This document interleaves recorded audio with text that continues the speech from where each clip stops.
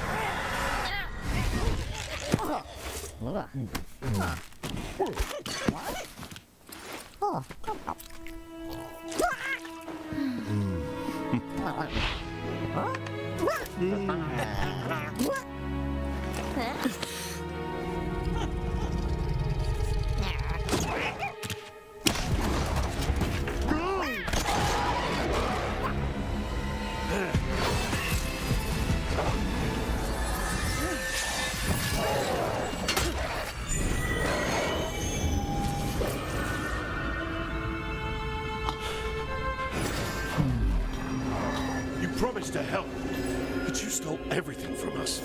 I could always take more. You still needlessly suffer. I think you've done enough!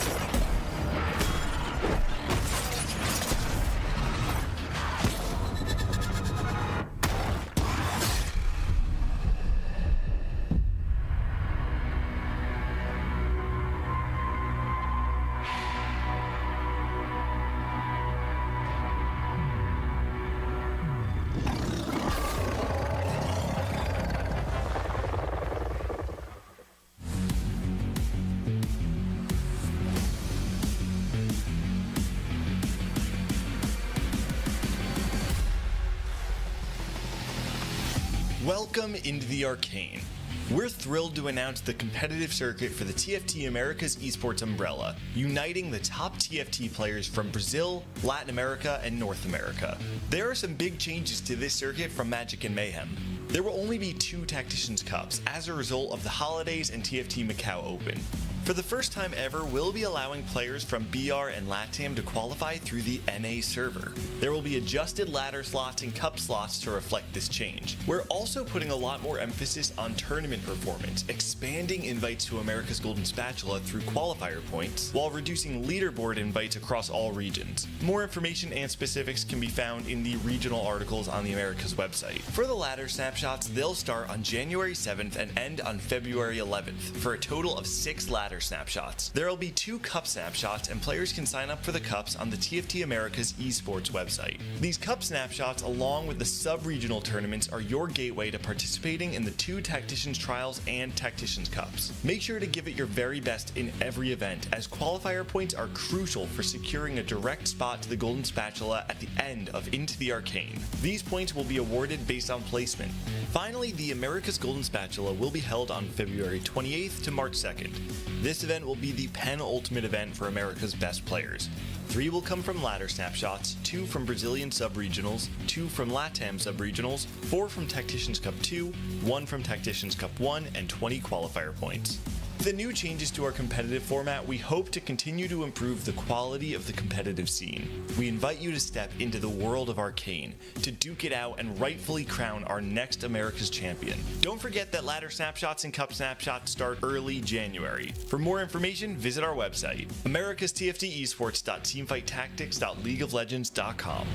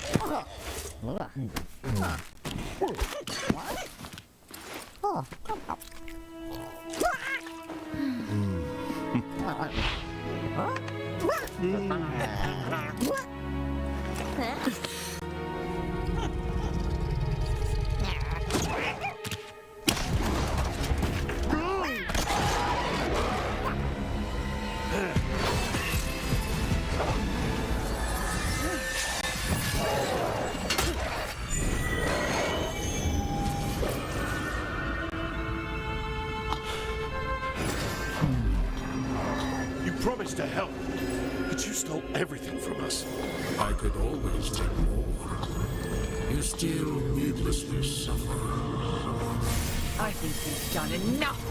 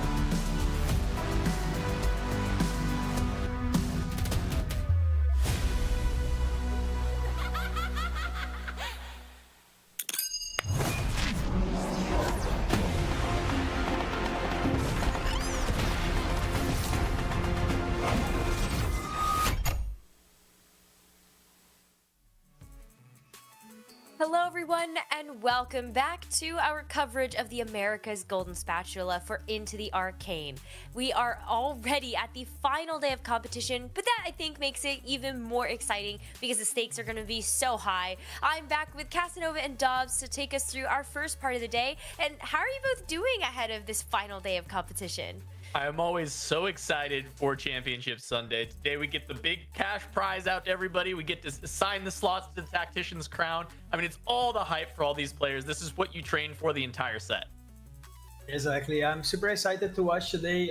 Very good storylines. We've seen yesterday Dunk Memes making to that final.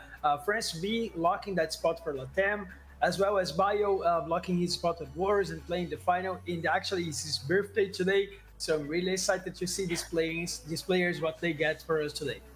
Well, happy birthday. Hopefully that ends up being a really great one to celebrate later on. And who doesn't love being able to play TFT on their birthday sometimes? But we have so much action ahead for everybody.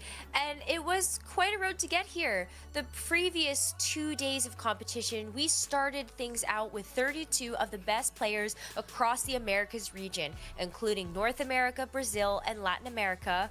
And now all the way on this final day of competition, we only have the 8 best players remaining. They're going to play 6 games today, and we will see the top 4 qualify to the Tactician's Crown, as well as the player that has the best average placement across the entire tournament qualify as well. But what's really interesting about today is that even though we have these 5 spots to give away, we actually only have one person that's going to miss out. That's right, because the final lobby, we do have Soul Bio and Dish Soap who have already locked spots to the Tactician's Crown in other avenues. So it is going to be a tight race, not just for those spots, but of course for that $50,000 US prize pool that we're dishing out today. Everybody that participated this weekend already went home with something, but today is about taking home at least $1,300 US or extending that even further based on your placements. But you definitely don't want to be in that 8th place today just when those stakes are so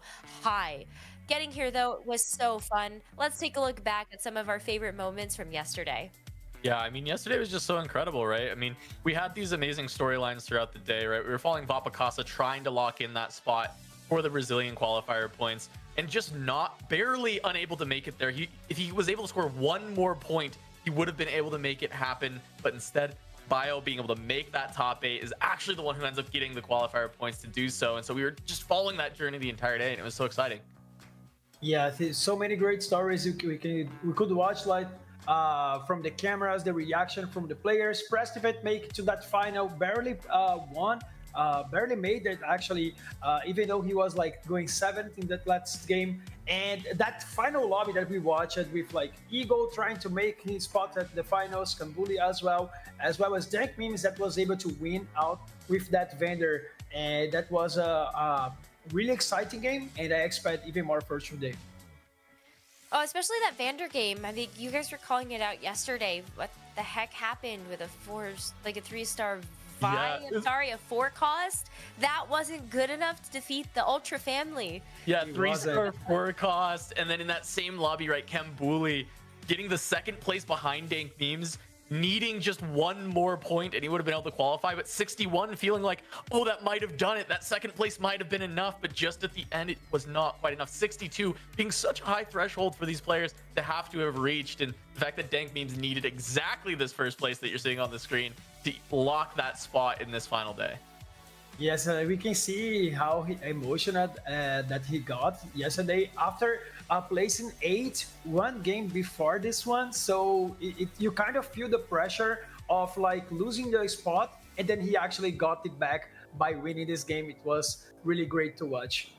Oh, I felt emotional watching that alongside of him, and he does find himself in that final day of competition today alongside France B from Latin America. We've got Bio and Lucas from Brazil, and Dish Soap, Darth Nub, Wajan Iverson, and Prestivet to round out the North American players in this final lobby alongside Dank Memes. And this is where I think you also take a look at this and go, well, 62 points was quite high, but what happened at the top end here?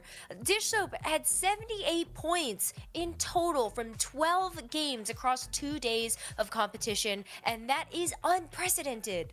Yep, the highest we have ever seen at a Golden Spatula, the 78 points. And the fact is, he didn't bot 4 the entire tournament. 12 games, 0 bot 4s. It's absolutely dominance from Dish Soap, and we've expected dominance from this player in this region for some time, but I don't think we've ever seen it quite like this. Yeah, I've never seen anything like this before, and this is at the highest level in here during the Golden Spatula, so it's even more impressive by Dish Soap. Really well played, like all of his games. Not able to get a single bot for yet, so let's see if he can keep up that good work. I mean, that performance, that's why he is our qualifiers point leader across multiple different tournaments, which has already qualified him to a Tactician's Crown spot. So for him, as well as Bio, we're looking at both of them just to kind of have a victory lap today, see if they can get some extra prize money and also maybe play spoiler a little bit. But we do have a special guest joining us on the broadcast before we get into our action today. And so we are very excited to welcome Toddy to our broadcast. How you doing today, friend? Hello, everyone. I'm fine and anxious about the grand final today. And how about you? We're good. Thanks for asking. Toddy, I know you are an incredible TFT player. We've had the pleasure of watching you in many tournaments in the past, and you've been in a position like this before where the stakes are so high. How do you keep yourself calm in this moment when you know what these 8 players are feeling today? Yeah, I know what they feel because the grand final of Golden Spatula that I played was in the same scenario when just one player are not going to make it to Worlds. So maybe they are playing like, well, I hope it's not me. And the others are that already have the slot of the World Championship are playing for win the tournament. So there are a lot of different stories today. I wanted to ask you, Toddy, about a specific player that played exceptionally well, Lucas, right? Every time we come into the Golden Spatula, Lucas pops off. He's incredible. He's like one of the best players here. And even when he has a regular season that leaves a lot to be desired, he doesn't perform as well during the regular season. Do you know what kind of makes that difference for Lucas? Why he is so good every time we have a Golden Spatula? I think has so much experience playing in insane levels since set 3 when the competitive scenario started. So I think we cannot say Lucas is not playing so well this set, because if he just needs one good patch, and this patch is the Lucas face. We say Lucas is a strong player. Play around flex forecast, so this patch is good for him. He's very comfortable with academy lines, so I think he's playing so well. And we saw that he had the second most points. So even with a regular set, we never say Lucas is not playing so well. So he's always one of our best players from Brazil. Perfect. I would like to add a question about the topic of the Brazilians. How do you feel how the Brazilian region did in set 13, and what you expect from the Bio and Lucas today? I think it almost was a disappointing set because the last cup we didn't make so well. And we started to get some nervous because we just put 6 players in Golden Spatula. It's our Golden Spatula with the least numbers of players. We sent 8, then 7, then 6, and what is going on?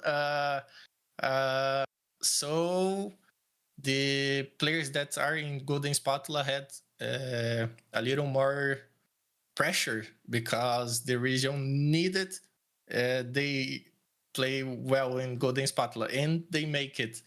We almost had 3 Brazilians in finals, so even with a regular set for our region, we almost made it to 3 Brazilians in grand final. So it was a good end for a complicated set for us. I see. Thank you for your answer. Yeah. I want to Nekkra? borrow something that Gangly said on day number 1, where you can't have your highest highs without sometimes having your lows.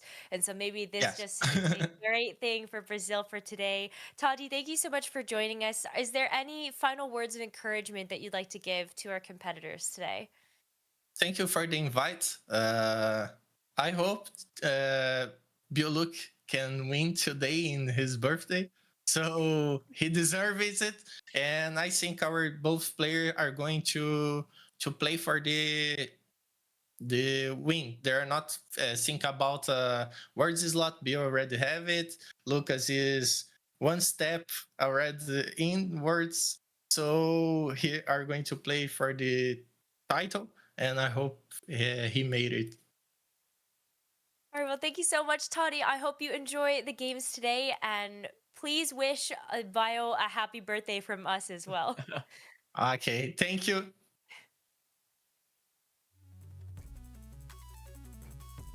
Great insight there. I mean, Dobz, you can also speak to that a little bit, where there is a ton of regional pride, and I think Yes. a similar story for Latin America as well as Brazil, that maybe not the conversion rate that you would have wanted to the Golden Spatula, but think about the highs we have here and the incredible regional diversity we have in this final lobby. Yeah, I'm actually really happy that France B went to the final as well, because I know the feeling. Like, you actually want to watch your region playing into that finals. I can think about the Tactician's Crown, as we had like just one Brazilian to reach that. That was Super back in set 3. And after that, we keep like, even if we merge it as Americas, we are proud of how the Americas played the last couple sets, but we still want to see the players from our region to go there and be good at TFT and show that we can actually be one of the best regions in the entire world. So I expect them, for Bio and actually Lucas, to play well today. And I hope they will make like a good words and represent Americas as well as Brazil really well. Can't have the peaks without the valleys, Nekkra. That's what it was. That's exactly Yeah, what it is. I truly shout out to Gangly for that one, because it was a very inspirational quote, and it clearly stuck with me and very purposeful for this moment. But let's talk about our players in a little bit more depth, because we really need to hone in on, especially these top 4 players came in here with 70 plus points into today. These are our top 4 performers from the course of the weekend: Dish Soap, Lucas, Darthnub, and Asian Iverson. And I don't think it's a huge surprise to people, just considering this Big 4 storyline in North America, our players that have consistently performed well across multiple sets of TFT, to see Dish Soap and Asian Iverson, 2 of that Big 4, here right now. Look, and I know we've already talked about it a little bit, but it's hard to just not look at the stat of 100% top 4 rate and not mention it, right? This is absolutely insane, right? It's these 12 games, but also Dish Soap tweeted, it's now been 20 games in a row in competitive play that he has not dropped below the top 4. That is insanity. This is the most dominant set I think we have ever seen from any player, and it feels like we say this a lot, but this is actually record breaking in how he is doing this. Yes, for sure. That's something I've never seen before. And actually, I want to highlight as well also Lucas, Darthnub, and Asian, and also Dish Soap for not having a single bottom 8 at the entire Golden Spatula. When you play a tournament that you need to keep maintaining the tempo, getting like even more points to get into that top 8, avoid the 8s is actually one of the good reasons that these players are in here. So they can get into the low rows, but still get some placements. So that's actually something really impressive as well. Yeah, every point ended up mattering, and especially when you look at how the rest of the performance from day 2 went, I think you have to look at these players and be kind of envious of their position where, oh my gosh, like Darth Nub, Wei Shin, Iverson, they have a 75% top 4 rate. I wish that happened in my ranked games, and they're able to pull that off in a tournament setting. And on this page, you can look at each of these 4 players' performance over the course of the entire competitive circuit for Into the Arcane. And okay, we add in a couple of eighths in there, but overall the stats are insane. Like sub 4 AVP for Darth Nub and Wei Shin Iverson, and then I don't think I've ever seen just Soap's AVP from anybody sub 3? else. No, Nekkra, I don't think there's ever been a sub 3 AVP on a single set at Like, this point what? of the set. And I think that if Just Soap maintains this sub 3, I don't think anyone will ever break that set AVP. Yeah, that's something actually really hard to make. It's like Milala's run in set 10 that he won like every single major tournament. It's like having a average like below 3 is actually something that we may not see after this. So I wonder if he will maintain that, and it would actually be really good to see. It would be amazing. We'll have to keep our eyes on that, as well as just how everybody does today, because it's not just these 4 players. It's also Bio, Prestivan, Dank Memes, and France, who have all earned their spot to be in this final lobby as well.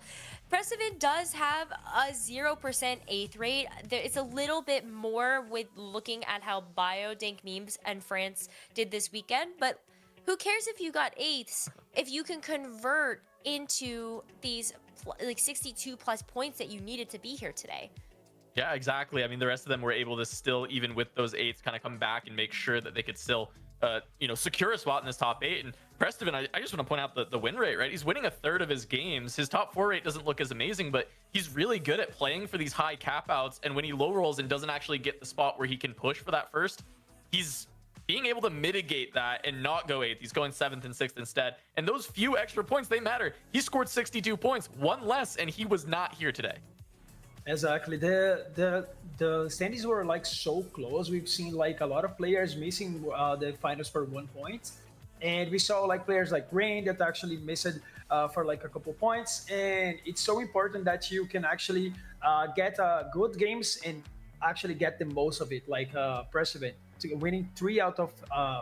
Winning 1 out of 3 games is something really important, and he is in great shape for today. So I expect him to be in a good place as well. Let's see.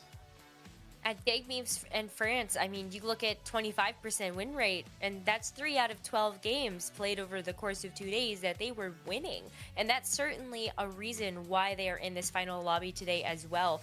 But looking at their performance across the entirety of the set, I think this is where you kind of look at them and go, well, there are good reasons why they were here as well. Coming in as qualifier points earners, they earn their spots to compete here this weekend, and they just show consistency across the board.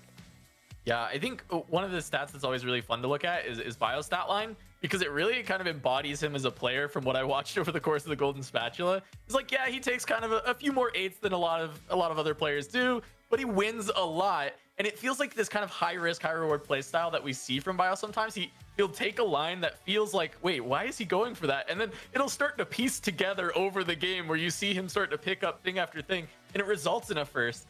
And even though, yes, his top 4 rate, maybe not the highest out of all the players that are competing at this level, he still converts when it matters, and his AVP still reflects that as he is sub 4. Yes, exactly. Being sub 4 in here, it matters a lot.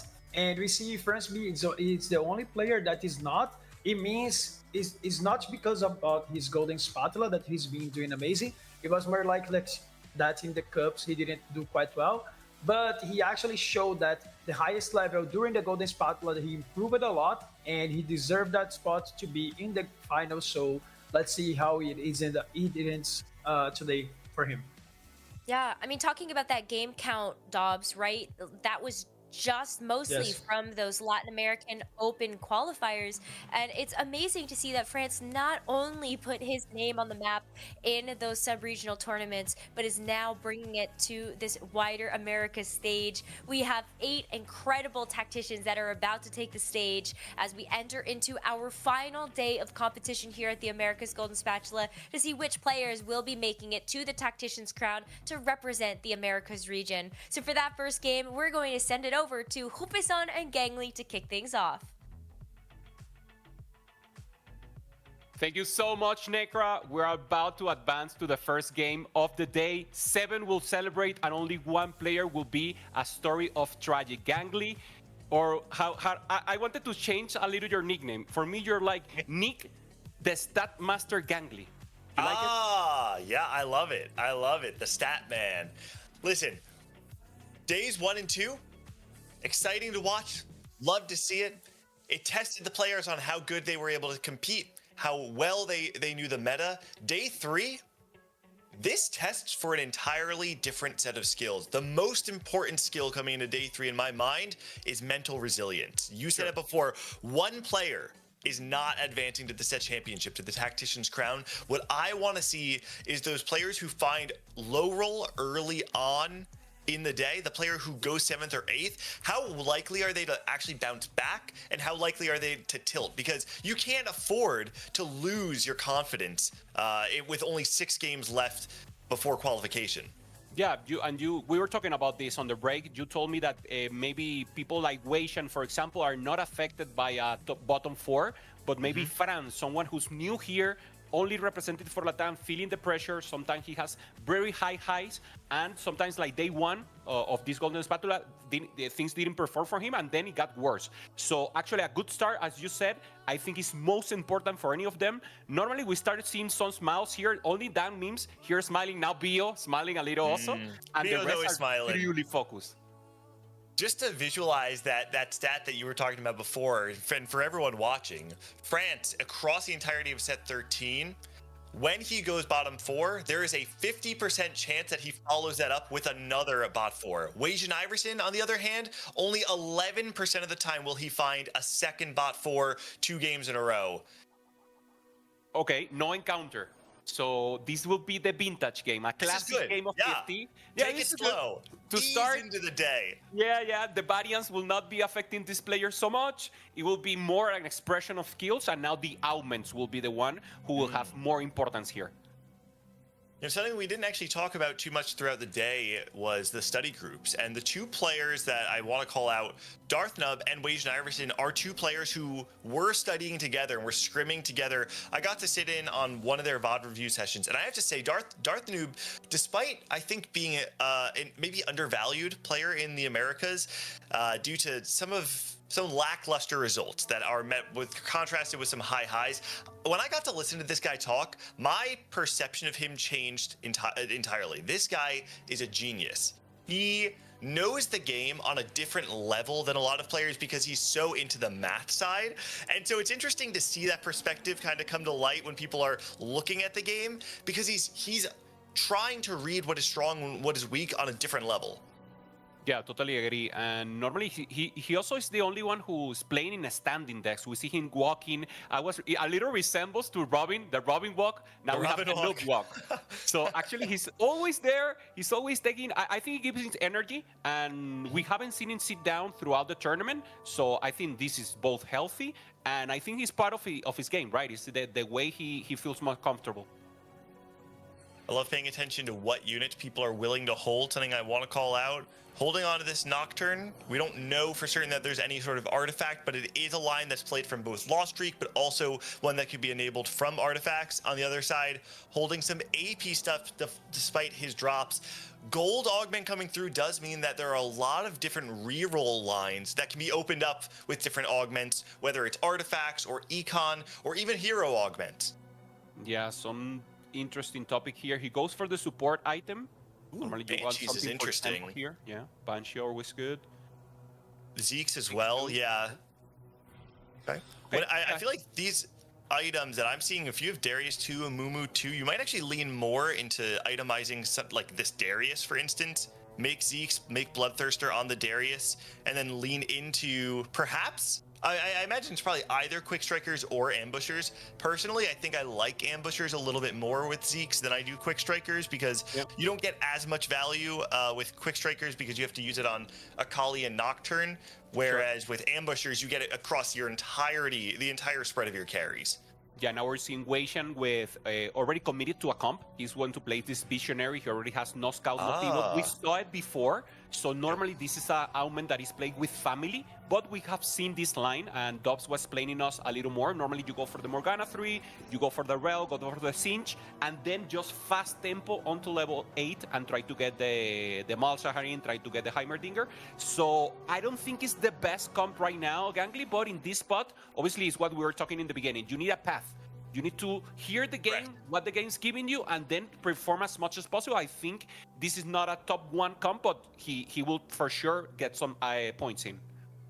No, I love that. I think finding direction in TFT is extremely important. And we're going to see a lot of players try to find their direction, their lane as early as they can so that they can kind of push anybody else out of that lane. They want to be able to play uncontested, but also play strong. And if you're waiting too long to find direction, you might just find yourself playing a contested line and then almost immediately lowering your overall cap. Lucas does take the cooking pot. I think it's what's called a cooking pot augment, where you get the pan right off the bat. You can make the emblem, but you're feeding HP to the other unit, to the unit closest to you. We saw this succeed, I believe it was day 1, playing around a bruiser reroll line, because the bruisers utilize the additional HP so well. You're kind of double dipping into the value of your augment.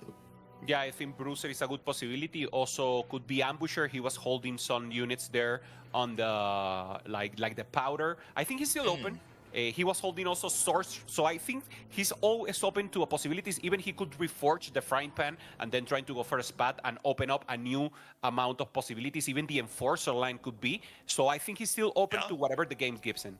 That's a great call out. Yeah, I think you're right. He actually is in one of the positions where he can kind of react to what everybody else does, where other players want to find their line right now and dig their heels in and say, everybody else back up.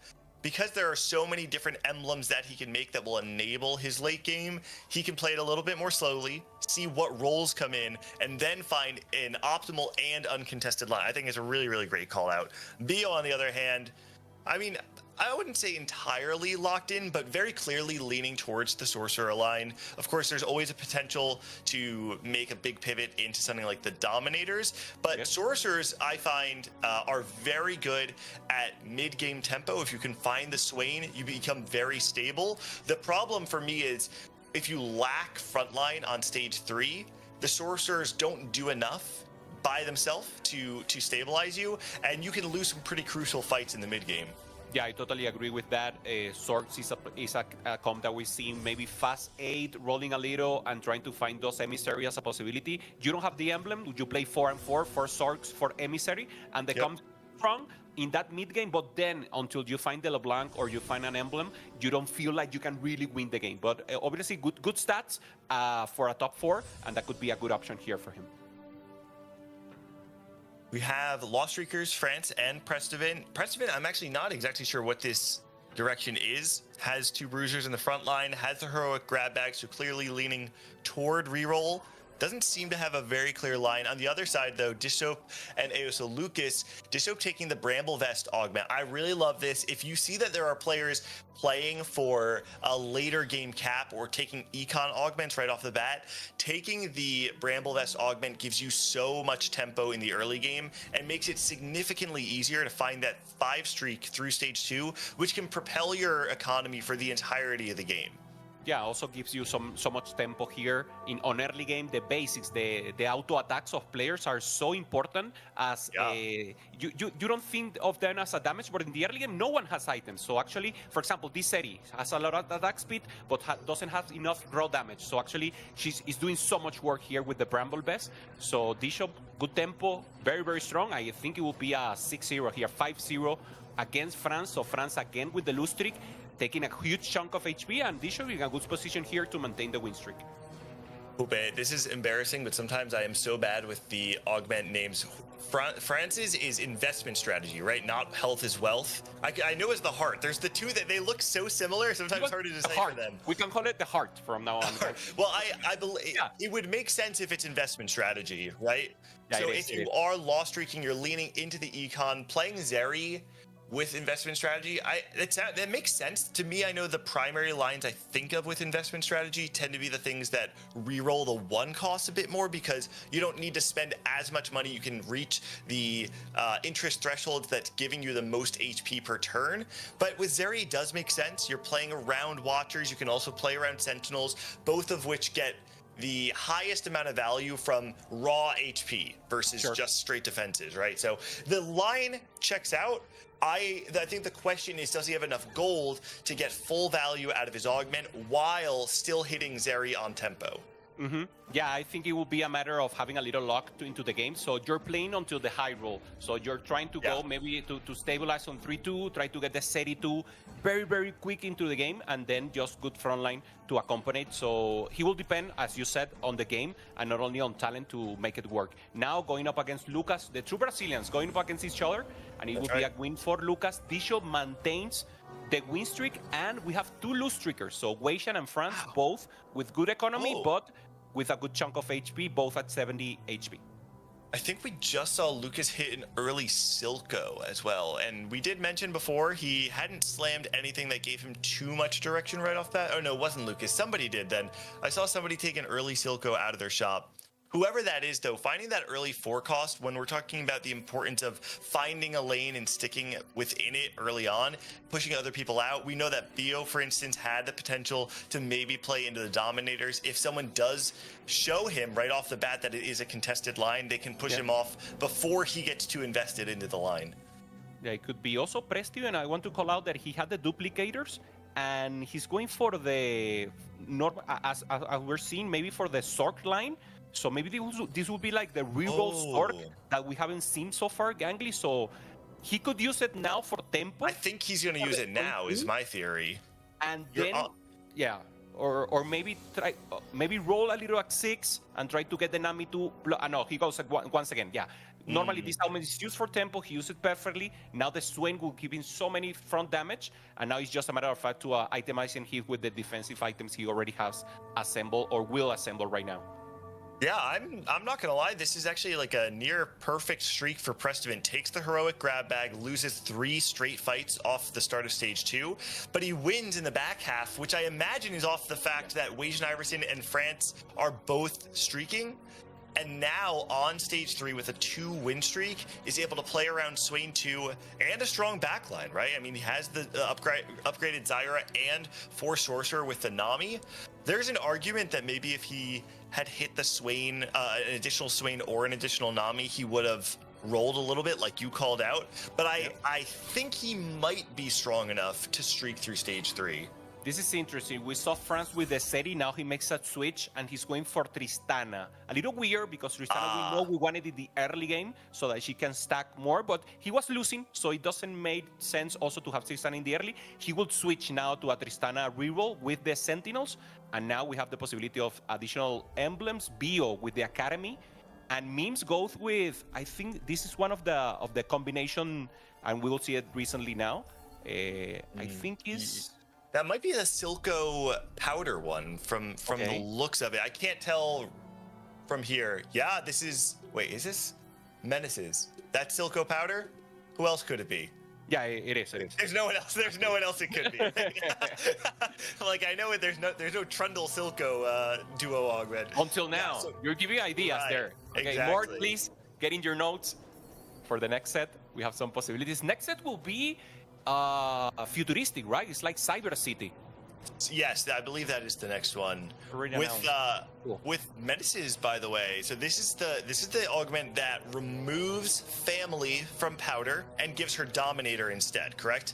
And so it kind of changes the trait web. There are very few augments in the history of TFT that do something like this. This is one of those where actually now you can play a slightly different board, a different variation of the Silco, and I'm very curious to see how he wants to play this late game. I also want to call out real quick, Dishope taking forward thinking. Whoa, hold on. That is a hit. If you were playing Scrap right now, I think you'd be very happy.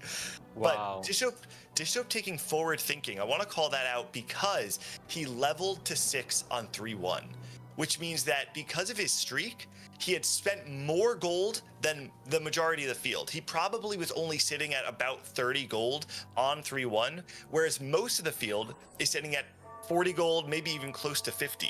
So he knows he's not getting as much interest naturally because he leveled a little bit early. And so this is the time in which you get the most value out of forward thinking. He loses all of his gold, but he loses less than he would have if he hadn't leveled already. He gets to keep a lot of board strength. And yes, he may not streak through the rest of stage 3. He may not be able to roll if he's sitting on pairs, but he's going to get so much gold back on stage 4 that he'll be able to propel himself most likely into a fast 9, or I say fast 9, maybe not skipping level 8, but it'll be a lot easier to stabilize on level 8 and ensure that you can get to level 9. Yeah, we have the calculation there confirmed by production. Thank you, Fero. 104 gold is what he will receive on stage 4. So that will be amazing, and that will allow him to do literally whatever he wants, either go to a fast 9 or normally roll deep, because actually he doesn't have a good position to play maybe tempo-ish or play with a good forecast comp if he doesn't get like a Gins or something like that, Gangly. So maybe this is a fast 9 and then try to play around Jace and good legendary units. I think he is probably going to be leaning into the Ezreal plus Corki on level 8 and playing a Sentinel frontline, and then, like you're calling out, eventually make that change into the Jace. Maybe there's a world where you're playing for Form Swapper as well, trying to cap out that way. But I imagine that because he doesn't have a lot of gold right now, he'll want to pick up Sentinels because it's already the frontline on his board. And truth be told, you can build a pretty strong level 8 board with just a handful of Sentinels and an upgraded Ezreal and Corki. Yeah, sure. This is some of the idea. Now Weishan already using a little or gaining additional power. Very far now, it's lacking 2, but already has the premier carry that is the Morgana. He will have to stay here at level 5. Very few gold for him. So he's in 5 gold. He rolled deep. He didn't want to be punished so much. So this is not a good position for him. So because he hasn't hit the Singe, he's already low in gold. And then he will have to cap out with 6 Visionary. That's the moment when you get the additional healing for the front line, and it will be difficult in his spot. So dire position for him. He's only playing for 5th at most here.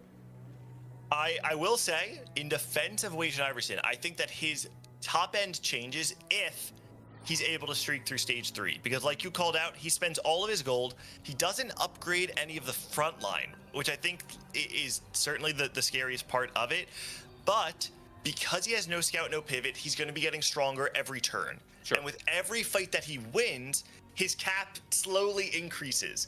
So I think right now, the name of the game is maintain your streak at all costs. I actually feel like maybe I'm crazy, I think there's an argument to actually roll to 0 right now with only 11 gold, because if you hit Singe 3, that might be the difference between maintaining streak into neutrals here. But maybe I'm nuts. I mean, if he's lacking 1, I think the argument is very clear, and he might do it. He's lacking 2, so actually a little more difficult to do it. Now Dark Knot, we have Golemify, and he actually managed to get a good board here on placement. He got the Ambessa, he got the Quick Striker, so makes sense. Has a beefy frontline and then pure damage to accompany it. Yeah, with the Zeeks as well, we saw that early on, and to be honest, I actually don't know the most standard line when you're playing like AD Golemify. Is this something where you're actually trying to play around for Artillerist or something that really wants a strong front line? Because Emissary, which he already has the Ambessa, doesn't need to have a Golem standing in front of it. So I feel like Darth is someone we need to keep our eye on, because the line doesn't feel extremely clear to me. Yeah, for sure. Yeah, it's like you said it. You already have like a beefy golem in the front, and then you need vertical of a damage trade. Could be Artillery, could be Sniper, or could be even be Legendaries or Sword. So let's see what he performs here. Lucas.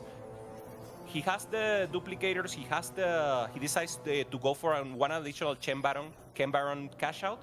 So he will not do it here. He's going for Twitch, I believe, with a mix of Chen Baron, maybe for tempo. This is a little weird for me, but Lucas has already, Dobz told us about this, Gangly. He normally does different and maybe creative things and work out for him in the end.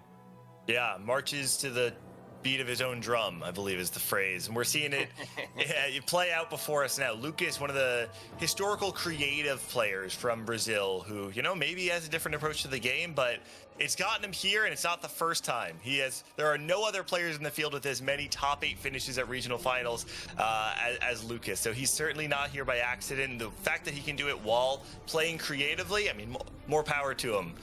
France, on the other hand, we are seeing this Tristana, and Jupe, you talked before about it feeling a little strange to be playing Tristana from behind, right? Because this is something that usually you play Tristana when you get it dropped early, you're building stacks, and France now has investment strategy and has no gold, and he's no longer getting value of, I believe it's additional HP on your units per interest threshold met.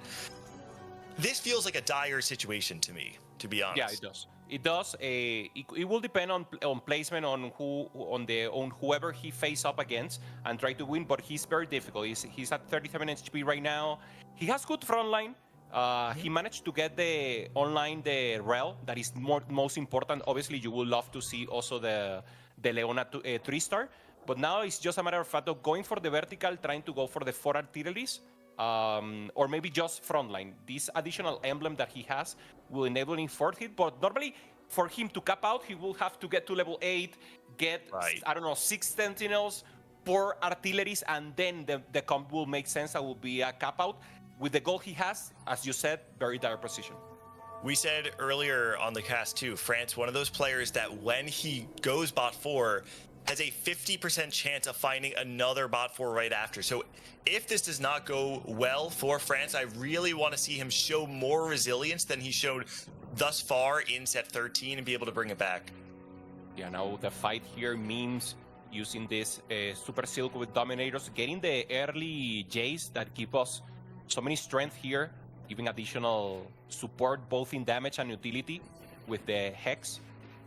And good here for him. So Prestiven up, Dan Mims up, and the one with the win streak is actually Weishen Iberthon with the no scout, no pivot. France loses again. No, he wins. Okay, Lucas is the one on difficult spot right now. Gangly, this cash out, he has to take it. He doesn't have a choice. So he will have to make the best of it.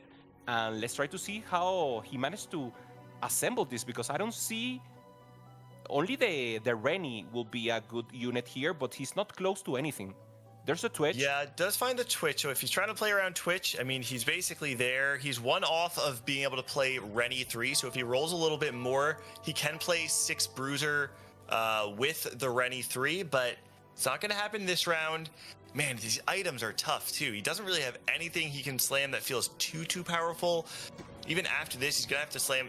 Do you just make Hand of Justice on this Rennie? Do you greed to try and get maybe something like a Protector's Vow? I could see a lot of value there. But it's going to take a while until he can actually get this board fully online. Yeah, he has the Carousel coming up, so he wants to make sure to get one. But obviously, he will try to use the glove. I think you call it out, maybe the Hand of Justice just for tempo and to not go 8th makes sense. He's not in a position to greed anymore. So he decides to wait. He's still with the 2 duplicators, so that's one element that he never uses so far in the game. So very difficult position once again. There's a Jace that could be an option, but obviously Lucas wants to... Okay, he's going for the armor reduction. Last Whisper, yeah. Last Whisper. Bio gets the Jace.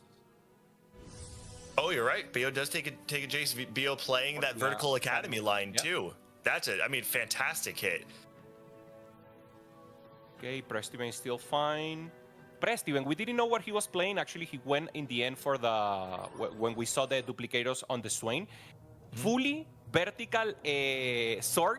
And this is interesting because I was talking to Nekkra about this comp, and she was like, Jupe, I love vertical Zorks, but it never performs. And I was like, no, you have to play it with Emissary. And now Prestiven said, no, you know what? Vertical Zorks. No Emissary are required. So Nekkra, here's the hint. If you want to play vertical, see the comp and the way Prestiven is doing this. Yep. All right, so Lucas, I will say, definitely spiked his board here, was able to find Mundo 2 out of thin air, and the Rennie 3 off the back of those 2 lesser champion duplicators. The problem here is you are playing Twitch 1, and I will actually say if you're playing Twitch 1, the Hand of Justice kind of feels good because having less HP than you normally would, a Hand of Justice giving you a bit of healing is going to ensure that that Twitch can have a bit more uptime than he would otherwise. Maybe you don't die to as much splash damage, and now that you have the Rennie 3 and the Mundo with a Bruiser crest in the front line, you are going to have time to ramp up. So Lucas might actually be able to sneak a couple wins and maybe gain a few placements here. Also strong that Rennie getting into the backline and ensuring she tanks so much, even though she only has a Twitch 1. As you said, the Hand of Justice giving so much damage to him. Remember, now there's a change. Hand of Justice in the beginning, until you have 50 HP, is pure damage, and then you get the additional healing when you're below. So actually, it's more prevalent to make it like a mix of crit. So it's like a crit amplifier. Now in the end, Bishop, you call it out, Gangly, he's playing the Corki plus Ezreal here, just playing full tempo, good front line with Sentinel. And now very low in HP. He's just, I think he knows he's draining out. So he's just trying to win as much spots as possible here. Yeah, you actually called it out before when you were saying that instead of going for a fast 9, we might see him just send it to 0 and try really hard to stabilize. It does seem like since he did get his full cash out, he has not won every single round. He took a loss last round as well. So this is a little bit scary, but all things considered, he has 3 very strong items on this Corki, and he's going to be able to have an itemized Ezreal carry, most likely, coming out of the Krugs. And if he can get 3 items on Ezreal and 3 items on Corki, this Alawi 2 with fantastic items and an upgraded Elise might actually be enough to get Dishok to level 9 and maybe scrape out a top 4. And if he high rolls a little bit more, maybe even higher than that.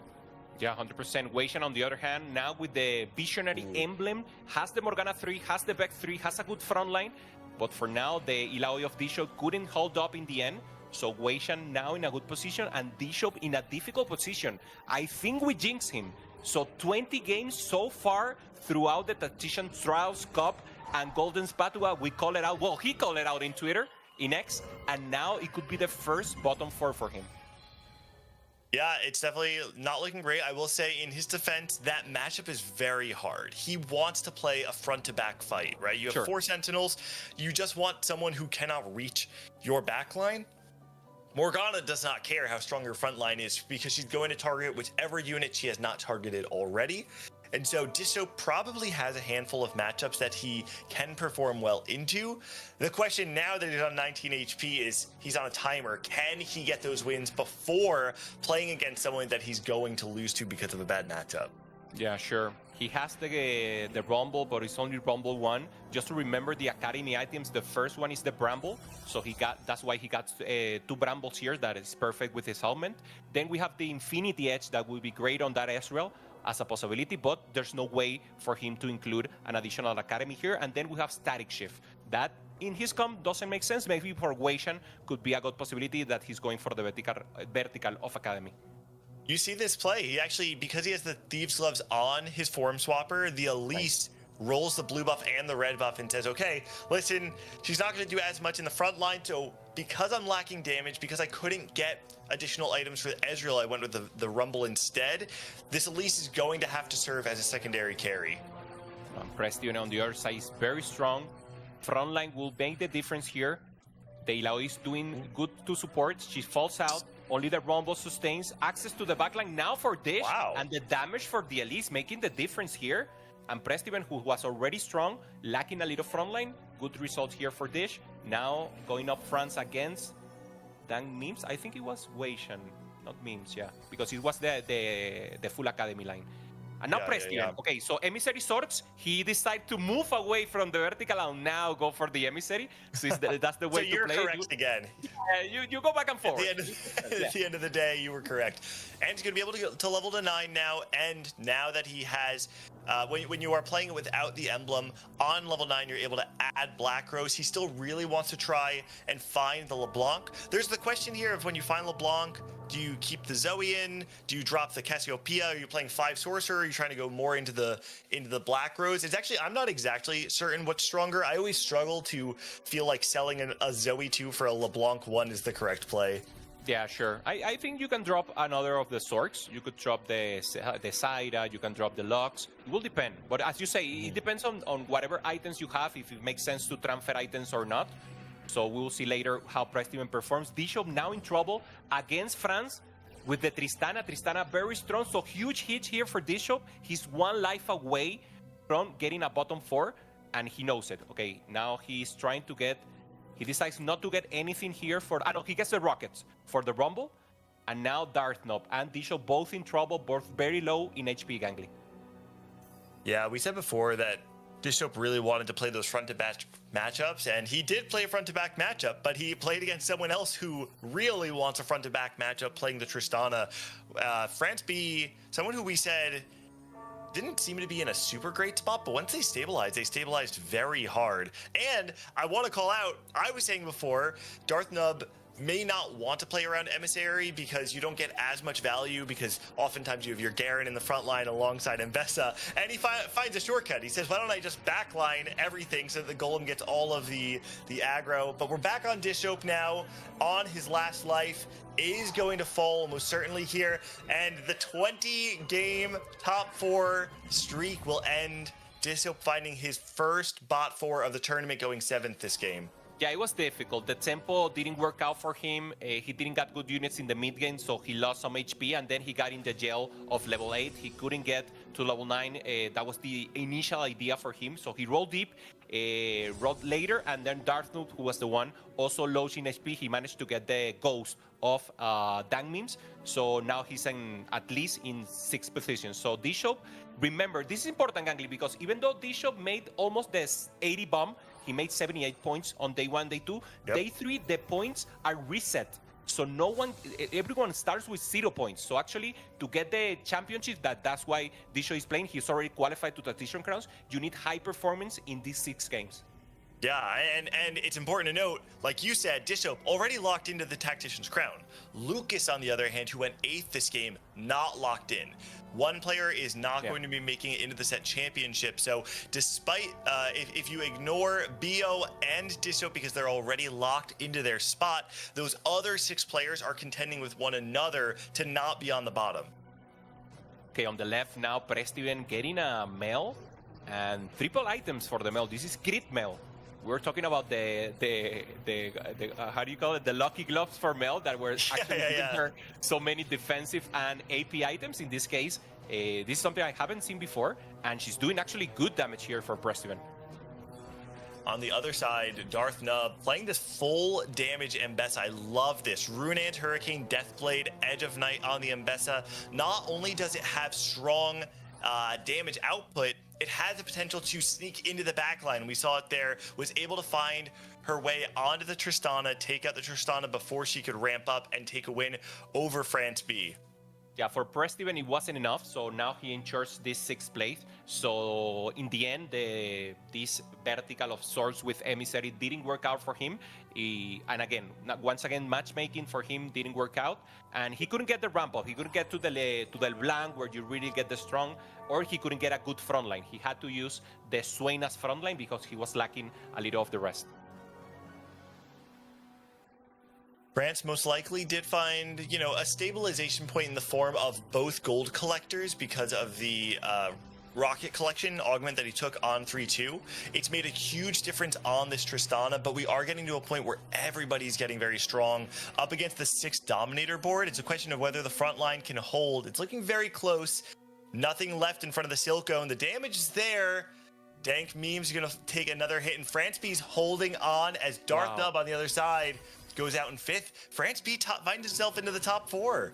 Yeah, he got a huge breather here. It's like for him, he like breathed and got some air in so much, and it's because of the pressure. You were saying it. He knows that he's a better player in the winning wave when he gets the streak and he running. So this 4th place will give him confidence, will allow him to know that he deserves to be here and get the possibility. As we were saying, Dishop already qualified, B already qualified for the Tactician Crown.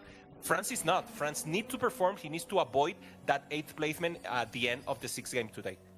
He's spiking very hard right now, able to level up and find a 4th artillerist. So now, with the 4 artillerists online, his Tristana is going to be doing even more damage, and this Ezreal 2 with 2 items on it, potentially 3, but doesn't seem to get anything out of the anvil that works there, so most likely just a frontline item. Yeah. It means that this ramping damage with this backline is going to be doing way more damage than we saw last stage.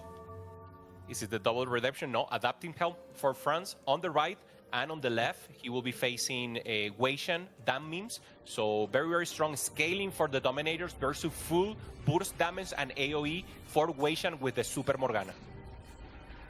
Yeah, the Morgana does really need this front line to hold so she can get her cast on everyone. And we said in the beginning of the game, for Weishan Iverson, it's all about how many fights you can win early, because we know now his cap can be very high, and he's won enough rounds earlier on to get to this point. France, despite the spike, is not going to have what it takes to beat Bio's board with this Jace 2 in the back line. His front line cannot hold. France does start off the day with the top 4, though.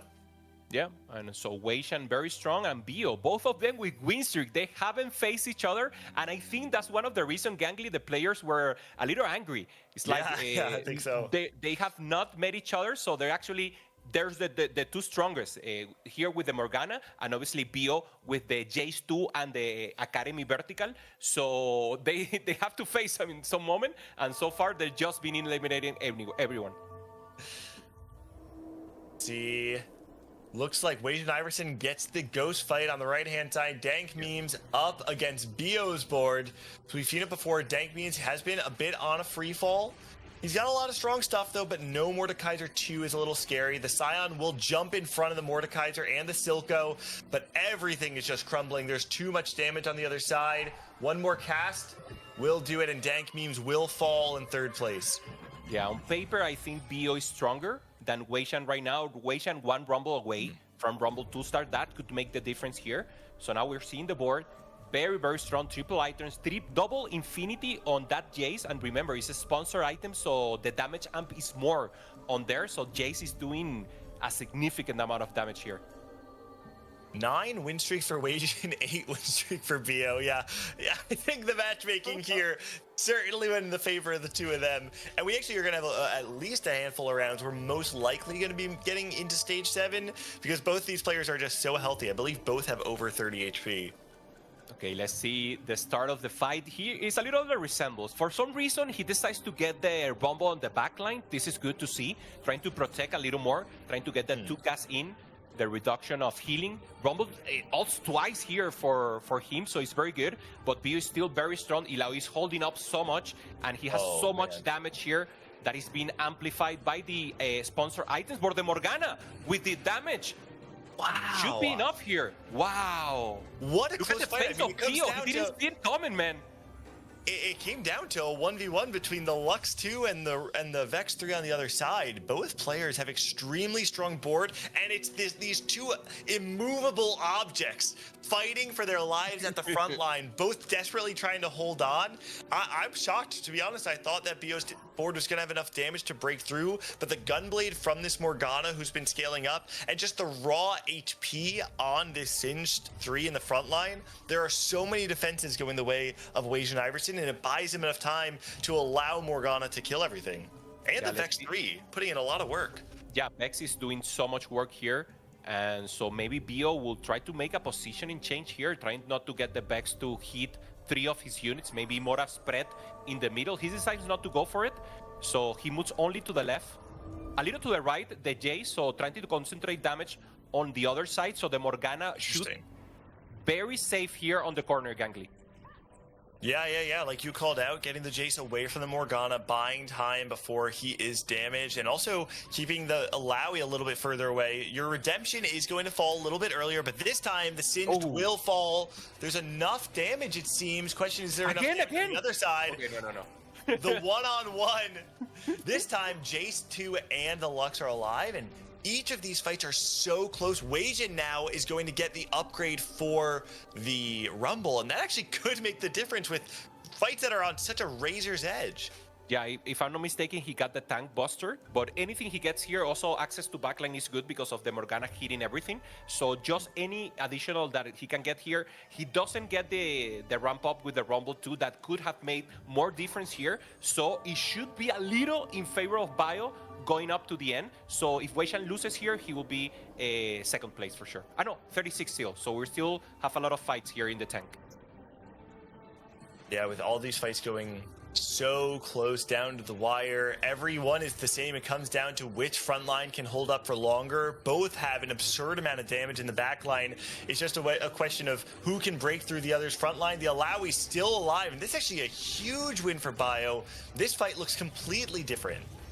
Yeah, Bio also getting those, trying to go for the... He's not using the Rumble, but he knows that's the only option that Wei Shan has to improve his board in the short term. So he's holding 2 Rumbles on the bench, doing the due diligence to actually avoid the power spike of Wei Shan. And now this Elder Dragon can make a difference here.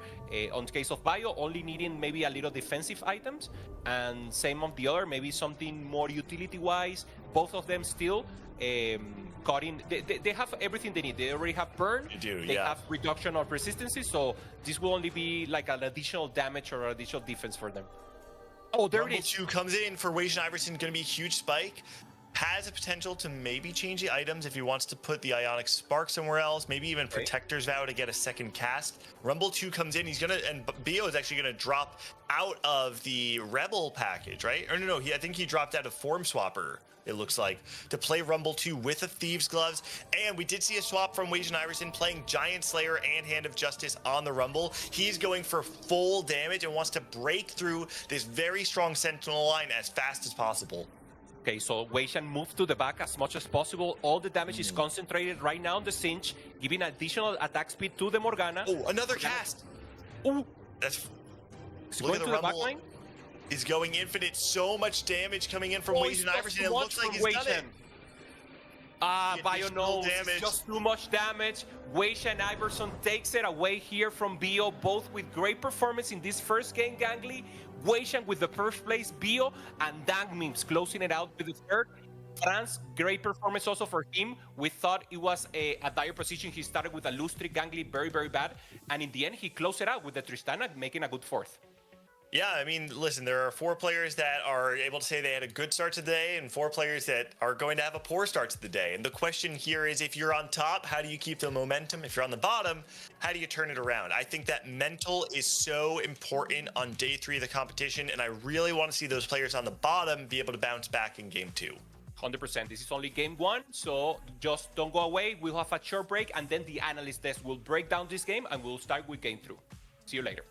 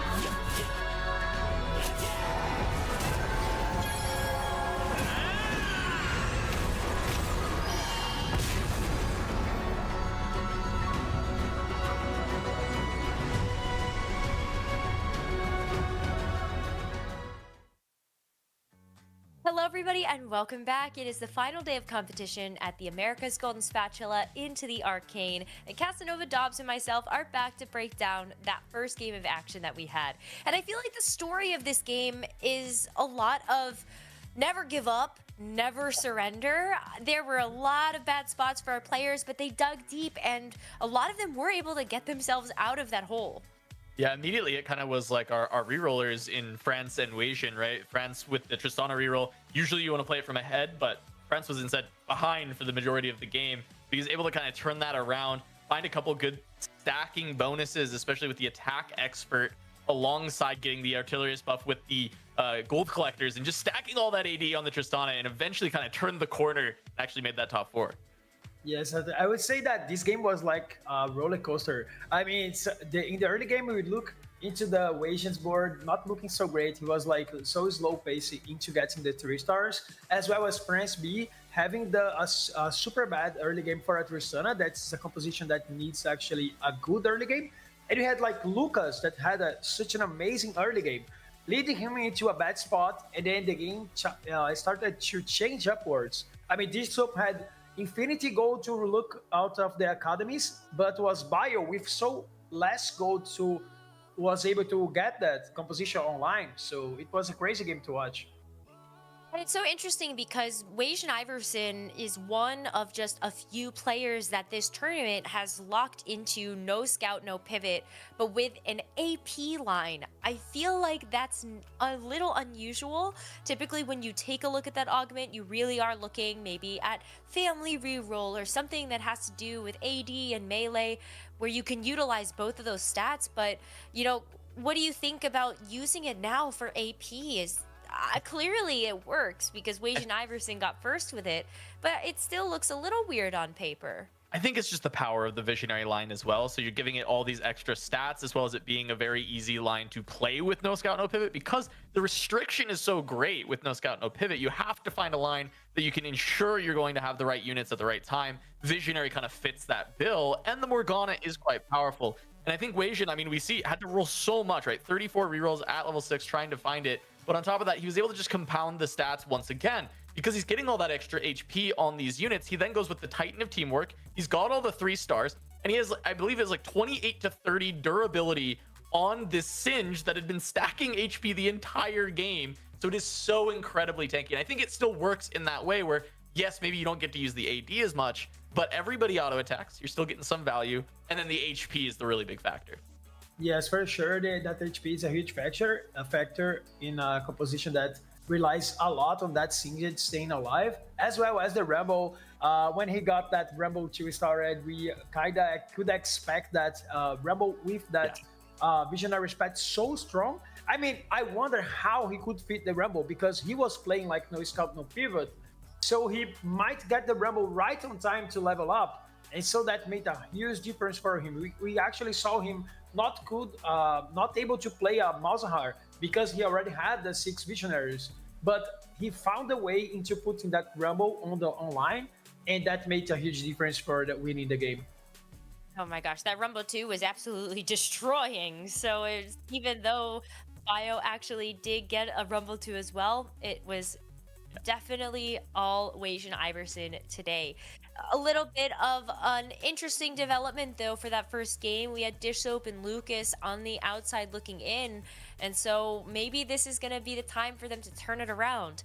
Only one way to find out, and that's to get to our second game of the final day. So let's send it back over to Jupeson and Gangly for that game. Thank you, Nekkra and Analyst Dex, for that amazing breakdown, and we enjoyed it, Gangly. These are games that we're enjoying so much, and seeing the players, seeing the highest level of TFT is always a joy to watch. So I'm so grateful, and just want to say a big hello to everyone in chat for supporting the stream and supporting the players especially. Yeah, I mean, this is kind of our first chance to see the team that we're sending to represent our region, right? And right now we're in the midst of them competing against one another, but there is an element here of camaraderie because these players who are competing against one another this weekend will in some ways become teammates, right? Because they're standing together to represent the Americas as a soul, as a single unit. And to me, there's a beauty in that, to see who were once rivals come together to work together to represent a single cause. And so this is our first chance to really see what these players are capable of. Yeah, 100%. You were talking about a little of the way these players come together, and some of the chat we're talking about Setsuko, we're talking about Soyu that they miss getting into this day 3. So if you're missing Soyu, you're missing Setsuko, you have to see Prestiven here. He's from Italy. Yes. He's the one who they call him the godfather of scrims. This guy is just making scrims with APAC players, with the best of EMEA, the best of America, and Dan Mims was already mentioning this, that it was difficult for him to get into the scrims.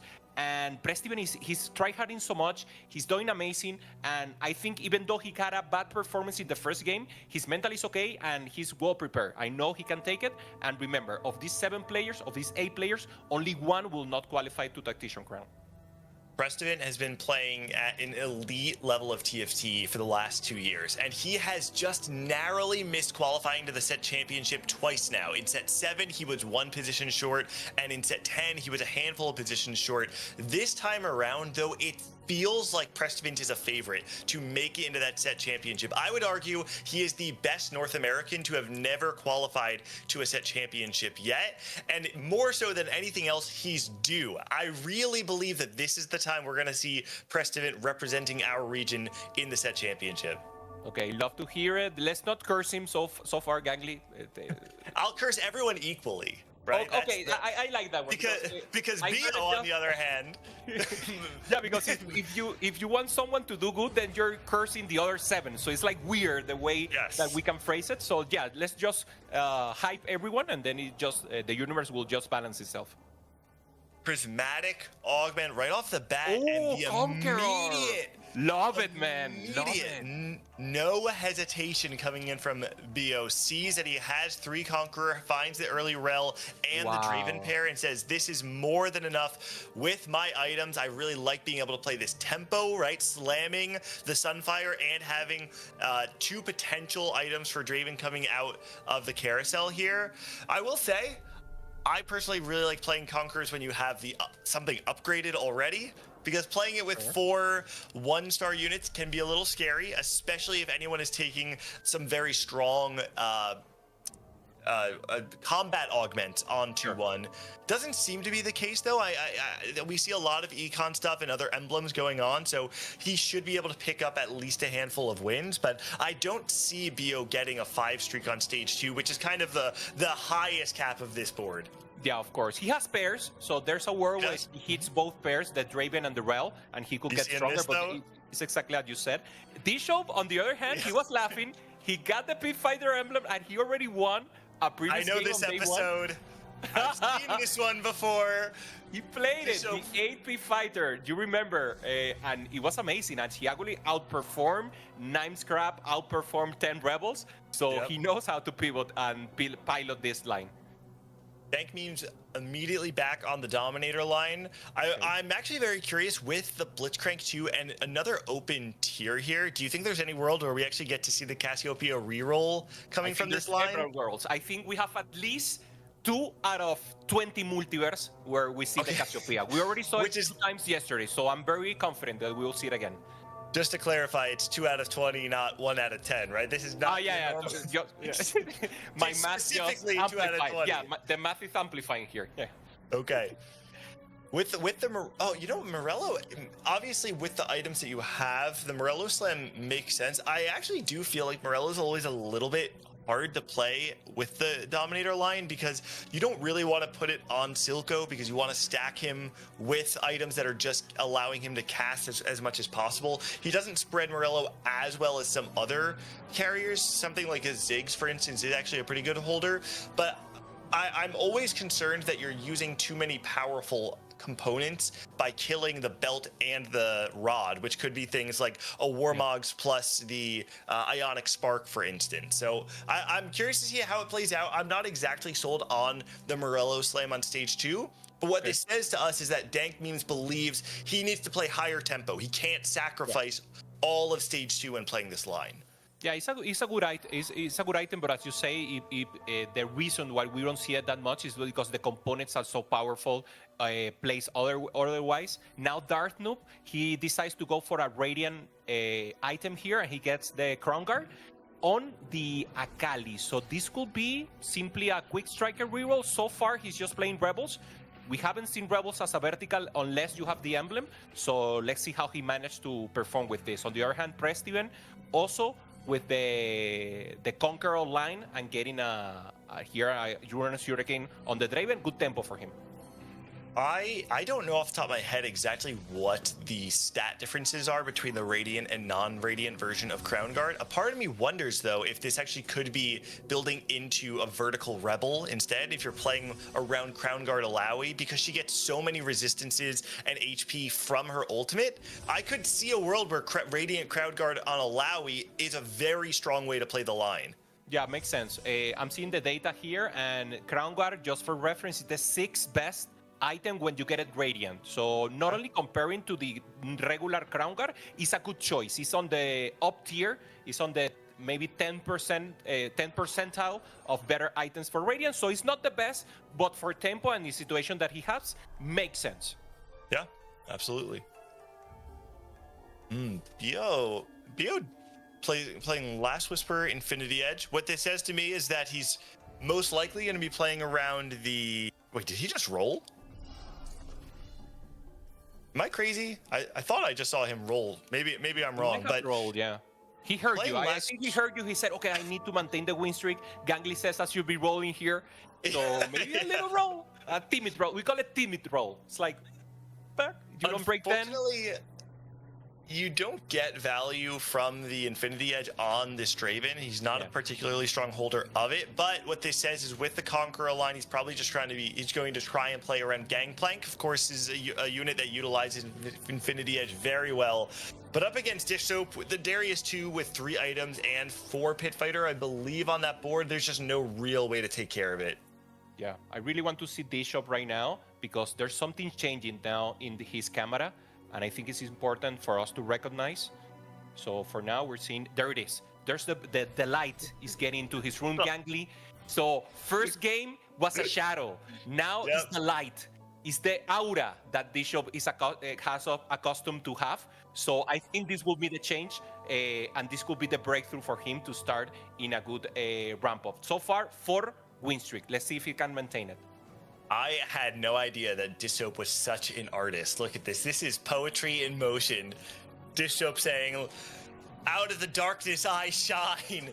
Shining his light on the entire field. Getting this 5 streak guaranteed at this point up against a hedge fund board from Aosa Lucas, who actually shockingly was not 5 loss streaking through stage 2 despite having hedge fund. I'm not sure if Wasian or Darth Noob actually did sell board to lose that, but Lucas was not able to maintain the streak, which I will say is not ideal when you're playing around hedge fund. You really want to get the highest interest threshold as quickly as possible.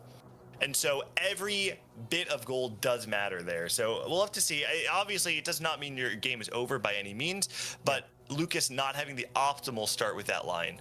Yeah, normally you define a cut, could be this 70, and then you have to roll to maintain because you cannot keep losing so many HP. But as you said, it's better to maximize, lose as much as possible, and then do a big roll down where you can really achieve a win out.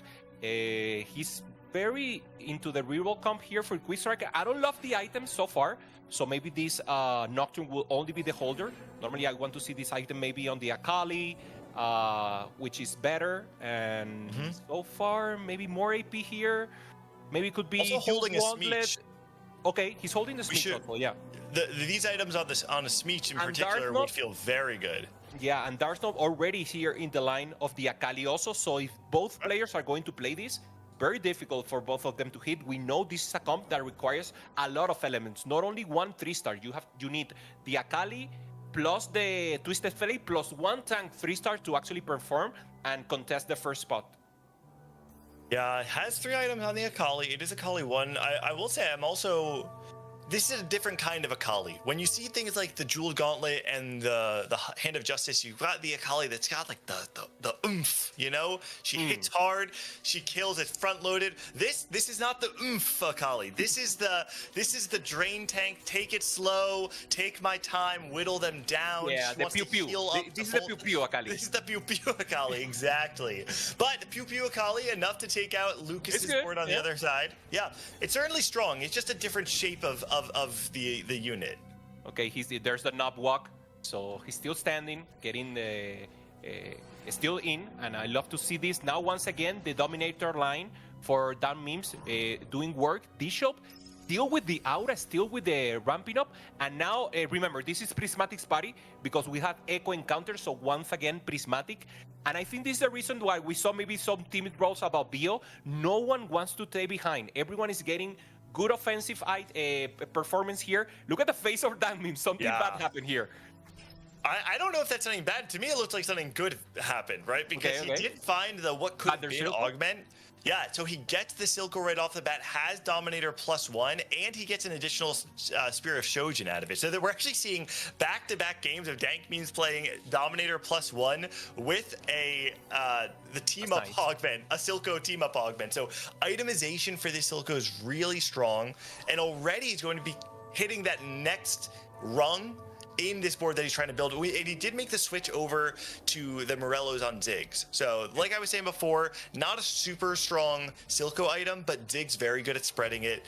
And it did clearly give him enough tempo as he's on a 4-win streak. So, you know, shame on me for thinking the Morello slam wasn't good enough, because it's working out for Dank Memes. No, also the 6, I mean, you can look for a Nasher Tooth, for example, and make him ult a little more, and then that Nasher Tooth can become a good item for the Mordekaiser in the late game. So I think he has a good line that he could assemble here.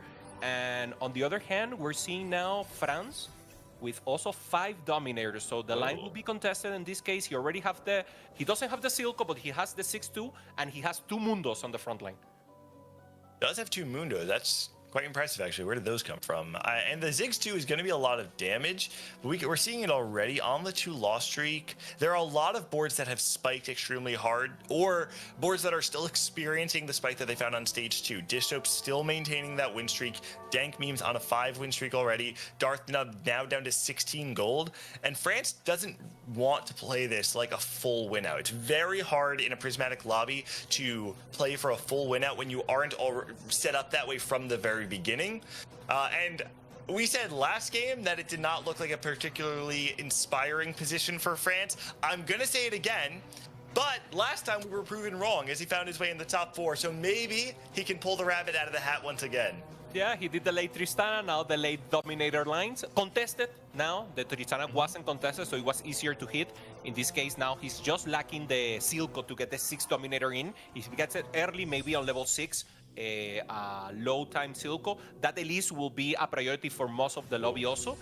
And there's also a buy that is not prevalent, but it's France the one who gets it. Weijin Iverson playing a pretty interesting line. We can see there on the right-hand side, upward mobility into what seems to be a Heimerdinger line, right? Playing the blue buff plus multiple AP items on the Vex. I don't know exactly if there's an additional line I'm not thinking of here, but it seems like he has 3 Chem Baron in, so maybe just playing... Actually, to be honest, I don't know what this line is much at all. The more I think about it, the less I understand it. Yeah, Weishin's cooking there. I think once again, maybe just maintain 3 Chem Baron and play a fast 9 board could be interesting. Now we're seeing him. Difficult. There's the... I think it's just Visionary tempo. It's like normally we see the Visionary with the Morgana, 3-star. Before, in previous patch, we have the Renata. And now it's simply Heimerdinger, as you just call out, playing with Chem Baron, trying to get as much cash as possible, and then he will have to switch some of the front line, because the problem will be that Gangly, he will not have significant front line here. He's still far away, for example, from a Renny 3-star. Yeah. This is kind of a mix of a few different lines that we've seen in the past. Primarily, the Chem Baron Visionary line was very popular when played with Renata reroll, right? But now Renata reroll it's not in the meta. It's not nearly as strong as it once was. And so Weijin Iverson is taking that line and instead playing it with the level 8 variation. Yeah, and on the other side, France gets the Silco. So now he has 6 Dominators in. So huge for him, because that means that throughout this stage and the beginning of stage 4, he will be strong. It will be very difficult for him to lose. He's obviously trying to look for that Blitzcrank 2, the Mundo 2-star, but mainly the Blitzcrank. Blitzcrank is better than Mundo for some reason right now into the meta, so very beefy tank. Both of them will do a good job, and then he can start to get Black Rose in. Could be the Elise, could be anything. Yeah, having the Void Swarm in particular is very strong in this line too, because even right now, despite the fact that he only has a Blitzcrank 1 and a Mundo 1 in his front line, just a single ZZ-Rot portal can actually do a lot to ensure that you get a few additional kills. And maybe more importantly, it buys your Mundo and Blitzcrank a little bit more time to get that second, maybe even third cast, at which point they can really start lasting quite long in the fight. So, you know, I see the angle. I said before I didn't believe in him, but now it feels like maybe he has actually found the out and a potential way to make a deep run. Let's see Bio. Let's stay with Bio here to try to see the cash out here for the 100 Conquerors as a possibility here. There it is. So he gets a Rennie and a Duplicator. There it is. Okay. You didn't have to say it like that, Jupe. Yeah, so playing Conqueror, still on the 4 Conqueror. I mean, it's a bit tough to find that high roll and find the Mbessa on stage 3, but that is really where it comes online, is when you can find that 6 Conqueror, because you want to be able to press the advantage. Having 71 HP is pretty good. I feel like he's done his job well up to this point in time, but on stage 4, he cannot afford to be on tempo for the rest of the game. He has to find a way to get ahead of the lobby now. I imagine he's going to sacrifice this next round, play it slow on 4. Oh, never mind. He's looking for it right now. Finds him. He can actually get 6. He can play 6 Conqueror if he drops, one of his pit fighters for the Darius. And with the Lucky Gloves augment, it's very easy for him to buy or to spike his board cheaply, because anything that's upgraded is going to have items that fit that unit. Okay, now Dish here with the 6 Big Fighter, he decides to go for the Rumble Big Fighter here. So good spread damage, utilizing as much as possible. Always a good unit. Access to the backline still not for anyone. France managed to find the Elise. The Elise cannot ult, so no value from her, and that could make the difference here. Not losing tempo here, the comp of Bishop, so a good win. Fran loses, still good, and now he's still lacking the front line. That's the problem in the France comp. It's a scaling comp with the Dominators, and he's lacking still the Mundo 2-star. Bishop still 100 HP though to get our 3rd prismatic augment of the game. Wajan Iverson at only 20 HP needs to find a way to stabilize. We'll see where he's at with his cash out at 390 out of 400. So actually has the option to just try and win. Because of upward mobility, he has all of these free rerolls right now, has multiple ways to spike his board. We'll have to see where he actually wants to land, though, because he doesn't have a lot of gold. So anything he's buying, he's going to be buying and selling to try and get somewhere. Okay, getting close to the Rennie here. Jay's always a good unit, if he can manage to get it in. Really wants that Malzahar. Yeah. To be able to get 6 Visionary online. Okay, finds Morgana instead. That'll do. 6 Visionaries, quite big. And now he's going to find a Radiant item for that Rennie. And depending on what this cash out is, being able to have a Chem Baron item plus a Radiant item on a Rennie 3 might actually be enough by itself to carry him and maybe have the potential for a win out. Yeah, let's stay with the cash out now. Going up against Bishop, playing good tempo here. Decides to go also with bulky body, so pure attack or the offensive augment here for him. Access to the back is very strong here. So many defenses on this Vi. Yeah, I mean, Wei Shen needs the tank. He needs the Rennie 3, so this cash out would be so important here.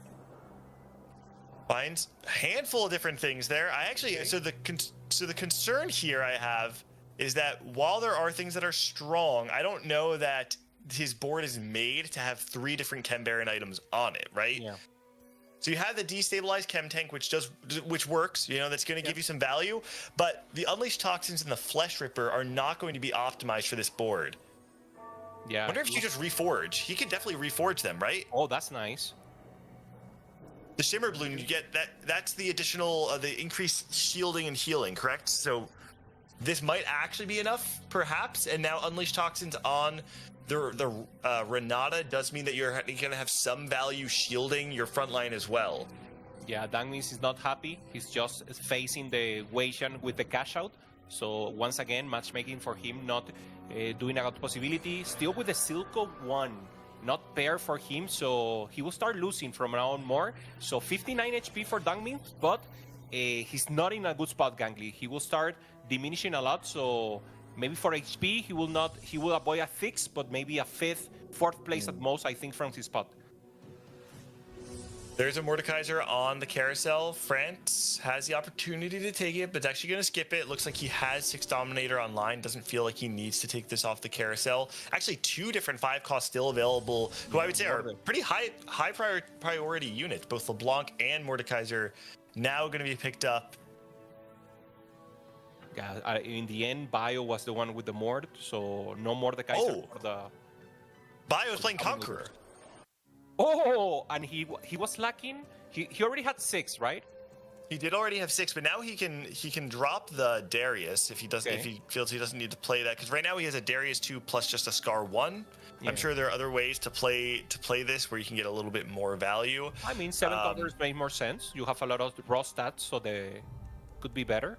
Makes sense here, 7 Conquerors. And he's going to be able to TG on this Mordekaiser.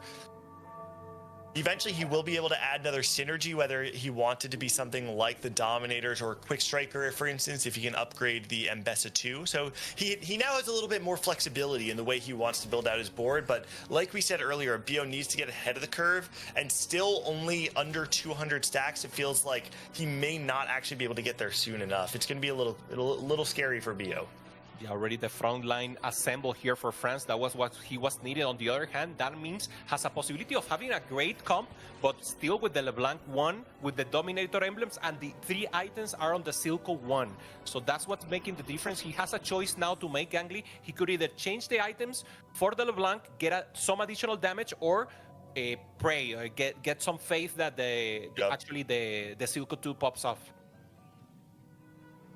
Lucas, taking a look at his anomaly options, considering Cold Weak, Infectious Anomaly also potential. You utilize a varying degree of stats in Quick Striker, and there are just a lot of threats.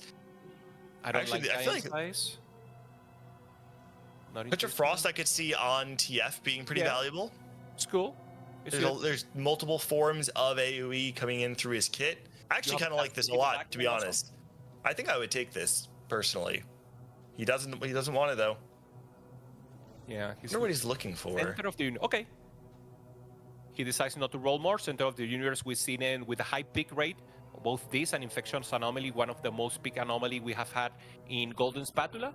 And we're seeing a little of the rest of the comeback story, perfect for Weishan, low in HP. Wow. So he will have so much value from it. Bronte taking dual wielding, I think, a relatively underrated anomaly, I think, is not something that people are always super excited about, but when it does feel good, I think it feels excellent. I think Fronte in particular, being able to get more tank items on his board is going to buy time for the Dominator, so it fits really well.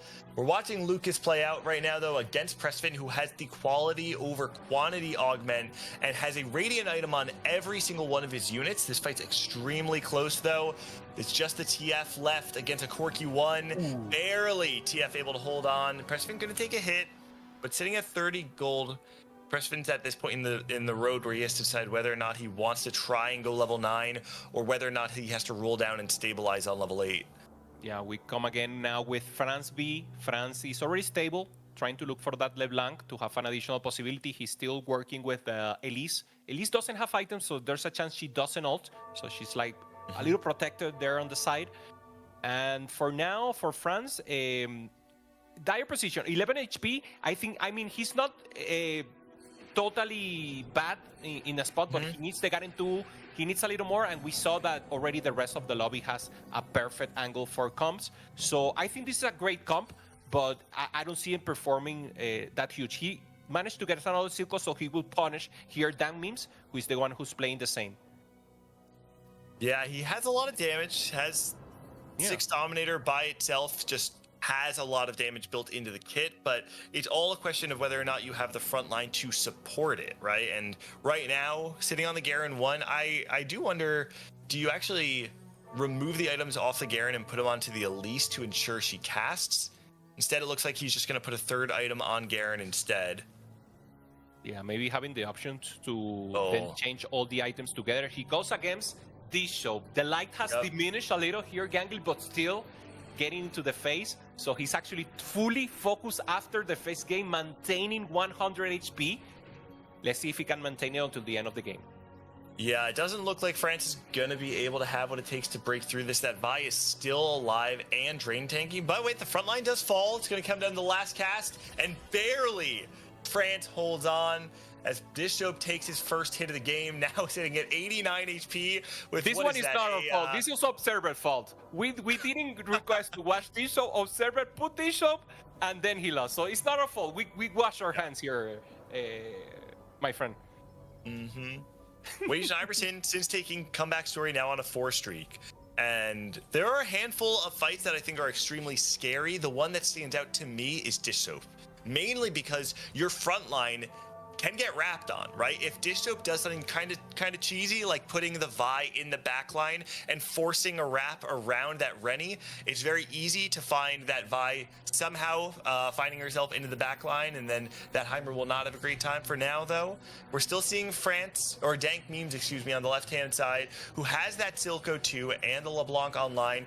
Question is, does the front line hold up against this Conqueror board on the other side? Right now, it's going to be super close. Looks like it was a ghost fight, so that goes in his favor. One more cast from the Silco should do it. But on the right-hand side, France does fall to Darth Nub. That might be an 8th place finish for our Latin American representative. Yeah, France couldn't transform. He made sense. He's come with the Dominators, but in the end, falls out on HP now. In the end, Bio trying to force a little more. 6 Conqueror for him. And mid-size here with the HP, is it enough? He does just barely miss out on that next cash out as well, keep in mind. So just 6 stacks away. And on 2 loss now. It does Rumble not is look big here, yeah. Rumble 2 is fantastic. Yeah. There's a lot of base stats, and the healing is big. Okay, Question, though, is does he have enough against Bishop's board? Yeah, Darthman on the left with the Rebels, getting the emblem to get a full performance, but he's going up against full ramping up damage from the Quick Striker, ramping up also with the Archangels, access to the backline for the Akali, turns down the Zoe, turns down the Jinx, and turns down Darth Nub, who gets also eliminated probably in 7th place, but Bio also falls, so we will see who gets the 7th, who gets the 6th. You see Bio looking directly at the camera right at the end there. At least he's keeping things entertaining. Okay, Rebel Emblem, not useful now. Darth Nub will be happy to watch it if he will be alive for one more round. And now, some possibilities here. Hand of Justice for Weishan, simply to maintain a little tempo, little defensive. D-Show with the Gwinsus could go for the Jace that he already assembled. Dank Beams taking a little bit more front line. Makes sense at this point in time. He's got a lot of damage in that back line. Wait, now he does have bulky buddies, but this positioning here, is there something I'm missing? He's not getting value from bulky buddies on that front line, correct? I believe so. This looks like it might be something like share your energy, though. You see that whatever the anomaly is, it is on the Vander, so we'll have to see exactly what he did pick up. So he has to manage. Maybe this is the most optimal way, but obviously not full value between anomaly and augment. Yeah, you're right.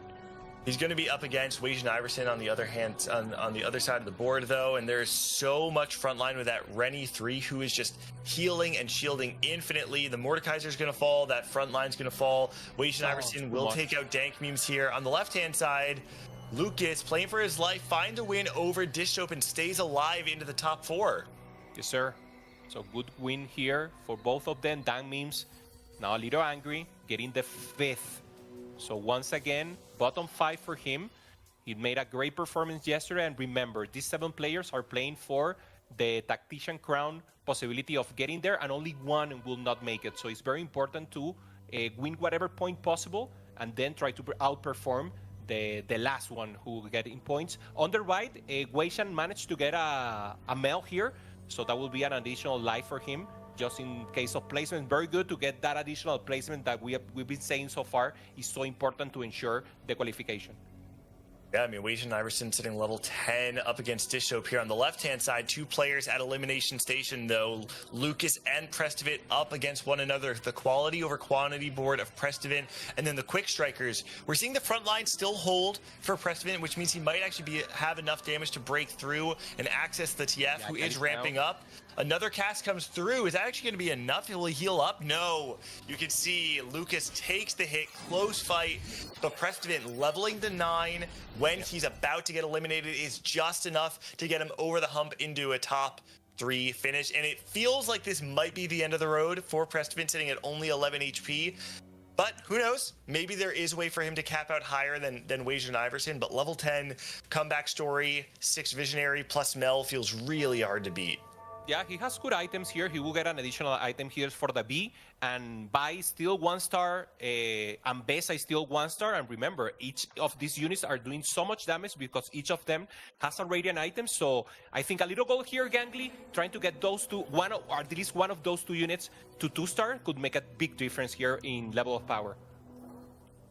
If anything comes through, did find the Swain too, I believe. Find a Jace. Takes maybe out the Bai. Guardbreaker. Could see that. Guardbreaker probably feels pretty good. Does have a remover as well, so might be able to swap things around a little bit if he needs to. Okay, Mel with the Giant Slayer. Interesting. And the Infinity Edge goes to the Jace.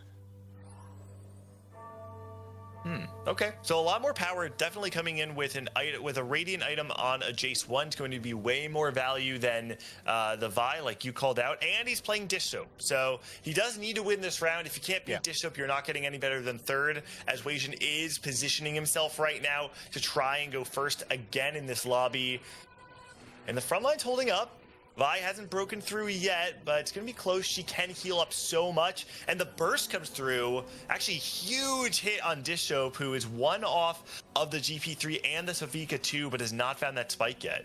Yeah, good focus of damage there for Prestivent, going for the weak side, eliminating the tanks quickly, and then all the units focusing on the buy to take the win. Weishan trying to look for something additional. He knows he's level 10, so he only has possibilities here for trying to get a 3-star. Heimerdinger could be a chance here, holding up to the Jaces just to have another chance, another angle. So much gold here, but he doesn't have, he knows that there's no way to actually use them effectively. So he decides to hold, Gangly. He decides to just hold it and try to maybe do a deep rollout in the next round.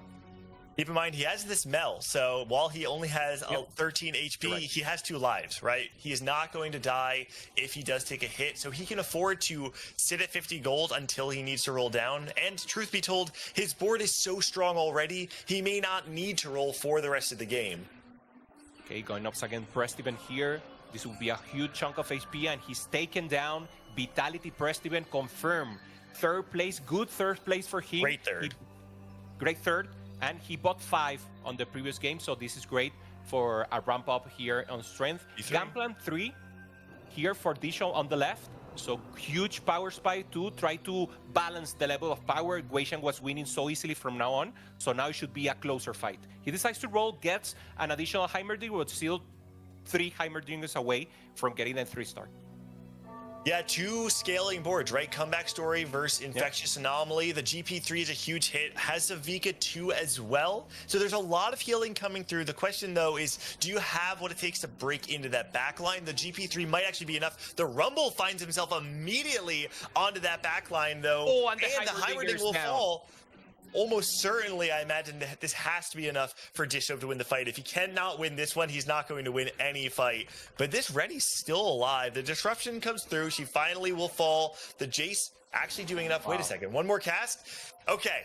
Weishan Iverson gets melted. You can see it. Look in the camera. I mean, he knows. I think he will have to risk the Rennie. He's putting it in the middle. That's the normal way you have to play it. But I think in the case of Pit Fighter from Bishop, he has to risk it. He has to guess which is the side he wants to protect the most, and then try to risk the Rennie, put it in that side. So let's see what is the difference here, because as we just saw, the access to the backline totally obliterates the backline from Guation. So let's see if he makes an adjustment here. Okay, there it is.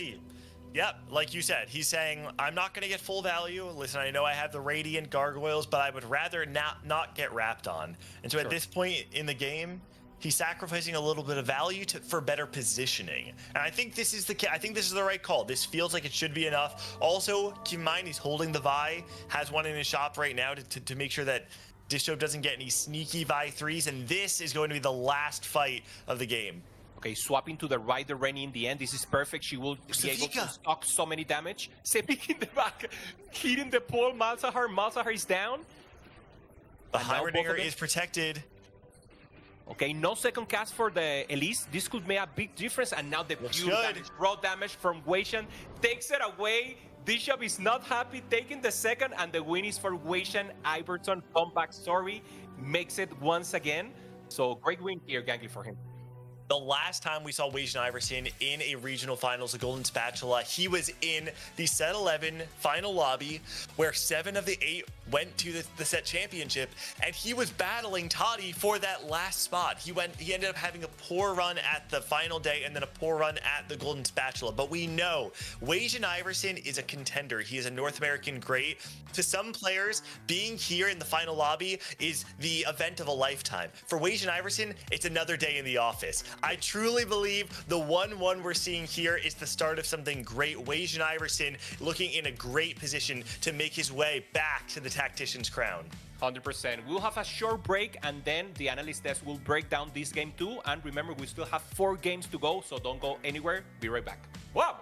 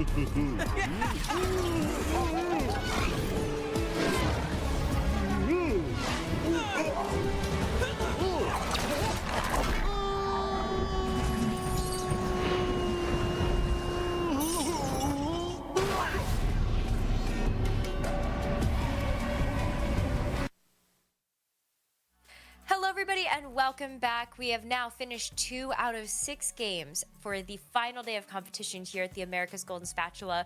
And we've got a little bit more to break down from that second game, don't we? That's why I'm back with Casanova and Dobz to walk through the action just a little bit. And first things first, we got Prismatic Party for our encounter, and kind of maybe something unusual. We see a lot of people take an emblem right away to lock them into a line. Yeah, I thought that was really cool, right? Because it wasn't even just necessarily the usual suspects where we're seeing Rebel and we're seeing just, you know, that kind of thing. Instead, we're seeing Dominator, Conquer, and Pit Fighter. And I think really Conquer and Pit Fighter are ones we haven't gotten to see a ton of people just take them right away. And both of them were initially looking successful. Bio was winning a lot early on, trying to make that happen, but ended up stuck on Draven as the carry for maybe too long in this game. But on the flip side, I think Dish Soap wins this lobby most of the time. 100 streaking so deep into the game. I think it was a 16 win streak that happened, and only getting kind of outpaced by Weijin towards the very end, where he was able to scale up this comp from the Chem Barons, getting this Rennie so stacked that she just could never die. Yes, exactly. I love it the way Weijin played this game. The Rennie with the Chem Barons, playing in the upward mobility. That is an augment that you kind of want to sack the early game and then start to holding that in the highest levels of the game, and then wait straight to the level 9. He was able to find that Rennie 3 and almost never losing again until he loses a fight to Jisoo, but he had that Mel and prevented him to die, and then he found his way into the win. So it was a great game for Weijin, securing securing his first spot at the second game. I mean, first for Weijin Iverson, it's such a big deal to be able to start out the competition so strong in that way. And I think a similar story when you take a look at how Dish Soap is done. You are like just, I think, very happy to have had another game where you get to come back after maybe a disappointing first game performance. Same thing with Lucas being able to have a great second game as well. Yeah, big bounce back on this one, especially, right? Dish going 7th. Now he gets to go 2nd. I know he really wanted that first. It felt like a game that was absolutely his, right? Even Infectious Anomaly allowing just even more scaling for this composition going into the late game. But, you know, here comes Weijin, comeback story Heimerdinger gets to level 10, and it's just way too much. And I think Dish even really sweating out that positioning at the very end finds a win when really it felt like he had no business getting one, and nearly even picked up the second one. So I think he was a little upset that he just couldn't get over that final hump to get that first place. I mean, Dish Soap played great, the positioning, mindset in there, like he actually stole around, killing the Heimerdinger early, and he actually was able to kill the Mausenhar as well in the second try. But the Heimerdinger was doing so much damage, and Weijin was able to get the win. And I want to highlight Lucas as well, playing the tempo from both his augments with a lot of gold. He found his way into the top 4 with both max limits and the hedge fund. He, of course, he would get outscaled, but the top 4 was really good for this game. 4 more games still left to play, though, so anything can happen as we need to just kind of see where our players end up going from here. But out the gates, Weijin Iverson with 16 points to his name. Bio and Dank Memes not too far behind.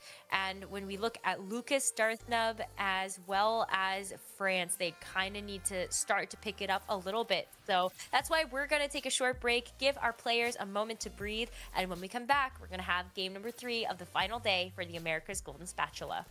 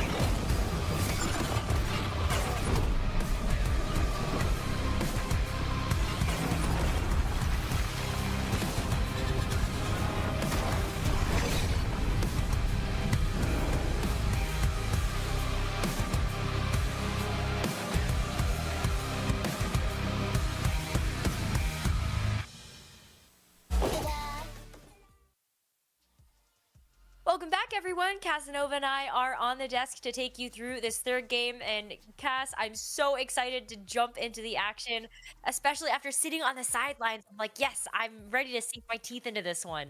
Oh yeah, and the games have been so hyped every single time throughout this entire weekend. It's been so great. And I just want to point out quickly, I mean, we look at Wei Jin with 16 points, right, going 1-1. And you look at this 6-point lead. That's because he's the only player in this lobby to go top 4 in both of the games so far. So because of that, he's generated this huge gap, and everyone else has been very even back and forth. And now they're so close and compact in the rest of the scores. It's Wei Jin with the race to the top, and everyone else is fighting right in the middle, so incredibly close after the first 2 games. That's a great point. I didn't even realize that this is the only player that has gone top 4, and we have kind of seen this script get flipped a little bit.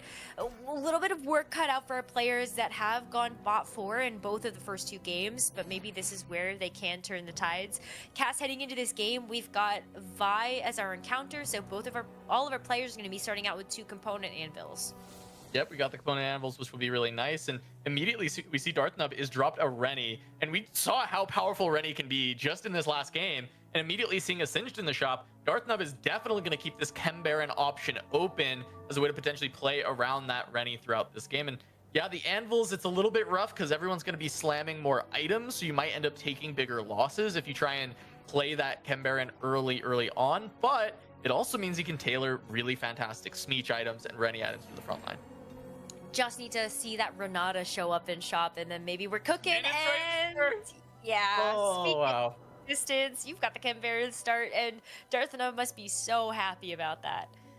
Yeah, that's got to be big. I mean, this is exactly what you're looking for when you see the orb drop a Rennie or a Smeech. You really just need to find the Singed in the Renata, and you can go ahead and play this. And Darthnub definitely a player who is going to be perfectly comfortable trying to play these lost streak lines. We've seen him do it in the past with, you know, whichever set trait of econ we've seen Darthnub be able to execute, and this time it's Chem Baron, and this is exactly the start you're looking for.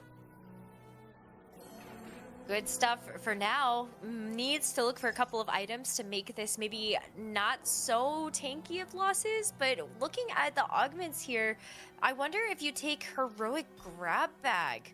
I like the Pandora's items as well. Cass, I don't think these are great to start, so you can start to tailor for that Smeech that you get later.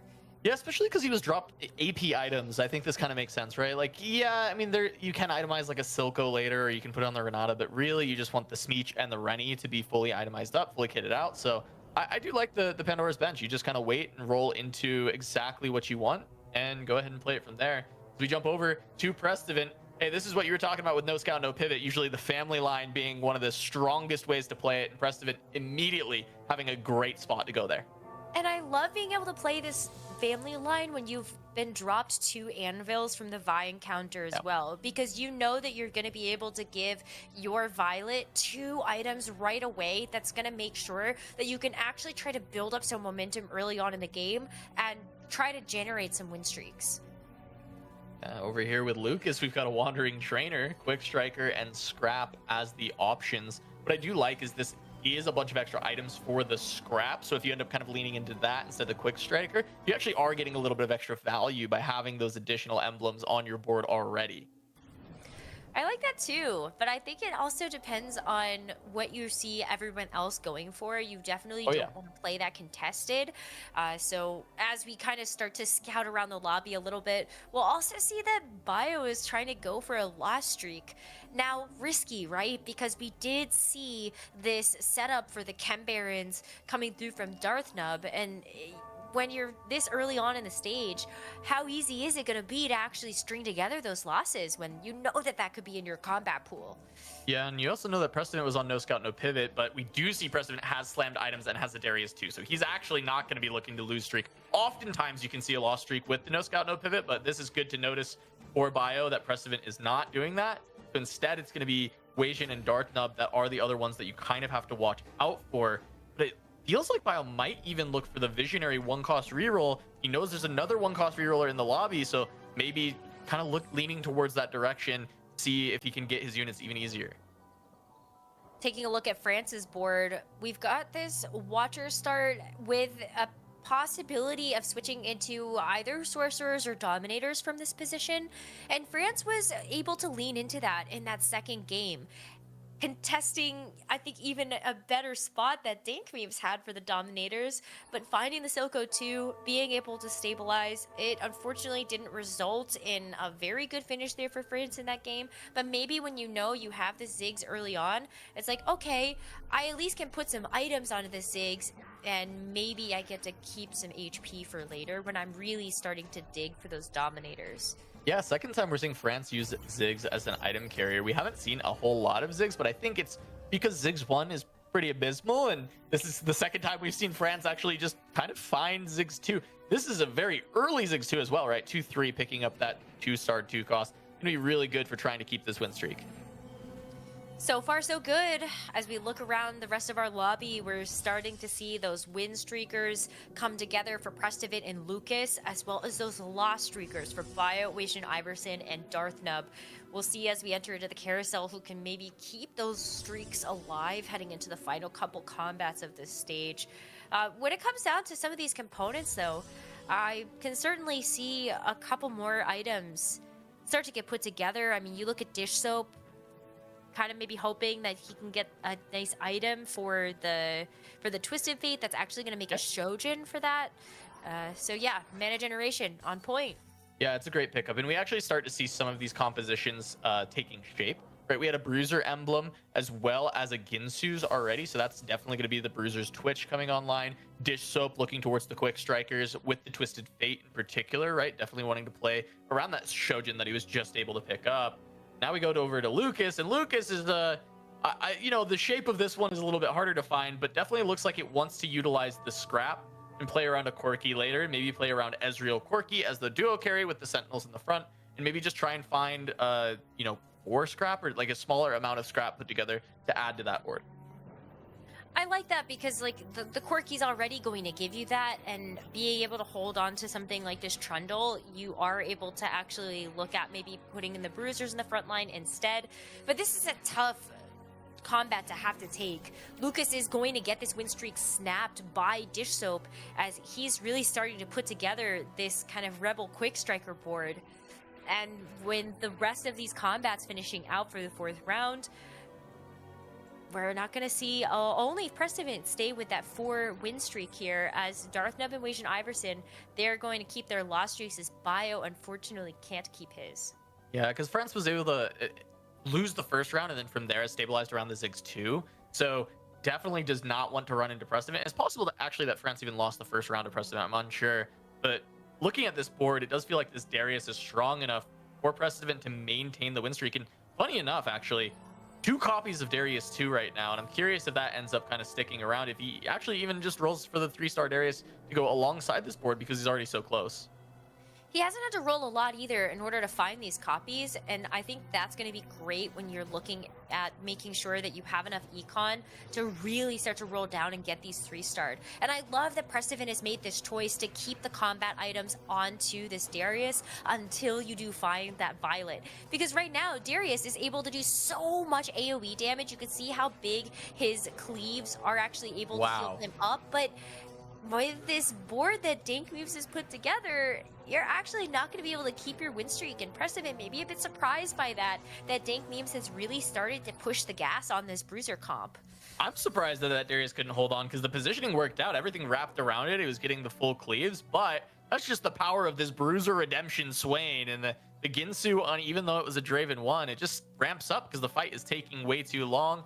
Able to find the win. And as we look down to the loss streaks, Darthnub able to take the loss So it looks like Weijin, I believe, was the other one trying to streak with him, ends up losing that lost streak at the very end, and the Darthnub with that Chem Baron able to put everything together.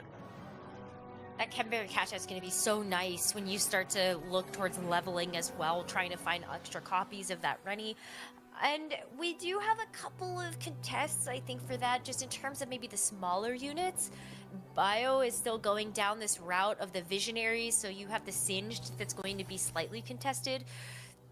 But right now, France in a pretty good position, and as we take a look at Bio's board, gotta start maybe doing a couple of rolls so you don't bleed too much HP here.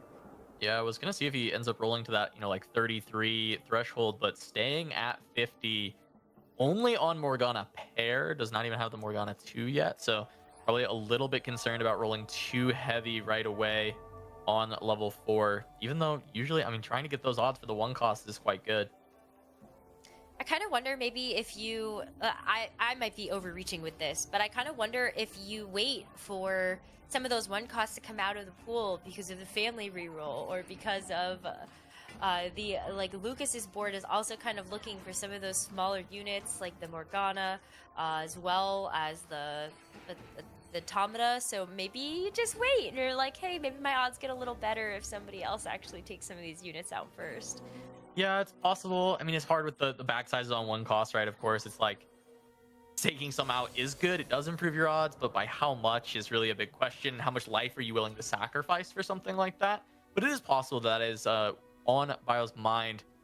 As we look at our silver augment selections now, Preston thinking about potentially just taking team building to try and finish out some of these low-cost units. It is kind of nice to get those duplicators, but end of the day, I think getting some more combat power is going to be nice. And misconnections was actually offered, so that's just better than 2 duplicators over some time, because it is a copy of each of your 1 costs right now. I mean, significantly better. It is so much better, and you can also get a little bit of economy just because you're going to sell off the copies of the units that you're not utilizing in this family comp. And so now Prestovich is actually not too far off. You know, you've got 5 copies of Powder. You still have the 6 copies of the Darius. You're hunting for a little bit more. And now that we look at Bio's board again, I also want to kind of talk about the fact that even though you are looking for those 1 costs, you're also looking for the 2 costs. You increase your odds just a little bit better of being able to hit something like the Rel 2 as you look to roll down in a little bit. But I like that he's maintaining the 50 gold here, recognizing that a lot of the rest of the lobby is so strong, and you ran into somebody that was going to beat you anyway. Yeah, and you may have actually seen Precedent not pick up a couple of orbs, right? Intentionally leaving the units that he needs in the orbs so that he keeps them in the back sizes for picking up those units, and then he can grab them later on when he actually needs it. Plus, it's better for bench space so that he can just pick them up when he needs them. So you do see Darthna passing once again, just trying to go as deep as possible here with that Chem Baron. I almost would have taken that, though. It's like, oh, you got so many copies of the Smeech and the Rennie. You would at least have a 2-star of both. But Darthnub is on a fantastic loss streak. 7 losses now strung together. And you're going to be getting these stacks for the Chem Baron pretty nicely. So if you check in at the end of the stage, that might be a better cash out for you, especially when you're trying to look for the items for something like the Rennie. Yeah, ended up on 4 Chem Baron as he did find a Smeech, but no Silco on 6, not high rolling too much with this one. We'll see if it ends up being just the 300 cash out, or if Darthnub tries to take it any deeper, especially if he does see a Silco on something like the Carousel here and thinks he can maybe extend it. But this is a big loss. He's taking a lot of damage, already down to the mid-40s. Yeah, ouch. I mean, you just have so many very powerful players in this lobby, both Dank Memes and Dish Soap able to keep win streaks, and you're still running into people like Prestovin that's not doing too bad either with this family reroll, and it's starting to come together. That's a Darius 3 on the board. And there is a Silco for Darthnub, yeah. So you have a great chance now to get like a 500 stack if you want it. Yeah, I mean, I'm just curious how deep he's going to go now that he finds the Silco, right? Because he's at 43 life. On the 8 loss, he's approaching towards 300. But if he adds the Silco in, I mean, he's getting even more of those stacks every single time he takes a loss. He's got enough HP to kind of lose the rest of this stage at least. So maybe he can go up to a 400 instead, now that he's got that extra Chem Baron. Let's find out. the items as well. Ends up actually AP items, right? He's actually itemizing around Silco instead of itemizing around or Heimerdinger even, actually. This is the Visionary. This is the same version we actually just watched Wage and Iverson play. I was curious where we'd end up with the Pandora's items, if it was going to be just trying to tailor for Smeech because he already had the AP items. But instead, actually, no. Blue buff, JG, and as well having the Stride Breaker is going to be perfect, or the Guard Breaker is going to be perfect for this Heimerdinger. Yeah, I think you do keep at least the blue buff for now, and maybe you think about re-rolling the Jewel Gauntlet, I guess. The only reason why I might think that is just being able to have the Jewel Gauntlet on something like the Silco doesn't really impact as much as being able to kind of find another mana generation item. But if you do lock yourself into this Heimerdinger, then having the blue buff and the Jewel Gauntlet is very, very good. Darthnub is starting to look a little bit dicey, though. That's going to be another fairly big loss, as you can see how many copies that Prestovin is sitting on to try to make this family. Ooh, okay. Work. So it could go Silco 2 off of this. Would be a lot of power. Ends up taking it. Yeah. So there we go. Silco 2 immediately. Still going to want to look for the Heimerdingers, but also getting the perfect Rennie item, right? We saw this on the Rennie from Wasian in the previous game, playing this exact variation, playing around the Heimerdinger. And then this time, instead, also getting some additional items that can work for the Silco and hitting the Silco 2 right away. I think just needing to find Rennie 2 to stabilize the front line, and Darthnub can start to turn around a big win streak off of this. Yeah, I think the Virulent Virus is fine, but I actually wonder maybe with Pandora's, can you roll those items? Because Virulent Virus is not really the kind of A+ tier item we looked at the very beginning of the set. And so if you can re-roll it with Pandora's, then you're hunting for something even better. I'm just going to assume you can do that, but I actually don't know. I haven't tried to play Pandora's with the Panbaron myself. I'm not smart enough for that. But it makes sense that it would. I wouldn't be surprised if it does re-roll it. And we do see Darthnub leaving it on the bench here. And I mean, we'll just see right now. I'm sure chat knows already, and they're telling us, "Hey, Cowsters, you should know." Yeah, there we go. There's the re-roll. Yeah, so it does work. It makes sense that it does. So this is cool tech from Darthnub being able to actually re-roll it until he gets the exact item he wants. I don't think Flesh Render is going to be that, but he's got plenty of time right now because of the big upgrades he was able to make to the board. I mean, that was a pretty easy win there for Darthnub, but now it comes down to I kind of need perfection in this game. Prestovin, 4-win streak, really does have all of the pieces together. You get this Powder 3 if you want, but I think at this point you're really trying to hold on to gold so you can push to be able to get in this Vi. You're already sitting on a pair. That's crazy. Go looking at Prestovin. How deep of a roll does he want to go on 4-1? Does he want to try and finish the comp? It's 2 more Dravens. Just a few more Vanders as well. 2 more Vanders. It's very close. There's Powder. That made enough bench space as well. He's just going to send it all the way down. There we go. The Draven in the orb. Now just 2 Vanders away, but at this point he can kind of save his gold, start to look to level up. And with all these hits, right, he's got Darius, Powder, Draven, and the Violet. He just needs to pick up some extra items for these 3 stars, and he's in some really good shape. He's still saved so much HP. He's at 87. He's been win streaking most of the time. And his comp just gets stronger, right? No scout, no pivot. He's just getting stats every single round. Yeah, and you can even look to extend that, having the Vi already. That's amazing. If you can level up, that's something that will slot in very effectively into this comp. And then you can look at being able to put in something like the Urgot. You saw him pick it up at the very least to be able to have an extra pit fighter to put into this comp. But maybe you find something even better. And we do have another augment to pick here. So let's see what our players go for. Final augment of this game, and it's going to be gold. That's a big hit for Bio to be able to get the Visionary Crest. He's very close to hitting the Morgana. He does get it just now. Still stuck on 5. Hitting just 1 round behind Prestovin, but still not finding the Vex. However, just the Morgana is the most important, and getting that Visionary Emblem I think is huge. We'll see if this is stable enough, but the huge difference between Prestovin and Bio is the 56 HP separating the 2 of them. Yeah, I mean, you just need to stabilize at this point. I think Bio didn't have an ultra fantastic game for the second one, but if with this Visionary Emblem, as you said, like you're sitting at 6 Visionary now, and because you are also not no scout, no pivot, you might be able to find a Malzahar a little bit later, upgrade this, upgrade out of the Renata if you want. But yeah, this is a rough fight to have to take. Prestovin fully has this family online. Yeah, because, I mean, Bio just spiked, so it should be good. You should be able to beat a lot of people.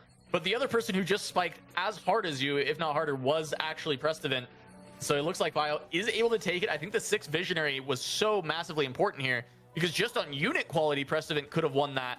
However, getting that 6 Visionary in, that synergy is so strong, able to make the difference. And it's a massive win. He really needed to get that. He can't afford another loss right now after just spiking, because he needs to be able to save this golden buy space.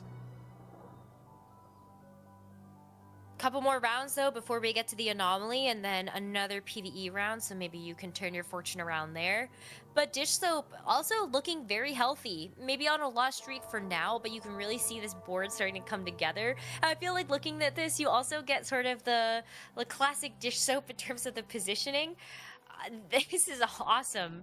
I would never imagine trying to put my boards together with like the, I don't know, this was to be in the middle and then everybody's spaced out by 1. Yeah, I mean, it's kind of neat. It's because of the augments, right? He's got actually, he's cloning the Twisted Fate, so it has to be forward. I think better is going to be cloning the Loris a little bit later, but for now, just kind of having to play around this until you can get to that point. But it's really powerful when you're able to get that second Loris and then put the Twisted Fate in a more comfortable position.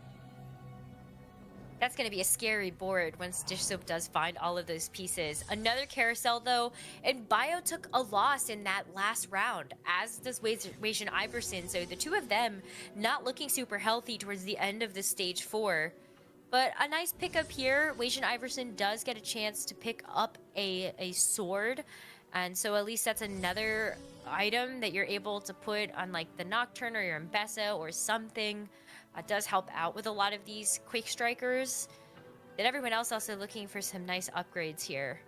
Yeah, and quick call out, Dank Memes actually was able to find that Twitch 2 on the last round and had that Bruiser emblem from early on, has the Mundo 1 to go with it. We've seen the strength of that Bruiser emblem over and over again in this tournament. And actually having the Twitch 2 online pretty early in stage 4 is going to be huge, especially with our anomaly coming up, being able to either give that Twitch a lot more damage or just potentially being able to make the front line a lot beefier, because Dank Beams doesn't have any gold to roll the anomaly. So that's going to be the big concern when we get there, is what options is he going to be able to go with? Ugh, that does not feel good. Wei Iverson rolled all of his gold down just being able to try to find this Akali and cannot get it. 1 off the Akali, 1 off the Twisted Fate. And you're starting to run out of time. Now you don't have much gold to work with looking at the anomaly. Do you consider actually selling off some of these units, or do you just kind of take what you can? You're going up against this sorcerer board from France, and this Akali just cannot stay alive long enough. Wei Iverson takes another big hit here. Well, you do get the econ for this round, and surely, you know, 5-6 rerolls, if you need them, you can be able to find an anomaly, but he still needs gold to find the rest of these units, so gonna want to try and take one of the first things that he sees, I assume. You know, on-cast 2 ability power to the rest of the team. It can work for Twisted Fate. He does cast quite a bit, and giving the AP to Akali is reasonable, so just gonna go for it right away. Try and roll down. Still not hitting. He was trying to race Dish Soap to this Twisted Fate, and now instead, I think Dish Soap might pivot out of this, considering how deep Wei is on these copies. Ooh, the Mbessa. I mean, the Mbessa 2 can certainly help. Yeah, you actually sell out the Akali too in order to make that happen. He's giving up on the Akali completely, hoping that it's going to be all of these Twisted Fates that can actually change his position in this game, but he misses. That's not very good. I mean, at least you can put the Akali items onto your Mbessa, and these are fantastic Ambessa items. Yeah. But you have to make sure that you can actually get this Ambessa into the right targets, and you also don't have her anomaly. Yeah, this is definitely the right decision, though. I mean, the items are arguably just better on Ambessa than they were on Akali anyway, so getting this Ambessa 2 online is quite good, but just missing on the Twisted Fate is so damaging for Wei. And, I mean, good thing he's bought himself a buffer of going 1-1 in the first 2 games, because this is a little bit of a low roll, and it might cost him an 8th here. On the other side, Bio is also sitting in an unhealthy spot, really hoping that he can actually get this Morgana comp to do what it needs to, but it just cannot withstand this pressure from Francis Sork board. And so Bio also looking at potentially getting eliminated here. Yeah, France playing around the backline carries Swain with a 3-star Darius in the front line. There's 2 3-star Dariuses in our game right now.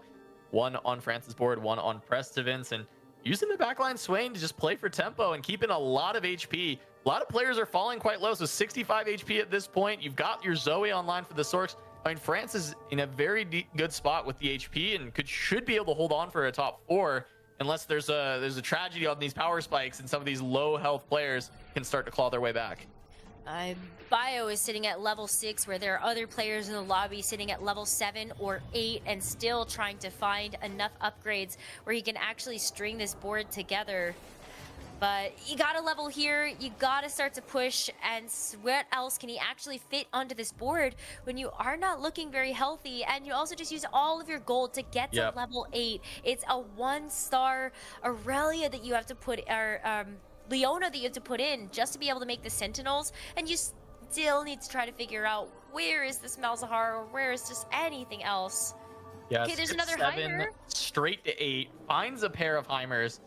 If the 4 Sentinel spike can do enough, maybe you can hold on, find that Heimer too, and actually start to stabilize a little bit. But Darthnub also contesting the Heimers has just picked up another one. Weijin did hit the TF3, and now it's just up to this Twitch with the big Mundo in the front line. Scuttle familiar. So once you get through this Mundo, there's another one right there, just as tanky as the previous. And it's going to be really tough for the Morgana to continue to do this damage. At least she gets to skip front line, and she's almost taken down the Twitch. So Bio not going to go down just yet, because that front line stayed intact for so long. Luckily, there's some backline access. Oh my goodness, did you see Bio's face? I'm right there with him. I had no idea how that fight was going to finish because, as you said, the Mundo's a lot to chew through. That was a Warwick. That was also. a Warwick.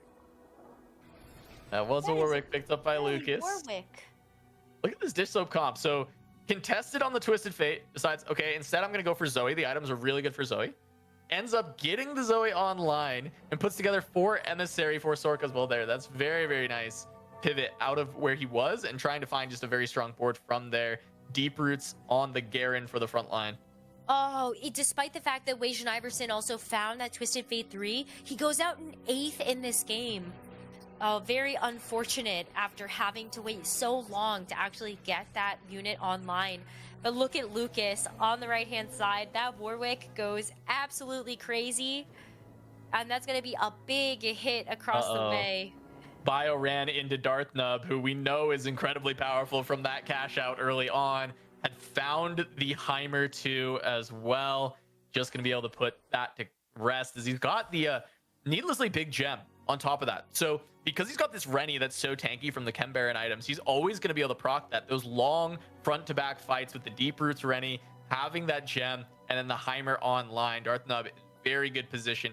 We see 50 gold, 8 win streak, going to be able to start pushing towards 9. So unfortunately, Bio going to go out in 7th there, but it's still a pretty tight race to see who's going to be eliminated next. Dish Soap, Lucas, Darthnub all sitting at lower HP, but starting to actually string some wins together. Dank Memes with this Twitch. You do have a pretty good fight, I think, on the other side from the Sorcerers, but you have to worry about whether or not you're going to see this backline access onto the Twitch. At least there's no Zoe, so that's not a easy way to be able to get back there, and so Dank Memes does get another win. Yeah, being able to stay alive as Dish Soap, even with this creative board still losing, might end up taking another bot for in this top 8. See what he can string together. It is just playing around that Garen front line, and it seems like the Zoe damage just not enough. The Zoe and the LeBlanc, but a lot of the board is still 1-star. I think I like the Rebel pickup though from Dish Soap. The emblem, maybe you're able to actually tech in Rebel. It would help with this Zoe being able to cast a little bit faster. But we'll have to see actually how he fits it in, because you've got the Zoe, and you don't actually have another Rebel just yet to actually make that a trio. So you see this pickup for the Aurelia. You've got this big Garen 2 now, and you can actually fit this emblem onto something just to be able to get the Rebel stacks in. Yeah, it was Deep Roots Garen on it. Was just a Garen 1, and that's where the issue for Dish Soap has been. His frontline was entirely 1-star, but now being able to at least get the Garen upgrade, he's on a pair of LeBlancs. He is just kind of inches away from stabilizing this comp, but he needs to be able to win these fights. And running into France, who's also on the Zoe with the Swain backline, Gonna be tough. It's really just onto this Garen to hold on, and he does. This was a big enough upgrade, and I think this is one of the better fights that Dish Soap could find in the matchmaking. France, I think, is starting to fall off. It's starting to free fall from the top of the tables on these last 3 losses, all of them taking huge chunks of HP. There was some really great positioning from Dish Soap as well. You could see that the Zoe ult bounces were actually going towards France's Zoe in the back, so there just wasn't enough damage coming out from that France comp to even contend with what Dish Soap had. But let's see as we get into another combat. Yeah, France on a 4 loss at least. And you just don't have it. I mean, this Darius 3 is also not the front line you're looking for here. No, it feels kind of random, just kind of tacked in there, right? It's holding on to the tanky stats. Yeah, you're playing 2 Warden with the Sorks because you're playing the Vladimir anyway, so it kind of works out. And it's 3-star unit with some items, but as you said, right, it's not exactly what you're looking for. It's not super stable, as you can see, even though it's 3-star. It's dying pretty much immediately here to Precedent. The Zoe just not really doing enough damage. It looks like France is definitely going to go down here. Lucas also in danger. Going up against Dish Soap, one of them will fall here. The Zoe needs one more cast, and Dish Soap's going to be the one to take that. Lucas should also fall at the same time, and Dish Soap climbing quite a few placements off of just hitting that Garen too. Oh, France is going to get the 5th place, though, as Lucas falls just a couple of HP behind. We've got our top 4 for this game. Yeah, Dish Soap has been able to kind of get out of a pretty tough position from earlier on in the game, having multiple people contest him, and he finds a way to at least get himself into that top 4. Darthnub, on the other hand, though, is still the raid boss. 11 win streak. Gonna be very tough to take down after all of those different stacks from the Chem Baron. But Precedent maybe has an okay chance here. Yeah, good spike here. Look, he can go 9, and he's got Savika on the bench, so it's gonna be 6 Pit Fighter. Massive and the Vander. Fantastic. Now, yeah, the 6 Pit Fighter, you also have an option to maybe give that Savika an item if you want to take a Sterix gauge. And I love even just being able to put the Sterix onto the Violet that has the anomaly. And then you can also change around a couple of your items there as well to make sure that it's going to be the Vander that stays alive the longest. Ooh, spikes for Precedent, but Dish Soap also found the LeBlanc too. That's massive. Anytime you can 2-star one of these 5 costs, I know LeBlanc has seen some nerfs, but still, this is a 2-star legendary unit. Going up against the Twitch, gonna have to get through this Mundo 2 times over. But that extra AoE might help quite a bit as this Garen with the deep roots is still so tanky. Zoe plus LeBlanc, do they have the damage? Mundo finally down, but here comes the Scuttle. It's so close, but it looks like there's enough from Dish Soap to actually take that win, so he gets to hold on as Prestivan falls so low to Darthnub there, down to like 1 HP. Ooh. Both Prestivan and Dish Soap, they're just hoping to dodge Darthnub at this point. At least Prestivan just played him, and there is a Mel in the shop, but you can't take it. You're really trying to find space to actually get this Savika too, but you can't. You just don't have enough gold for it. Because of the no scout, no pivot, you also can't sell anything off your board, and even if you sold this Gangplank, it doesn't give you enough money to actually buy the Savika. So Preston just has to pray you're not going to run into a loss at this point, and does go up against the Twitch. I wonder if he's going to be happy about this. Yeah, one more fight win. Playing around the Nashor's Draven, I think just the suboptimal items hurting a little bit here. Trying to get through. I mean, as we can see, the Vander is tanking up very well in front of the Twitch, and looks like actually this is a bit of a massacre. Preston winning that very hard, and that's massive to be able to get to the Savika too on top of this. That was an instant buy. Didn't even have to sell the Gangplank there, so there's a possibility of being able to buy that a little bit later. Tries to roll for it, doesn't hit it, but the fact you have a Savika too is going to be a very good feeling. Unfortunately, Dish Soap does fall in 4th place, so now it comes up to our top 3. But both Prestivan and Dank Memes are in danger of getting eliminated, and Darthnub, you don't want to go against the Ghost, and you also don't want to go against him. 100%. He is the Reaper. He is everyone's father right now. Just absolutely coming through and delivering the punishment. As we see Prestivan ends up rolling into... No, Dank Memes rolls into the real Darthnub. On the other side, though, they're both fighting him. I'm thinking we're getting a double kill here. What do you think, Nekkra? I'm with you on that one, and you just hope that you don't lose as hard. Oh, but it's a tough road, I think, for both of Van? our players. Draven is kind of doing it, though. No, he didn't. Not quite enough. Oh. Wow. The double kill there. And it looks like Prestivin's going to be the one that actually sneaks the second place away. You can see just a little bit of, you know, I guess disappointment on Dankmeme's face when Prestivin, I think, just barely ekes out the placement on top of him. But it was Darthnub's game as soon as you got that Chem Baron online so early and the Silco pickup from that carousel. I agree. We saw that happen, right? We saw the Chem Baron on the 2-1. We see the Silco on the first carousel, and it's kind of like, yeah, I think he probably won.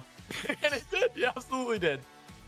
Amazing stuff. We're going to take a short break. When we come back, we're going to have the analyst desk break down that game, and then we'll get into game number 4.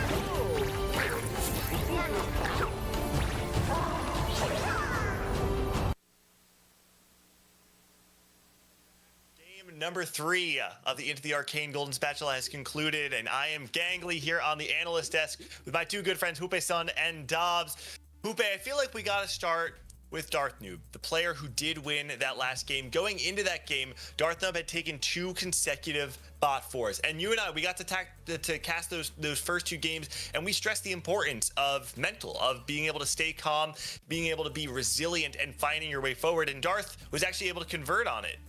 Yeah, not only that, I think he risked it because he, together with Franz and Eusolucas, were the ones in the bottom, as you just said, and then he went for Chem Baron. So Chem Baron, risking it, going for Visionary, and head-to-head, once again, top 1 for this comp, and Darthnub actually performed amazing in this time, Dobz. Yeah, I like that we actually saw 2 players winning out from Chem Baron Rennie alongside with the Visionaries, but when you saw Asian playing that composition, he had a Rennie 3, and Darthnub actually didn't need a Rennie 3 for winning. Yeah. So he had like so many good carries at his backline. really well played by him. And there is a twist in this lobby. Actually, Dartnub was in last, and he got the first. And Weijen was going really well with two firsts, and now he got an 8. So let's see how this actually shakes the lobby. Yeah, we saw Weijen Iverson's game, and I think it felt a little bit like a Mort Dog giveth, Mort Dog taketh away from Weijen. Unfortunate low roll, but like you're saying, Dobz, the standings did get shaken up a little bit. Darthnub coming out on top, and Franceby and Lucas both finding a bot 4 means that they are the two kind of players contending for the not 8th spot that we've kind of set up throughout the day. So Jupe, this is kind of the point in the day where those two are going to be tested more than anyone else, right? Because they have to be able to maintain focus despite being on the bottom. Yeah, and you were talking about the cold streak stat that you invented, Gangly, and that's exactly what's going on here with France and Lucas. They started with the left foot, and now it will be very difficult for them. So mental will be more important than ever. Dobz, you've been in this position, you've been in the high level pro, and you were telling us mental is maybe the most important in this moment, where talent is maybe a given for all of them. Yeah, exactly. I mean, TFT is a game that you can actually need a lot of luck. Sometimes you actually need to know much about the game, but if you have the luck and also good knowledge about the game and you don't have the mental, it's hard to come back. You can actually make a lot of mistakes. And as we saw, Dartnub was doing the first of 2 games wasn't doing great, and he actually got a really decent comeback with that first. So he showed that he can go well with the momentum right now, but I ask if Lucas and Franceby can do the same thing. So let's see the rest of the games, and things are actually getting very interesting. It's a beautiful contrast too between Lucas and France, the two players that are toward the bottom right now, because on the one hand you have the underdog France making his first ever regional appearance, and we said leading up to this event it's all about which form he shows up in. Is this the LATAM Open France, or is this the Tacticians Cup France? On the other hand though, you've got Lucas. I mean, Jupe, this guy's the closer. He shows up to every single regional finals and he turns on the jet. I feel like that's an advantage for him. Despite being on the bottom, I think he has to have what it takes to bring himself back. Yeah, for sure. He has points for aura. Lucas has performed here, has gone to Worlds, has played amazing in SEC Championship. So France is the newcomer. It's the new hope for LATAM. This new breed of players, very young players that have the possibility. And as we were talking, these two are the ones who so far will be battling out so to know who will be the strategy of today, the one who goes in advance to SEC Championship. So very aware of them. Bio already qualified, and Dartnod with this good performance starts to get a gap against them. All right, well said, Jupe. Now the casters are ready. The game is prepped. We're going to send it over to Nekkra and Casanova to take you to game number 4, the finals, Golden Spatula for the Americas. Thank you so much, Gangly, Jupe, and Dobz. So excited to be back with you, Casanova, for this next game. Such a treat being able to watch that Ken Baron game, and so now I don't know what we're gonna get next. Maybe an Embedded encounter? Ooh. I'm down. I'm down for an Embedded encounter. That would be pretty sweet. I also wanted to continue on kind of the point that they're talking about here with, France and Lucas at the bottom of the table is trying to fight for that one kind of final spot. Now, there's still room for them to make up a lot of ground here, right? We're just halfway through, 3 more games. They could easily go on, turn on the Jets, get a couple first places, and completely turn things around. But we also have to look at the AVP point at this stage, because that's usually the last one that's given out, right? You've got your top 4, and then from there you get that AVP. Lucas has a big lead over France when it comes to the AVP. He's at a 3.67 considering these games that have already happened, whereas France is at a 4.2. Now that is a massive gap that France has to overcome. So not only is it not go last, but France actually really wants to find his way into that top 4, just get that lock spot, and needs to find some monster games, needs to turn it around. And even though Gangley had that stat about, the cold streak and France being one of the players that has struggled with this, he needs to find his heart in this moment and really, really make it happen.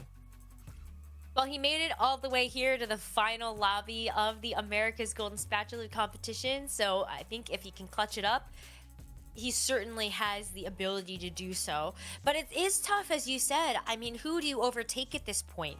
Darthnub is at 14 points. Dish Soap and Bio are already qualified at 14 points and 12 points apiece. And so you're looking at actually having to overtake several placements now to actually find yourself into the Tactician's crown.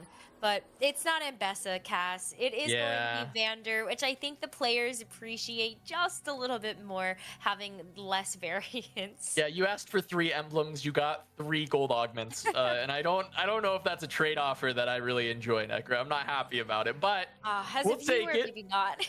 We'll take it, and we'll see. Especially with the gold augments, they have helped out the reroll compositions. But in general, it's a lot more flexible. There's a lot of different options. There just are quite a few golds that you like to see when you're trying to play reroll. We've seen that heroic grab bag tech work really well when you can find the early Smeech. But looking at Darthnub and the start, there's an Akali orb dropped, and quick strikers may be open. It's so tough because I think a lot of other people, when you look at the gold augments, are also maybe considering that. What if somebody also gets portable forge? Then you might have to be in contention with somebody that gets a really good artifact for something like that Nocturne. And that's certainly on the table. Like, that could be an augment that gets picked up in this first round of augments. Absolutely. We'll see what can get grabbed as we're on board with Bio. Ooh. A couple of pairs already trying to get a strong early start, but none of the pairs fully connect except for the Draven and the Darius. That's actually quite nice to have those brothers paired up. I like it here. Ooh, wait, Bishop what? also has Hello? an early Tristana. I think I would take that. You have he's playing it. Look at this. Tristana 2 with an Infinity Edge. I was gonna say, yeah. And maybe you get a little lucky out of the drops coming through from these creeps as well. Okay, maybe Cloak, not as nice, but if you were to get something like a bow, I think that's an instant slam. But he does pick up the Tristana, and you also have an option for something like Category 5 if you want. I feel like it's pretty reasonable to go for Category 5 and just IE Hurricane. You have a Cloak open as well. That's a good call out though, Nekkra. Prize Fighter could be good, especially because Tristana 2 should be a very powerful early game. I kind of like the Category 5 though, yeah, especially with open Cloak. So you could go IE, I mean, double Runons if you want.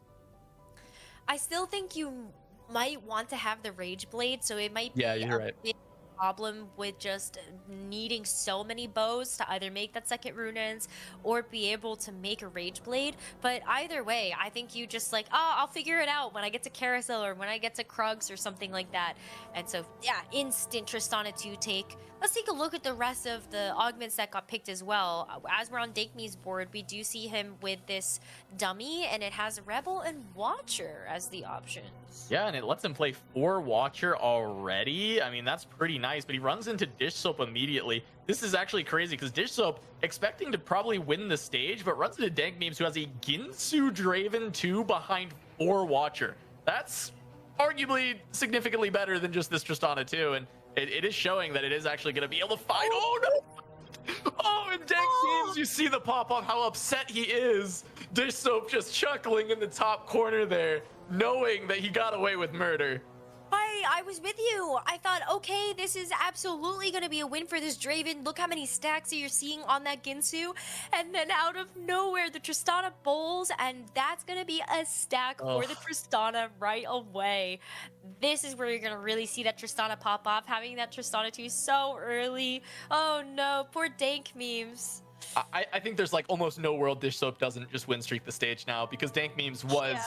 Like, that board is so strong. Dank Memes already has such a strong board, and Dish Soap kind of sneaks by that one. And I would be so shocked if anyone else is even stronger than them, because both of their starts are just so phenomenal. Yes, I think there's a really strong early game when you've got this front to back. I think Dank Memes might still be popping off about that first round. But you have this mad, and rightfully so. I get it. I'm there with him. I feel that emotion.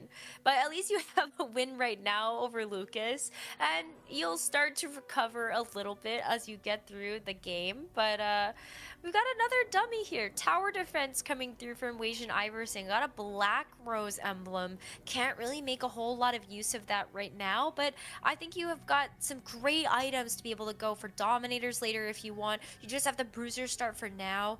Kind of whatever you decide to make of this.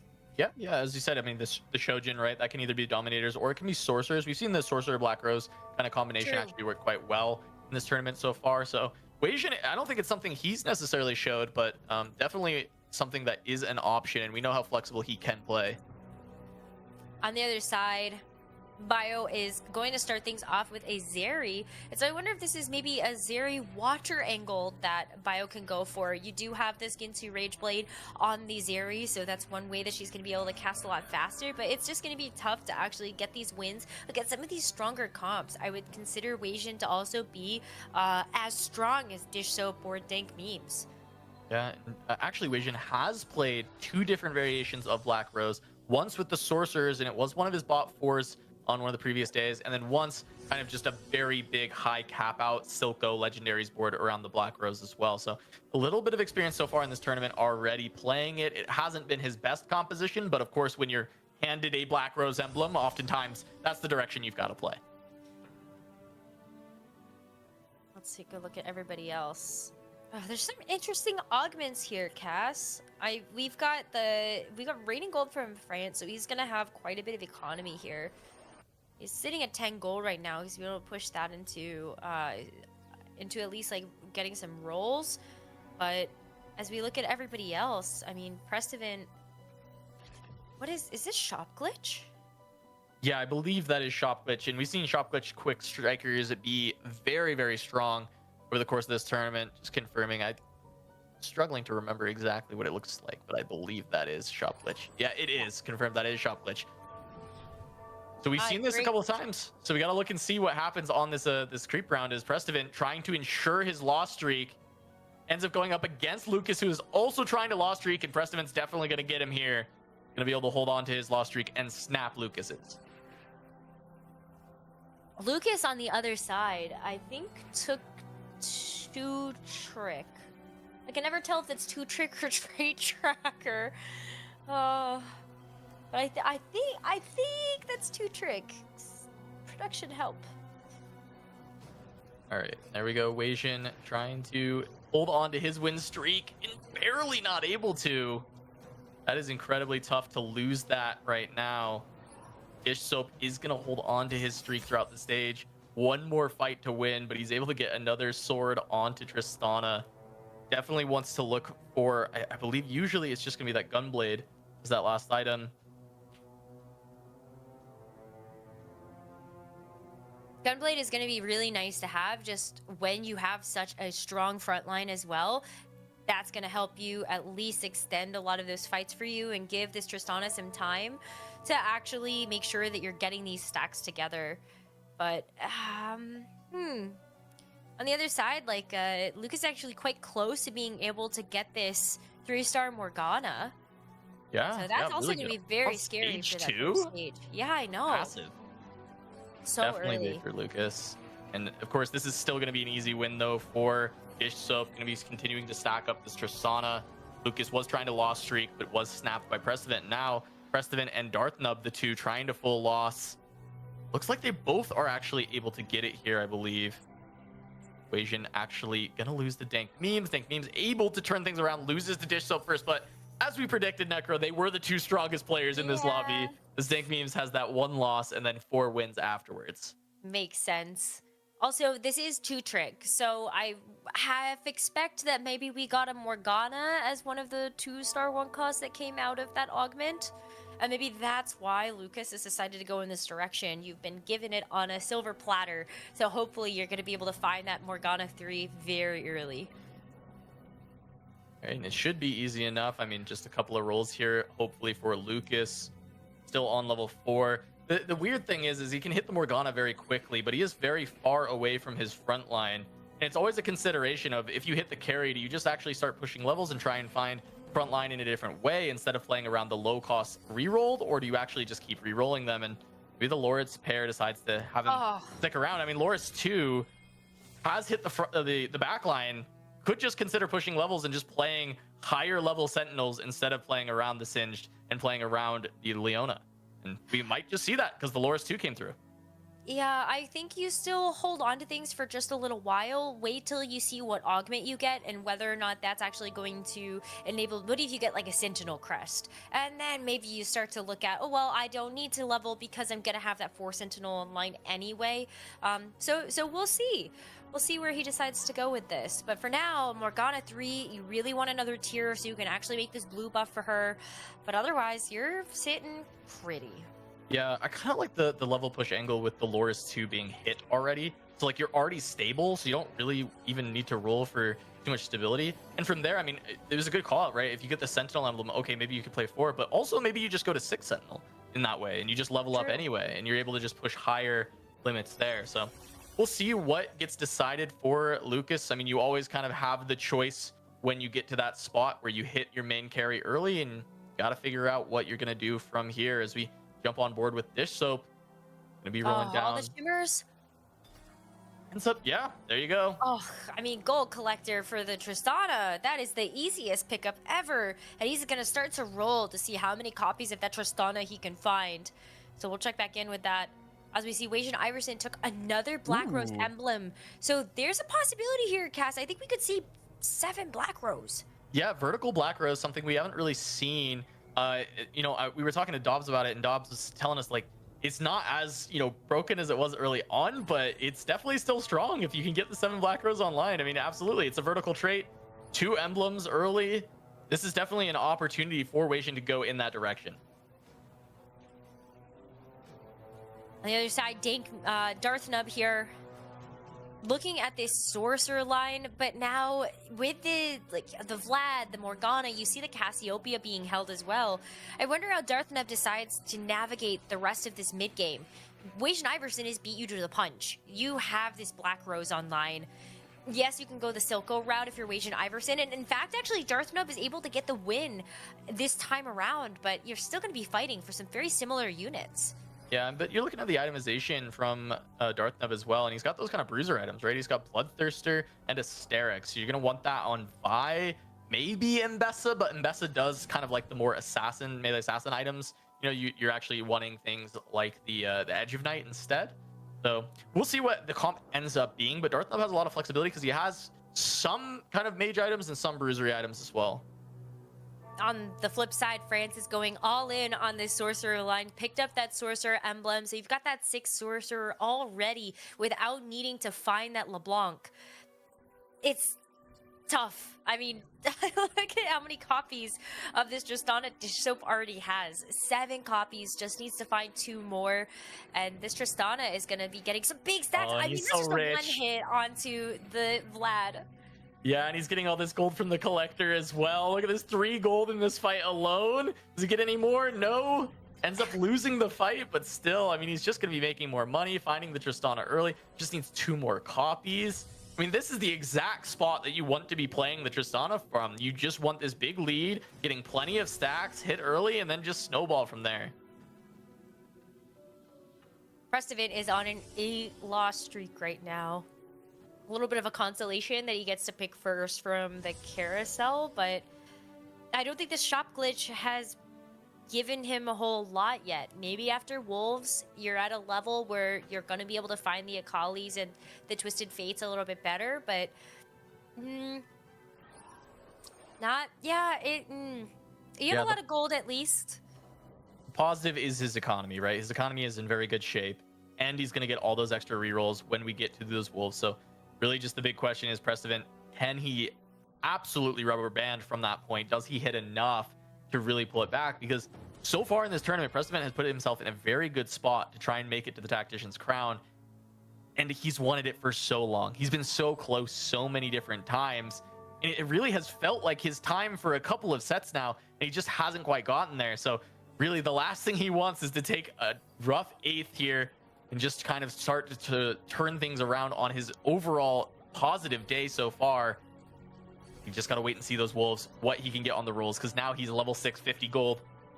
Lot to work with. Yeah, but he's going up against Dish Soap, who hit that Tristana 3 in the shop, and you're just going to see him bowling over the competition now. Oh, man. what a great place for Dish Soap to be. Had a Corki actually decides to sell it to make the econ because he had to roll a little bit deep in order to find that Tristana. And you don't want to hold on to some of those high value units because sometimes that's just going to do you a little bit less favors for your economy. Dank Memes, though, hit the trade tracker. That's the... See, they look kind of similar to me. Trade tracker, 2-trick. Yeah. We have salvage bin in here. This is crazy. So trait tracker with the wandering trainer, he gets an additional rebel spat. So he has 2 rebel. He can actually play. Can he quite play 10 rebel at level 9 because of the wandering trainer? He's got so many different options here and so many traits to get online. He's got 4 conquer put in. He's got the 2 sentinel. He's got the experiment. He's got so much going for him right now. And with these extra rebels, though, he can at least get to 7 rebel very easily if he wants to decide to play around the rebels. Well, look at how many rebel units he's also holding. Got a pair of Akalis. That set also has an Aurelia, and so selling everything else off, he knows he's gonna get the win, make 50 gold, and all smiles for this spot. This is certainly a 9 rebel angle or 10 rebel angle on level 9. You just have to keep the economy to get there, but if you can start to string wins together now with 79 HP, you can get there. Well, and his econ's in really good shape as well, right? 60 gold, level 7. Like, if Dank Memes can actually get to it, that's the win out angle, is that 10 rebel spot, and he's already got the 2 emblems, so it's really, really good for Dank Memes to try and push towards that. Plus, he's got another augment selection coming up, and there's a world, you know, you just get that 3rd rebel emblem, you don't even need to find everything, you just kind of get everything handed to you, and all you have to do at that point is go to level 9, and then you can put it in and use the trait to level to continue to upgrade the board. That would be silly. We have seen already, though, on day number 1, 10 Rebel actually going bot 4.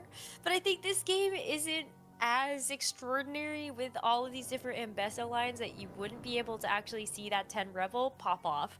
But yeah, of course, like, everyone should be lower power in this game than they were in that other game, right? Yeah, I hope because that was the Ambessa one. Oh my god, Lucas actually finds a Jinx. How envious are you of being able to see that so early on? There isn't really a great spot for you to fit it in, but I think if Lucas is already rolling all the way far down, not a horrible idea for you to take the Jinx out of the pool.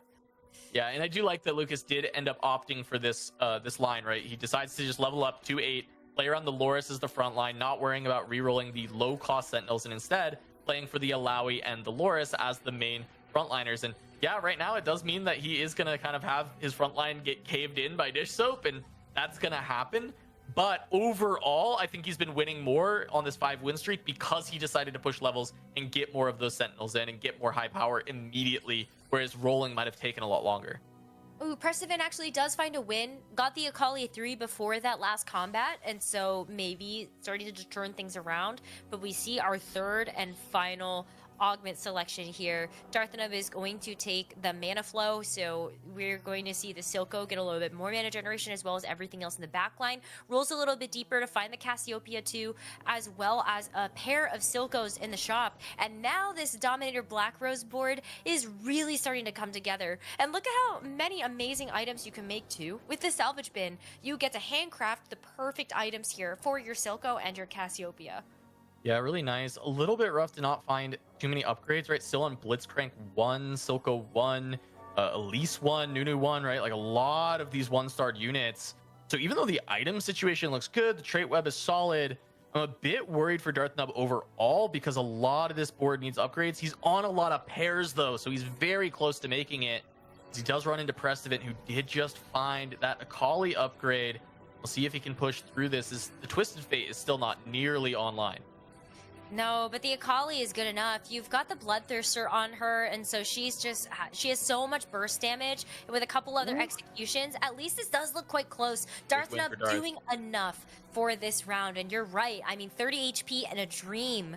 Just hoping that you can actually make it a little bit further, maybe even to Carousel, and find that final Silco. Yeah, it's, I mean, really, really tough for Prestivant. He is going to be stuck at the bottom there, and it looks like just hitting the Akali, but not even close to the Twisted Fate, is going to be a lot of trouble. Yeah, I think that's his 6th copy of Twisted Fate, so he still needs a lot more. We also just saw Dank Memes find a Reforger, stack 3 emblems he didn't want, and reforge them trying to look for another Rebel, but he does not hit. However, he did get another Enforcer, and I wonder if he's able to easily play something like 4 Enforcer just as a mid-game thing here to try and keep up the wins and try and get towards that level 9 where he can play towards the 10 Rebel, but he's already playing 7 Rebel with all of the rest of these traits in as well. I mean, the rest of these emblems look great for later. You had a Sorcerer emblem, so you can get that trait online for the Zoe. Look how fast she's casting, too, with just the Rebel stacks and the Rage Blade. I've loved the Rage Blade tech on Zoe so far in this set, and it really seems to be doing wonders here for Dank Memes as well. Although that LeBlanc is slightly scary, but I think you're going to be okay. Just the Ezreal 2, plenty to be able to get through the rest of that backline. Yeah, and both Precedent and Darth Nub losing in that round. Both of them at a race to the bottom. Both of them in pretty decent spots after game 3, but taking a bottom 4, a bottom 2 is going to really hurt their chances going into the final stretch of this tournament with the last 2 games. You do see this Jinx staying on the carousel. If Dank Memes get that, it's an absolute crime. Weijin is going to take it away, so that we won't be seeing that just yet. Oh, I think Lucas also might have wanted to have that rod, but so that's another denial there from Weijin Iverson. If you had left that Jinx on the carousel the entirety of the time, like Dank Memes is towards the top, he's gonna be one of the last people released. So if you left it there that long, yeah, we have some problems in this game. Meanwhile, for Precedent, 1 copy off of the Twisted Fate. Yeah, grabs the Ambassador though. He does need that single copy. Decides, okay, I'm gonna give up on the Rels here. Maybe try and find a Rel 2 later, but needs the Twisted Fate 3 immediately. Yeah, remakes some items there for the Akali and is able to slam a 3rd item onto that Twisted Fate. The Ambassador was such a big pickup. Fighting up against Dank Memes. I mean, Dank Memes' board is pretty strong with all these extra emblems. Also having the Vi 2, even though it is a Sorcerer Rebel Vi with no other items, I think the Rebel stats on being 7 Rebel, kind of enough to still make that unit pretty scary on stage 4. The Kali does get the wrap onto the Zoe, and this is really big for Precedent to find this win. I think he's turned the corner on it with the Akali still at full HP, and it does look like he's got it. An important win for Precedent. Darth Nub as well finding the win. Both of these players really just trying to hold on. Yeah, that's a really big deal. I mean, the Akali just being able to take down that fragile backline. Precedent has bought himself yet another round to try to find this Twisted Fate 3. But it's rough out here. You've got 7 gold. You have to kind of just take one of the first anomalies that you find. Honestly, not too bad, though, here for the Akali being able to pick up that last chance. And whoa, France is actually able to put nothing wasted onto the LeBlanc. Imagine being able to put your 5 cost into the anomaly. Yeah, that's insane for sure. Being able to get the LeBlanc online, getting a lot of value there, nothing wasted. So you're actually just getting a ton of mana on this, a lot of casts coming out from the Sorks. We also get Weijin doing it on LeBlanc as well with Touch of Frost, and that's going to apply to pretty much the entire board when we get those casts coming through. That's also a very, very nice pickup. We'll see from Precedent if that last chance is enough on this Akali to try and give him one last chance to stay alive for a few more rounds in this. We're seeing a lot of very good pickups. Strength draining for Dish Soap, which has got to be the best in slot there for the Tristana, giving her so much extra AD that she's already been scaling and just compounding those stats. And Mini-Me's for Bio as well, in the extra damage for that Zeri. Really good on the Zeri. I'm also looking at the mage armor on the Mordekaiser that Darth Nub was able to throw into the anomaly as well.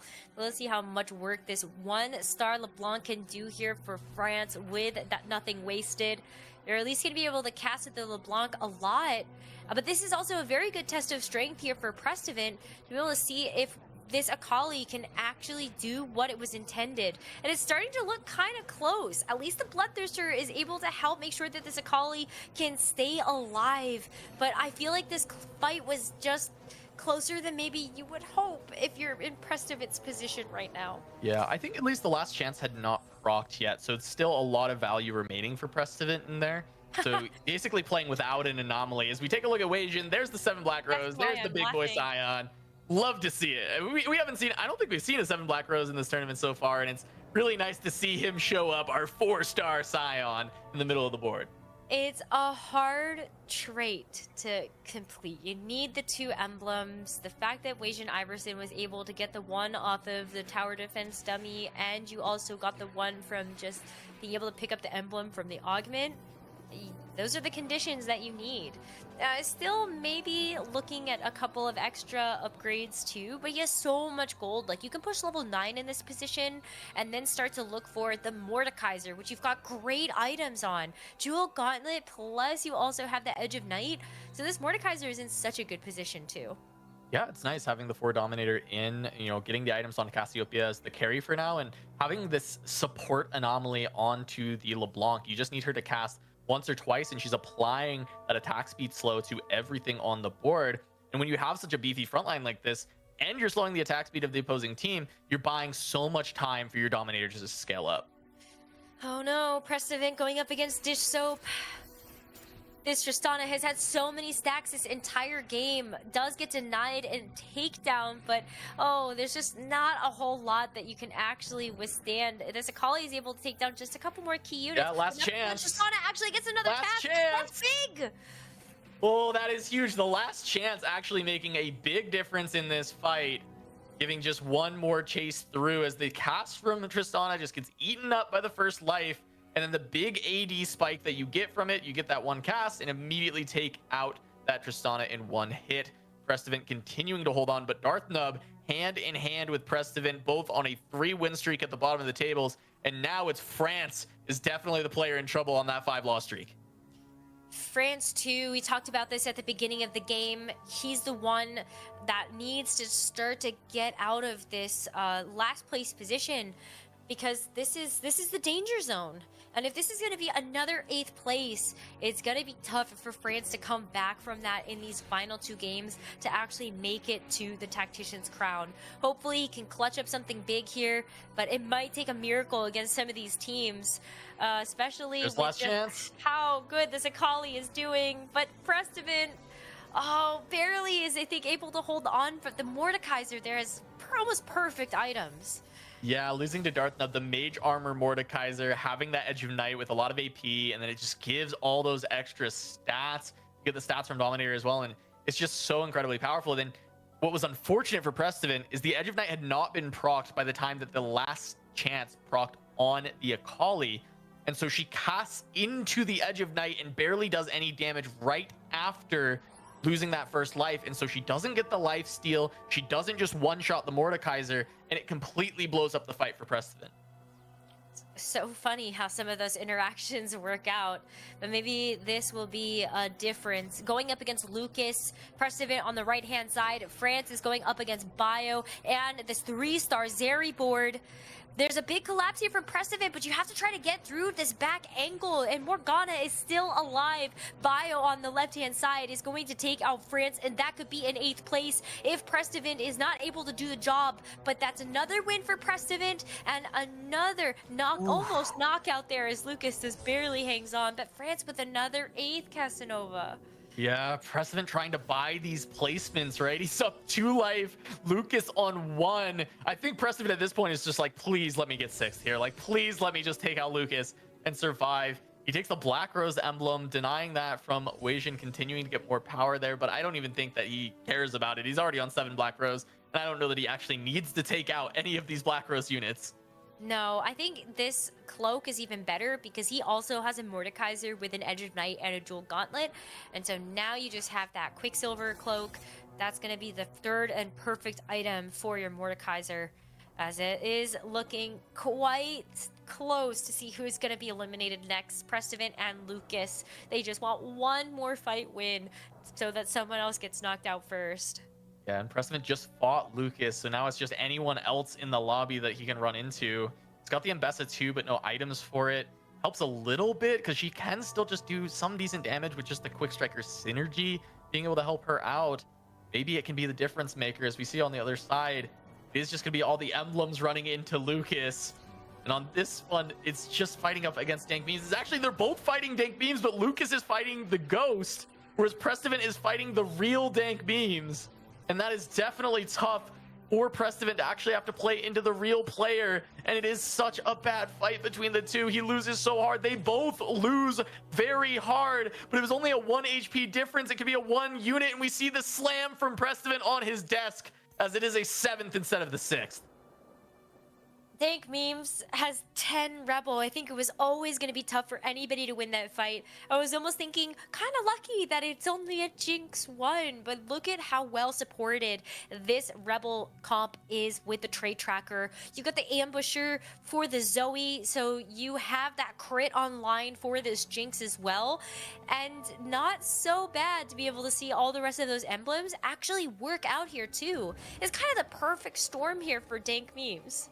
Yeah, you're getting all those baby traits online for free, right? You're getting the 2 Sork, you're getting the 2 Ambusher, just because you've got these, and normally you wouldn't be able to turn those on, but it does give you that incremental value alongside the flat stats you're getting from that Rebel 10, and it is just way too much. And looking here at Darth Nub, he's also stabilized around the Mordekaiser 2 with the Mage armor. Gotta feel great when you can anomaly the 5 cost and still get it to 2-star before you go down. Yeah, I mean, did you see how it was wailing on the back line? Like, just one-shotting everything on Biospore. Even that Zeri did not stand a chance. And so, Darth Nub also feeling quite good about his spot. I think it's still tough, like, gonna be a very close lobby, because Darth Nub, even though you have this Mordekaiser 2, you have Dank Memes that's gonna be sitting at 10 Rebel. Dish Soap has extended these stacks on this Tristana even further just because of how quickly he got that online. And he's starting to get a couple of rumbles together with some items.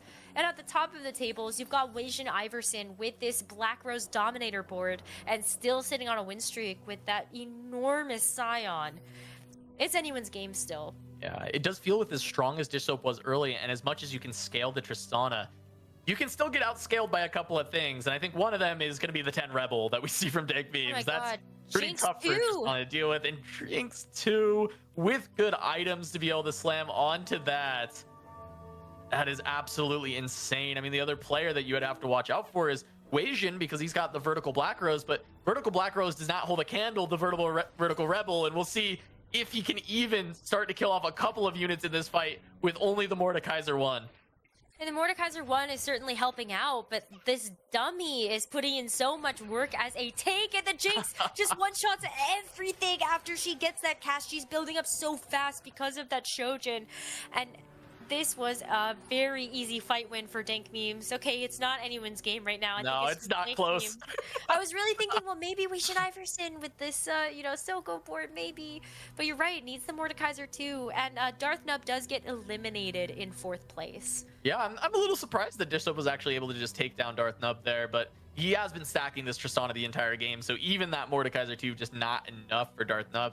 And, I mean, even looking at Weijin, right? We moored 2 here. I don't think it changes the fight at all. I think the 10 Rebels is just way too powerful. It's such a good win-out trait. And Dank Memes piloting that trait tracker very well. Getting a little bit lucky to find those 2 Rebel emblems. But when you get that many emblems, any reforged 3 total emblems, you're bound to find something incredibly powerful that you can win out from. And Dank Memes has piloted that incredibly well.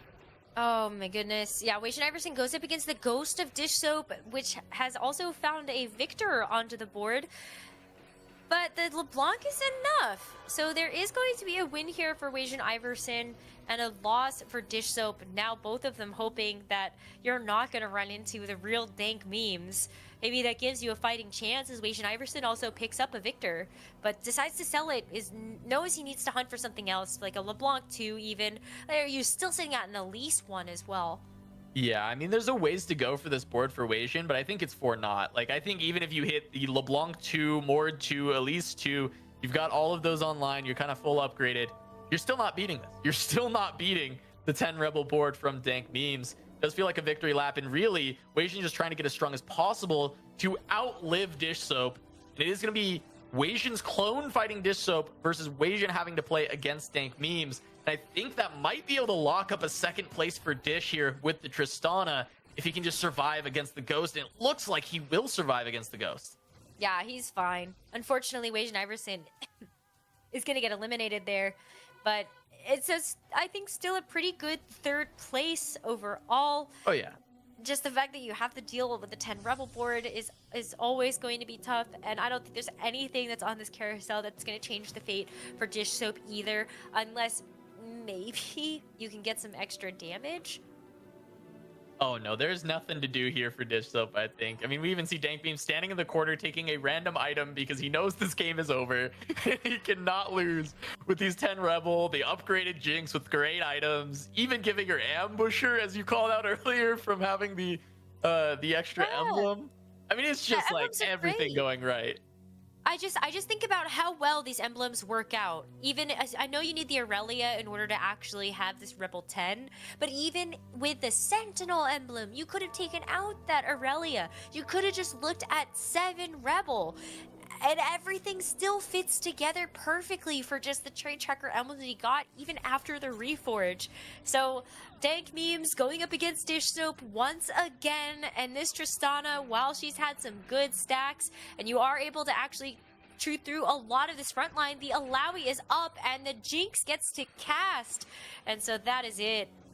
What a great game from Dank Memes. 10 Rebel, absolute cinema, Casanova. Absolutely, and Dank Beam's putting him in a very good spot to actually play for first in this tournament. He was at 16 points going in. Getting the 8 points there is actually going to put him in the lead because Weijin ended up third. Dank Beams is caught up. He's in first place after that one. After talking to Dank Memes yesterday, this was a tournament where he really wanted to prove last set it wasn't a fluke. And I think he's doing that with another win under his belt. We're going to go to a short break, and when we come back, we're going to have the analyst desk come back and break down that game, and we'll get ready for game number 5.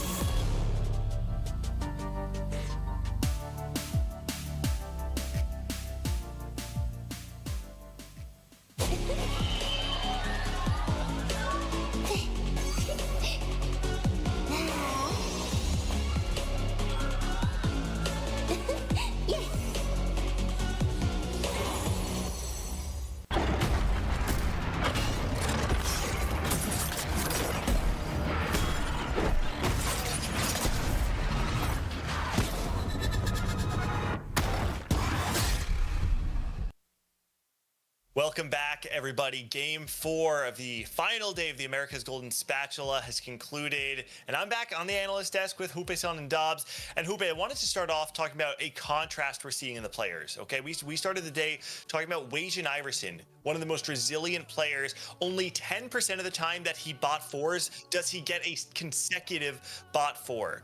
We saw him go 8th last game, followed up with a 3rd this game.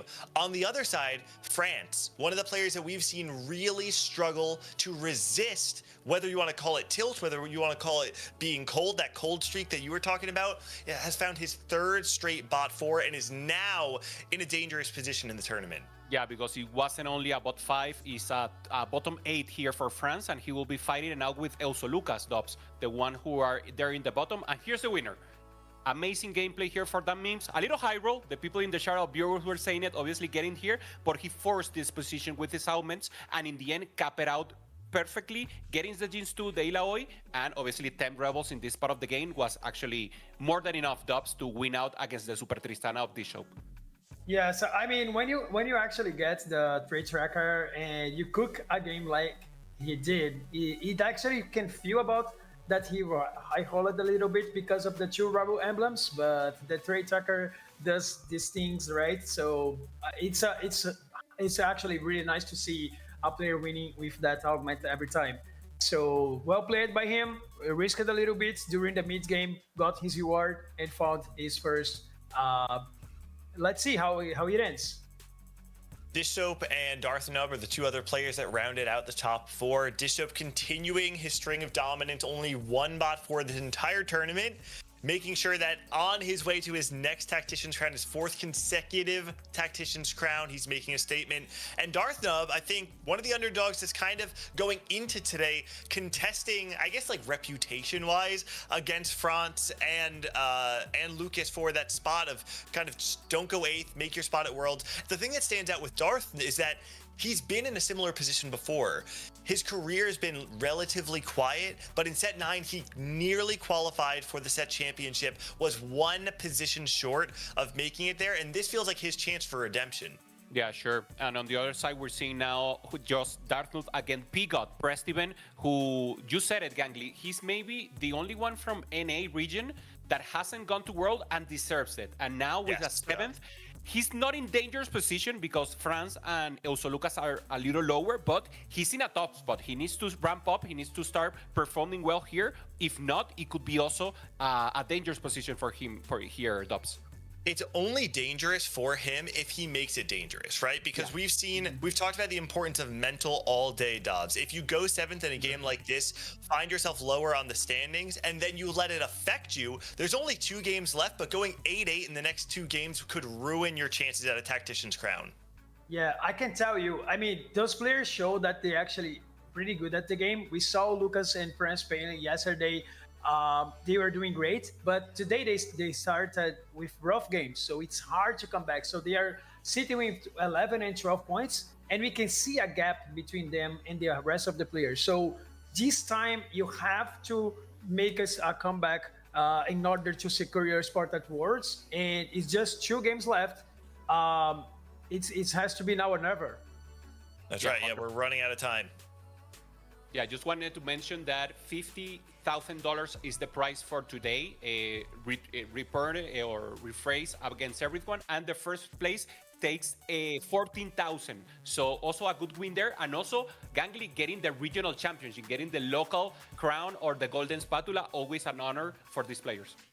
There are, I mean, not that many domestic champions across the entirety of the history of TFT. So to be one of few would put you immediately into elite company. Now, games 5 and 6 are about to get started. We're going to go to a quick break. When we return, we'll finish up with the back half, the final day of the America's Golden Spatula to determine who will be representing our region at the Tactician's Crown. Vamos! Vamos.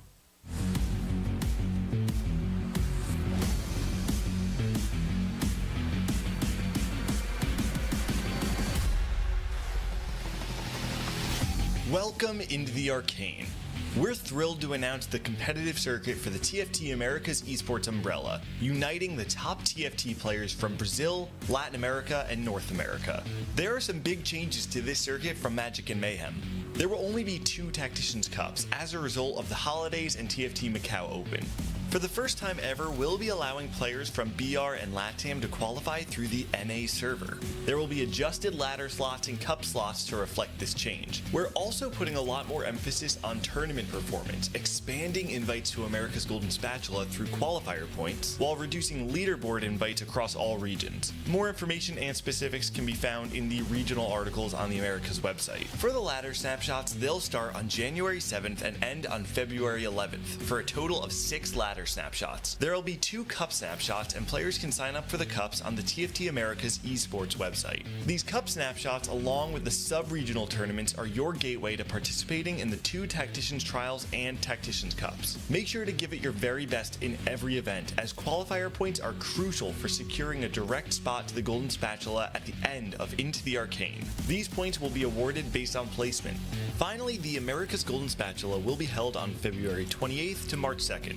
This event will be the penultimate event for America's best players. 3 will come from ladder snapshots, 2 from Brazilian sub-regionals, 2 from LATAM sub-regionals, 4 from Tacticians Cup 2, 1 from Tacticians Cup 1, and 20 qualifier points. With the new changes to our competitive format, we hope to continue to improve the quality of the competitive scene. We invite you to step into the world of Arcane, to duke it out and rightfully crown our next America's champion. Don't forget that ladder snapshots and cup snapshots start early January. For more information, visit our website, americastftesports.teamfighttactics.leagueoflegends.com.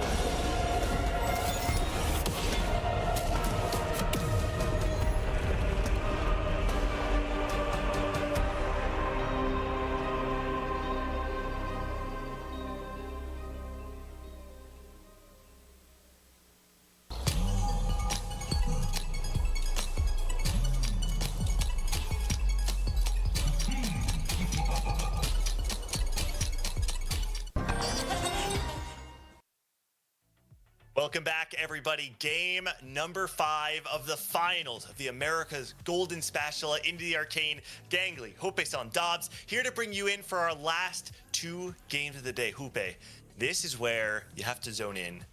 There are some players playing to try and win the entire event.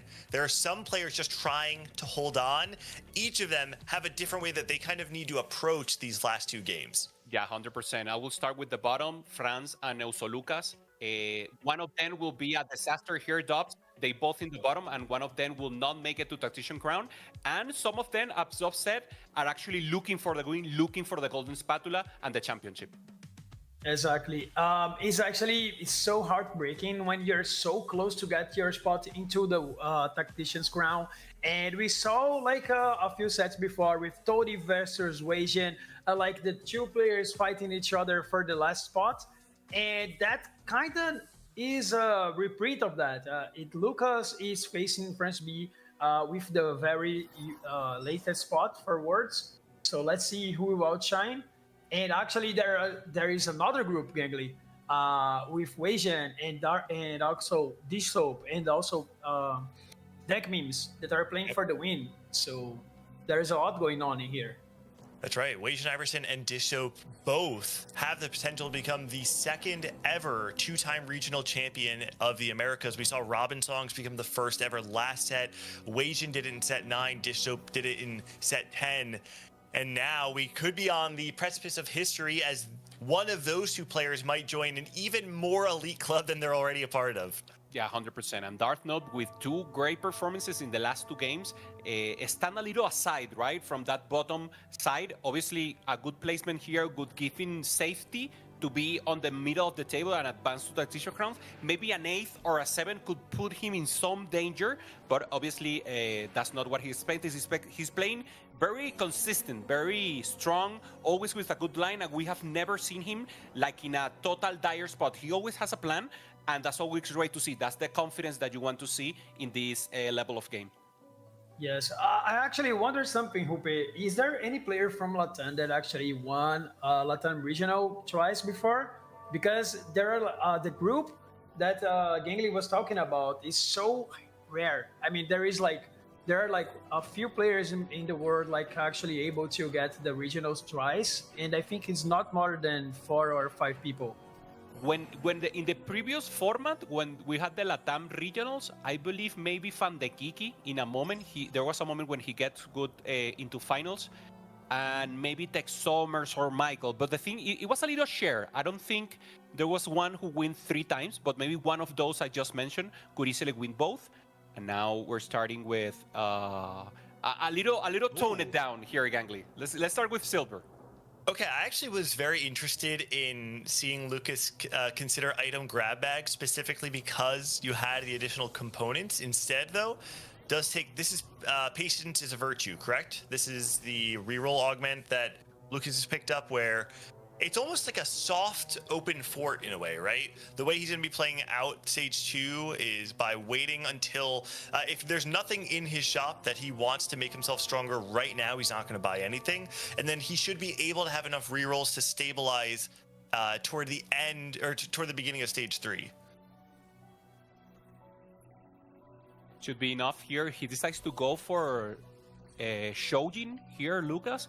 I imagine he also had the possibility to go for crit and maybe itemize the Akali. He prefers to open more spaces. Obviously, Shojin good in Twisted Fate, good if he wants to go for a Rebel, or if he wants to go for a Sork possibility. So more open to chances we already know about the creativity of Lucas. And on the other hand, Prestiven here taking the loss against Weishan. Yeah, I actually didn't expect that board to be at level 4. So I wonder how is Lucas planning that game. Actually, he could play TF and Akali, but with that items that is limit, I wonder if that will be. So let's keep an eye on him, as he has he's in the pretty difficult spot right now. And for press event, more safe augments. I wonder if he will actually roll the Sentinel, or yeah, he probably will keep it. Yes, and I like this augment actually because it gives you direction, and when you have like so many items from the encounter from Vi is actually really good. Having direction, because you can save a lot of HP early game. He does make the Rage Blade and the Infinity Edge. Typically, you know, when people are trying to play around Zeri, which historically has been played around the Sentinel line, you can play that or the Watchers.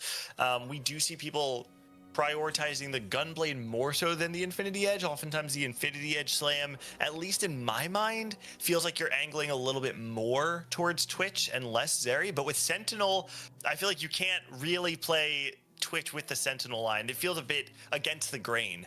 Yeah, he has to stay with 30, or if he gets a Tristana early, he could move and maybe use the most common Tristana Sentinel line. So that would be the option in case, obviously, he gets Tristana. France, we're seeing right now, has already shown us that even a late Tristana can give you a .4. So that's also a possibility. Bishop has played Tristana so much here right now. And actually, this is the face-up Festival against France. France with Rebel Sentinel. Still open to possibilities here, and it will be interesting to check Academy items here, so we have a chance here. He's holding the Leona, not holding the Lux, but obviously Academy a good out for the late game. Yeah, I would say actually that Zeri was back when she was like OP. The line with Sentinels alongside the Singed was so great, but in the past, after the nerfs, it got Zeri got a little bit better with just the Watchers. So I wonder if he actually is changing for Tristana later. So it actually will depend on what he can actually get the Tristana natural on the Seishu. Yep, I think that's exactly what it is. The name of the game for Prestivant is dodging these bottom 2 placements, and I think his best chance of doing that is playing what the game offers him. If he's playing too against the grain and digging too deep just to play Tristana, I feel it may not be efficient with the amount of gold he'd have to spend to make that pivot. If you have the opportunity to upgrade a Zeri, you probably just play Zeri with Sentinels, recognizing that your cap is lower than it would have been last patch, but still strong enough to get you out of that bottom 2. Yeah, makes sense. Now here, Prestiven committee, It's Dartmouth. Oh, sorry, I just got a mistake there with the video. And he's Yeah, playing it's Sword tricky. Flex. Yeah, it's fine. It's just a glitch. We'll fix it just now. And okay, this is what we normally see. This could be the Sork line together with Emissary. This could be a pivot to the Silco line. So obviously maintaining the possibility of both. Mostly maybe going for Sorks now that you have both the Zaira 2 and the Lux 2. Yes, I love this opener because it gives you so much power at the stage 2. As you have like Zaira, that's a strong unit. You can flex like the front line with the Watchers. Alongside if a Swain, if you high hold that, you can also get some procs from Conqueror. It's such a flex. Early game that can lead you into both Sorcerers and also to Silco. So he's saving a lot of HP. He might streaking here, depends on the matchup. Let's see. Beggars can be choosers being picked up by Darthnub as well. So I imagine he's going to be looking for, he does have the freedom now that on 3-2, 4-2, if there are certain augments that he feels can give him very clear direction, digging even further into sorcerers and just playing either the sorcerer emissary line or maybe even verticals if he gets offered the emblem. It also gives him an opportunity to make a pivot more easily if he feels like he has to lean into dominators or something like that on 4-2. So it offers him way more flexibility than other players in the lobby. We have the placement here, Preston against Dartmouth. Both of them very strong, maybe the strongest in the lobby, so maybe a possibility here for Dartmouth to lose and maybe lose the win streak. And if this happens, this will mean, no one with a win streak. So this will mean that, more parity for the rest of the lobby, right? Everyone will be more in the same pace, and maybe Dartmouth will not advance so much or so higher in the tempo of the game. Should be more balanced for everyone. Yes, as you said, but at the bottom you can see 2 players that went in the 5 lose streak. So in Lucas is actually playing some sort of Sorks. He has a Swain, he has a pair. So it's starting to look a little bit better for him. He will have like a lot of rolls from his first augment. So let's see if he's going to push into that level 8 or if he's holding even before to stabilize. So his items looks great. It's a good start with a lot of gold. Yeah, I think you nailed the exact kind of moment of tension that Lucas is going to be finding here, which is whether or not he needs to stabilize before level 8 or whether or not he can afford or whether he'll be forced to roll on 3-2 and utilize some of these rerolls. Okay, now once again, it's Lucas looking at 2 Swains here. Should be good. And now we change to Weishan. Weishan, good items here, at least for tempo. Has the runings. Normally we've seen it with good performance on the Ezreal. Now for Sentinels, just for you guys to know, we have the Academy items. So it's Hand of Justice, Blamber Best, and Runa's Hurricane. So could be good if he decides to go for that vertical in a moment and then maybe transfer to the Ezreal. And also he's holding an Echo here. So maybe more possibilities of playing Scrap. He has options here. Yeah, he has a lot of options. The problem is that he doesn't have like Trundle 2. He also have a Trundle in the shop, but it's hard to play Scraps when you don't have like much of the units. But it seems to be he's playing Sentinels. Let's see what he gets for his augments. Bishop does snap that win streak from Weishan Iverson on the other side. Lucas makes it actually heads up play, gets the Renata 2 during the PvE round, so it does not cost him anything. He still gets his free rerolls while taking that, while making his board a little bit stronger. Now gold augments coming through. We'll see whether or not he wants to lean more into the sorcerer line, which we believe is contested. I know we saw both Darth Noob and Disso both playing sorcerers early game. Lucas maybe believes with the additional rolls, however, can get ahead of the lobby. Yeah, Preston gets a Twitch, but he gets Starry Knights. So with Starry Knights, he will go 100% for the reroll, and he still has 31. So it will be interesting to see if he hits. He will need a lot of help from the game here, Dobz. Yes, I look at the Bios augment, Golden. One of the augments that actually people picked a lot, more than I was expecting during this tournament. People are like prioritizing that so much. And he actually needs to play AP. We can see that for his items. Let's see if he's actually playing Academy or if he's going to Sorks as well. but Golem definitely a lot of frontline. He can fit in whatever he is playing. Golem is also always good. We'll check the HP also to have an idea of what's in playing. And normally what the people have done so far, our strategies is just the big golem in the front, and then you go for full sniper, you go for full damage, you go for even Dominators would work well here, I Dominators think. has been good, yeah. For now, think it with makes the sense. items, makes sense, yeah. With how contested Sorcerer seems to be right now, I know Dystope, like I mentioned before, was playing Sorcerers. We saw Lucas clearly lean into the Sorcerers with the Sorcerer +1. This is an opportunity for Bio with the additional gold that he has from Beggars Can Be Choosers too. Maybe not a ton of gold, but a little bit to get him there. Has an opportunity to maybe find an uncontested line, but he's going to have to be a bit reactive to see what both Darthnub and Dystope are playing. Yeah, I mean, I can see that Darthnub is probably aiming to Suko to avoid that line with Sorcerers. They soap with a good early game already, and also Lucas had the emblem. So if you can actually avoid it, it will be okay. It will be a little bit better. But even though when you're trying to not buy Sorcerers, you still need some units that happens to be in both boards. You have to have that Garen.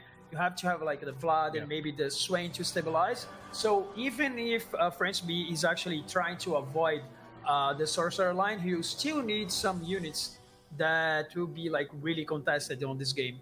Yeah, many people may be going for that sword line, as you just mentioned, with the possibility of Emissary. So good units here for that.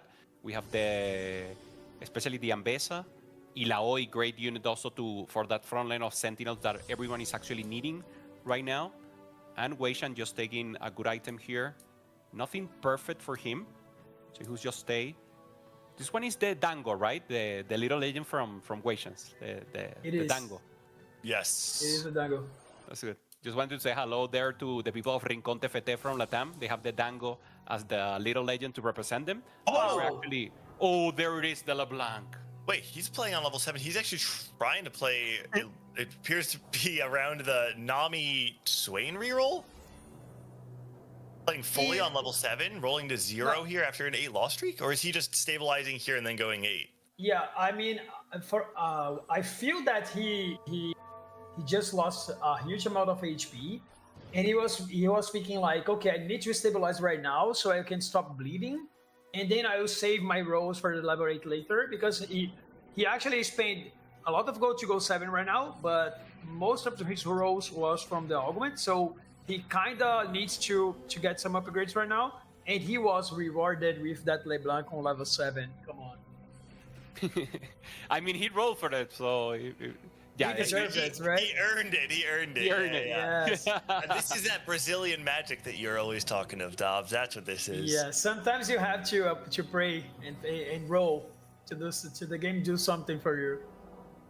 Prestivan, like we said, just trying to play for those middle placements. And honestly, it's the story for most people in this lobby right now, because France and Lucas have had a pretty rough day up until this point.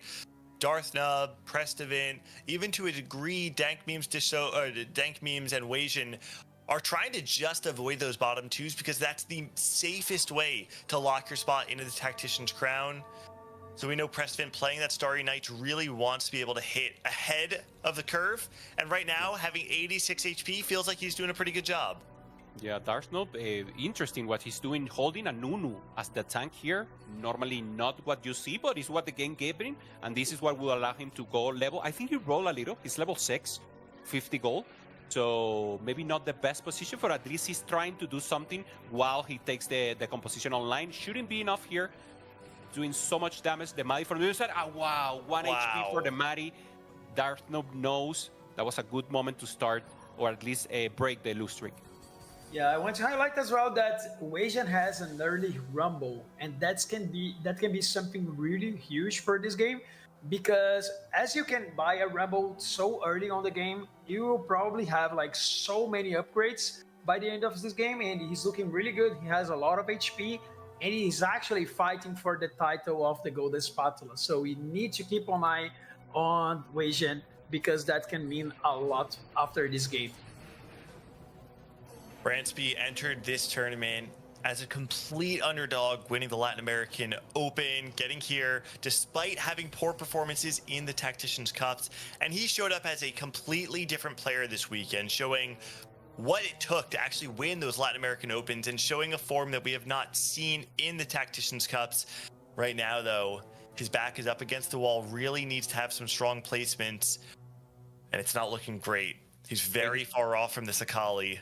One off right now. One off, actually. Oh, he did have another in the on the bench. Okay, so only one off, and actually with an Alawi hit as well, can be able to play the 3 Rebel Spike. But yeah, he needed the wave. He had like a up and down wave, like a little, then no, then yes, then no. So well, one Akali away. He didn't have one Twisted Fate until he started rolling on 4-1, and now he at least got 2. So this will be a different comp. It will be maybe Akali plus Nocturne reroll, and Twisted Fate will be only the support. So that's why we see the red buff here. We don't need him for the damage. He will only spread maybe some utility. So very important to get the Akali. 0 gold. So now it's up for luck, mainly. Dobz. Yes, let's see the augments that can change it a lot in this game. It's a gold augment, not changing much as a prismatic, but let's see how Epitaph it is. and Health as Wealth are both very strong augments. Mace's Will, also a very strong augment. He had 3 fantastic choices, decides to go with Health as Wealth.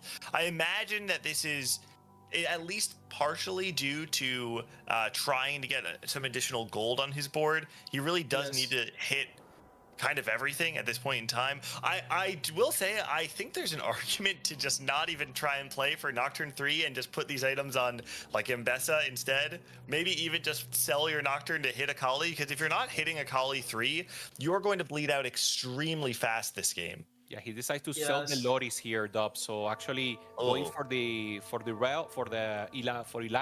So he will not cap out. He's just looking to save spots here. Yes, it's wow, it's a Rumble 2 for Wasion, man. He's looking so good. Look at his items already. That is 2 Rumble 2, this cloning facility as well. Yeah, cloning facility, Rumble 2. I mean, the game from Francis is looking rough, but Wasion is looking so great after this roll down late. He's probably going 9 by now because he has a Rumble 2 with almost BIS, best in slots. It's so good for him. Prestiven also going for the Akali. He has an additional one here in the bench. He's holding them to take them away from France, recognizing that Prestiven's best chance at making to the Tactician's Crown is by France going out with another low placement. Prestiven trying to optimize his chances right now. Yeah, here it is, 0 goal again, not hitting anything. He at least needs the Akali, and now Lucas, who is the one who's playing with him, and both at the end of the table, both with the dire possibility of not advancing to Tactician Crown. I think Lucas' boards has an better. Akali. He has Akali too as well. Akali 2 as well. Wow. On the other side, France just trying to hold on. The odds are stacked against him. This Nocturne 2, I mean, it's got a little bit of damage, but it just has no way to avoid all the CC on the other side, and France is going to take a big hit here. Oh man. This round is really unfortunate. I mean, TFT is this way, right? It's sometimes it's just sad that you cannot read, and the players are just doing right. I mean, if you want to do if you want to secure your spot at ward, sometimes you have to hold somebody else's units, and it's just how TFT works. So it kind of feels bad for France B, but the other guys are just doing they work, right? On the top of the standings, though, Dishsoap, Wasion Iverson, Dank Memes, 3 players who have had fantastic days on the whole. The top 3 in the standings right now, all contending for another top finish. Dishsoap and Wasion Iverson having the opportunity to each seek a second regional finals title would be a fantastic story to end set 13 on. There it is. France does find it. Question now is this enough? Yes. I mean, he's not very strong, and he will not get the full cap out, but at least he will manage to preserve HP, and now is the position, right, to win against Lucas, to win against Dartmouth, and to try at least to get 3 points in this round. Yes, exactly. And the next round, he also has the Akali for actually knowing that his actual carry for taking the anomaly. So, Yeah. and he also will have the extra gold from the augment. I don't think he got it by now. Oh no, it does not look Wow. like he is anywhere near enough though to deal with Dishop's board. Long distance pals, 6 sorcerer, having the Zoe 2 and a 3-item LeBlanc on your board with mana flow in the back line. Dishop just has so much power and France's board explodes. Down to just 8 HP. It's gonna be extremely hard for him to get even a single placement here. Time for anomaly. And now very important to get a good one. We don't have much gold, so 8 rolls only for him. Copy of a champion is never bad. I don't know if it's enough for what he needs. Little AP, fireball, don't like it. Giant size I like this without one. the Titans. I don't love it. Yeah, without Has the Titans has the here. VT. Yeah. Okay, infection anomaly. Okay, bully, perfect. Bully is good. Ooh. Bully is good. Yeah. If Bully's there was anything amazing. that was Very going to good. give him strength right now, I don't know if there's anything else that would give him as much immediate power as Bully. So Yeah, he actually needed that. there's just so few damage threats outside this Akali. Just Nocturne 2, TF1, TF2, not going to be able to hold it down. Wajan Iverson, though, continuing the streak, and you guys called it. He's sprinting straight to level 9. Wajan, an exceptional player, capping out boards, one of the highest first place rates in the entirety of the Americas since the merging of the regions. I mean, look Exactly. amazing. And Go, he's looking amazing, and it's still the items for Rumble actually is still having an academy item, so it's giving extra power for him. And I wonder how many upgrades he already has. So he's so strong in this game. Okay, position here is good for France. He's staying in the back line. He's staying no. against the step, but no, not enough. Steps take it. France no goes away at 8th. Dagmix is celebrating. He knows this is great for them, and France will go take a walk. This is bad news for Latam. Now, the only way that France qualify to the next round is a low result here for Euso Lucas, and then France has to have a big gap against Euso Lucas once again on the 6th game. Yes, it's really unfortunate to see the camera looking at it that way. It's nice when you see the cameras like for when that Mimesis was celebrating, but it's heartbreaking to see when you lose a game like this. Yeah, it is. Lucas, the other player contending with France, trying to get out of the bottom here, has been able to stabilize his game on a 4-win streak, 39 HP. Feels like he should be able to dodge bottom 2 placement, especially with Darth Nub on a sort of free fall. Doesn't find Silco 2, doesn't have Mord 2. Doesn't seem like there's too much power on this board, so Darth may have trouble surviving this next round, and Lucas may be able to secure himself at least 3 points coming out of this game. Yeah, Lucas using those additional rolls, not finding anything interesting yet. Darth Nub, strong, at least for now, with the items. Find on the Silco 2, Cassiopeia. though. Yeah, makes the change now. And yeah, this is much better. He has a lot of frontline here with the Blitzcrank, and should be enough. Going up against Combat Dagmix. medic. Oof. We didn't really get to talk too Yeah, much super about this stick. combat Yeah. medic coming in from Dank Memes, but he's got it fully online. I mean, this is best in slot for this Stev. It's very hard to actually break through it, and you can see Darth Nub, who wants to play a long fight, is actually just bursted down by the combat medic himself, breaking into the back line and sending Darth Nub 7th. Yeah, you guys can correct me. Actually, I didn't see a single stab carry on this tournament. I mean, from the games that we watched, not something that was appearing so much. And Derek Memes showing in here that he had that composition on his pocket. At least for now, is working. Yeah, I like it. He's using it with the Twisted Fate. Normally, I've seen it with the Maddie, but not in this set. Maybe in previous set, you got the Maddie 3 together with the Step 3, and you try to just force your way out of the mid and early game, and it's just punished by tempo. And actually working out for him. So yeah, good preparation. Preston, potentially on his last life, if he loses by 4 units or more, he will be out in 6th place. And it's going to be another fight up against the combat medic, the Grim Reaper, trying to eliminate the entire lobby. I mean, he's doing his job, right? In order to win, you have to kill people. So That's right. I mean, you have That's to a eliminate terrible them. so- medic. Yeah, sorry. Good Not the way items you want to also. say it. Great scaling, crit, good healing. So he's doing so much job, doing both good damage and good tankiness, but it's not enough. Rel 3, so important, reducing flat the armor there for the medic. And finally, the Tristana takes it. Prestiven is on a great spot here. Great comp, already everything online. Just a matter of seeing if someone else pop ups, maybe here, Lucas with a LeBlanc 2, something weird like that, because obviously he's in level 8, very difficult to accomplish. He's rolling, just trying to look an additional frontline here to put, getting the Garen. If he gets a Garen 2, maybe we'll go to in. There it is. Garen 2 would be a nice hit. You could play that over. Oh. He decides no. Oh, okay. He doesn't have the other emissaries in place, right? Did he not have Tristana? He actually had. Oh, he did. So he actually chooses just not to play the 4 emissary variation. Huh? Okay. Exactly. Okay, now also once again, doesn't find the Zoe 2. Against Prestiven here.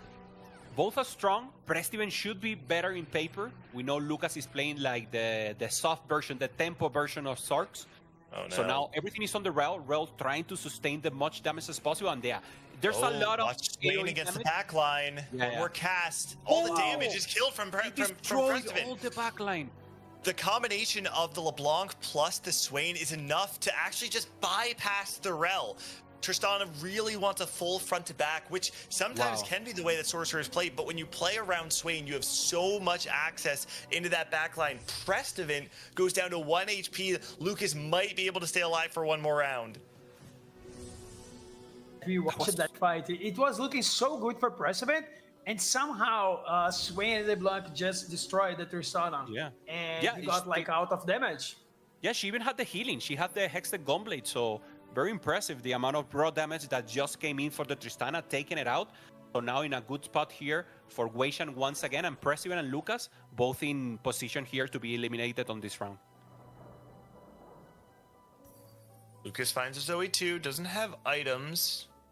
Question is, do you move Swain items over to the Zoe? You can actually move the LeBlanc items over to Zoe instead. Okay. Maybe it's more like actually didn't see the anomaly from Lucas. Yeah, that's the same I wanted to check. Maybe it's more like Frost, something like this, more utility. He doesn't require the ramp. It seems to be utility because if he was damaged, he wouldn't change.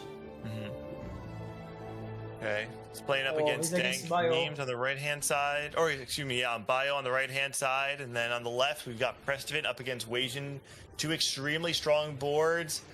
Bio's front line does start to fall a little bit, but we still got that Golem, and now the Silco can continue to ramp up. But once again, the Sorcerer's bypassing the front line, taking out the back line, and Prestiven is going to fall to Weishan Iverson. Prestiven goes out in 6th after a 7th place finish last game. 2 back-to-back bot 4s for Prestiven might actually put him in the conversation for this final spot, not making it to the Tactician's Crown. Yeah, we'll have to check the points now with this disruptive 6th place for Prestiven. Maybe France, with a dream of a 1st place, could make something happen, but obviously he will be the favorite to not advance with the points so far. And now, once again, split screen. They're both Brazilian. We're seeing right now Bio on the left, Lucas on the right, and this will be the final contact. Lucas, Dobz getting out of danger zone here with this result. Yes, I mean, I'm really surprised that he won a couple rounds with this board. Knowing that the range 2 was enough for him, I really respect that. We were actually thinking that he was changed for the Gary, and he steals like a couple placements. Okay, he's out and going up against Dank Memes on the other side. Should be good for Bio. Bio takes it. So a good win. Remember, Bio already advanced to Tactician from the qualifier from Brazil. And amazing board. He's just so good. But the one who's the actual raid bot who lost is Weishan. He lost their last round. I mean, look at this gold. He's pushing to level 10. He's pushing straight to 10. He's just letting them have one. He wanted them to taste victory so that the defeat would be it would hurt even more.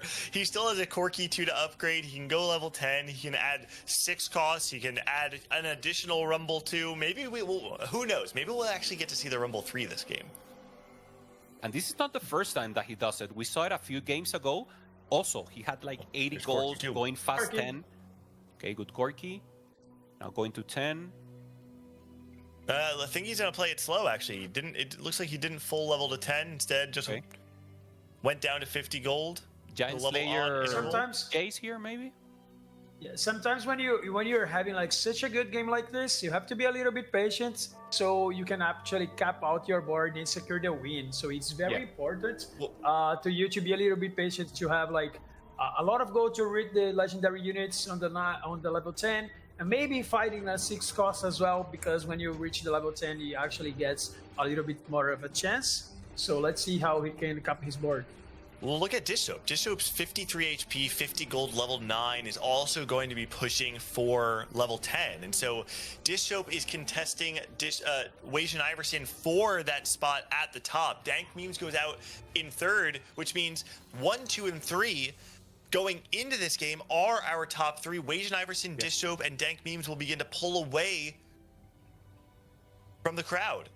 Yeah, 100%. And now just to realize a static shift here for Wasian, going for a AP damage. He knows that the actual carry here is the Rumble, and now he gets the Jace 2-star.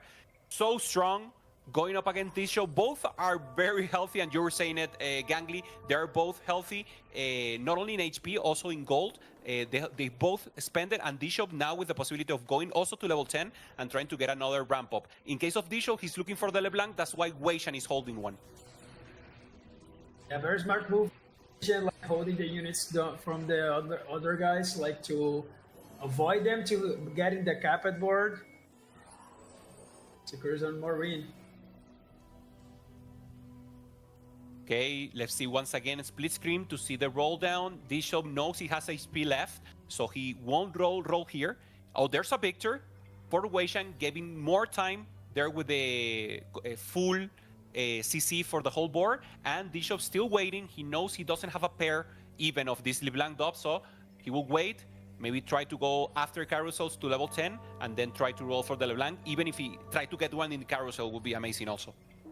Yes, exactly. As you said, sometimes the carousel saves you, so I wonder what Chief Soap can get in here, like to change the course of the game.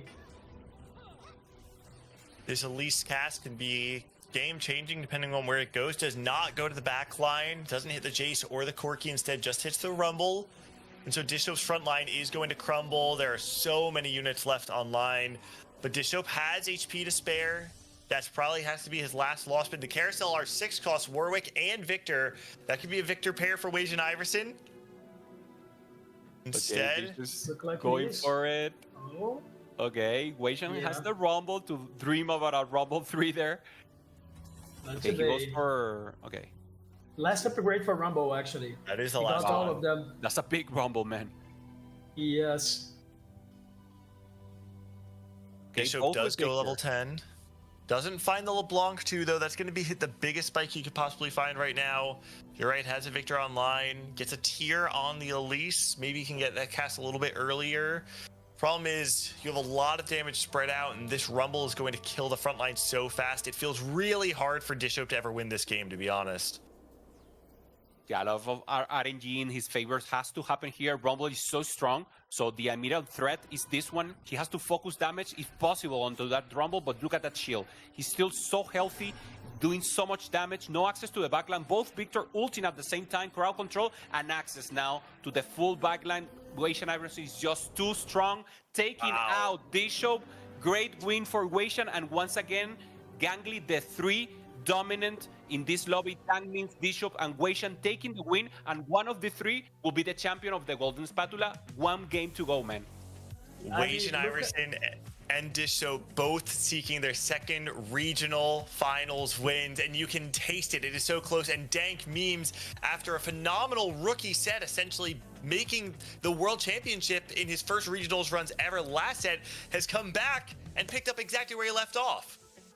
Exactly. Have you seen the face from Wasian after this game? I mean, you actually just won a game prior to the last game of the tournament. He seems so serious, like so focused, and we can tell that he's so focused on that title. So let's see the last game. I'm pretty excited to watch.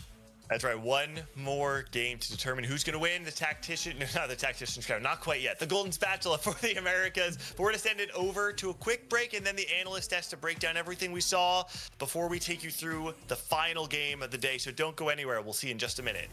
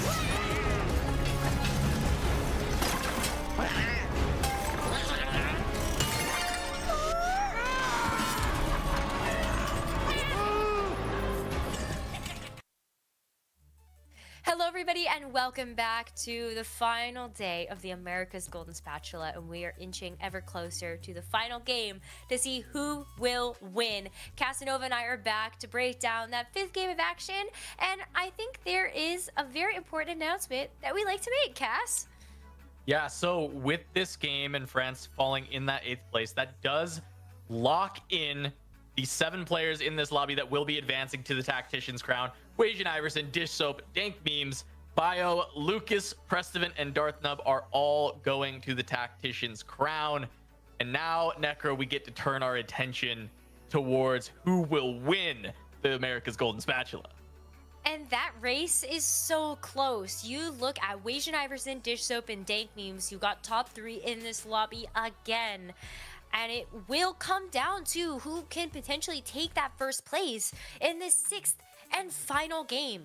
Wajan Iverson on a tear, though, and I think that was also a story that you could see in this, like in the kind of the lobby snapshot, is this lobby was really about pushing levels, getting your 4 cost, your 5 cost units, and that was how you were going to cap out your board. Absolutely. None of the reroll. We got to see the Slam Time Rumble at prime time, taking it all down with the Wajan Iverson. I absolutely love to see this unit actually get against Flowers. It's always so fun to see the Rumble build up his little mech and then take it to the Rift there. And it's so sick that we actually got to see it with a carry anomaly as well, because oftentimes you don't get to have the 5 costs online in time to make that happen. And really the only exception to that rule, Nekkra, was Dank Memes playing the reroll Steb. And we had not even really seen that at all in this tournament so far, but actually getting to break that out and find a top 4 was pretty awesome. That's true. Went for the Steb combat medic hero augment, and then was able to build out around that, going 6 Enforcer. And I know you were looking at the stats while we were watching this game, and you said there were actually 5 other Enforcer games, but the AVP on those games wasn't very good. Yeah, it wasn't the best, so it seems like nobody's been able to really get that, maximum cap on the Enforcers. And even here, right, this was just 6 Enforcer. This was not going up to 8. This was not going up to 10 Enforcer, but it was playing around the step, and so kind of gives you that, ability to find that good early to mid-game success, and then just turn it into a top 4. Could not compete with the crazy boards at the end of the day, though, where we had, the Slime Time Rumble just taking everybody down. I mean, it's hard when you're trying to compete with 9 very valuable champions as well, when you've got multiple 2-stars that you're looking at on your board. The 2-star Jace, on top of the fact that you had that 2-star Corki with fairly good items.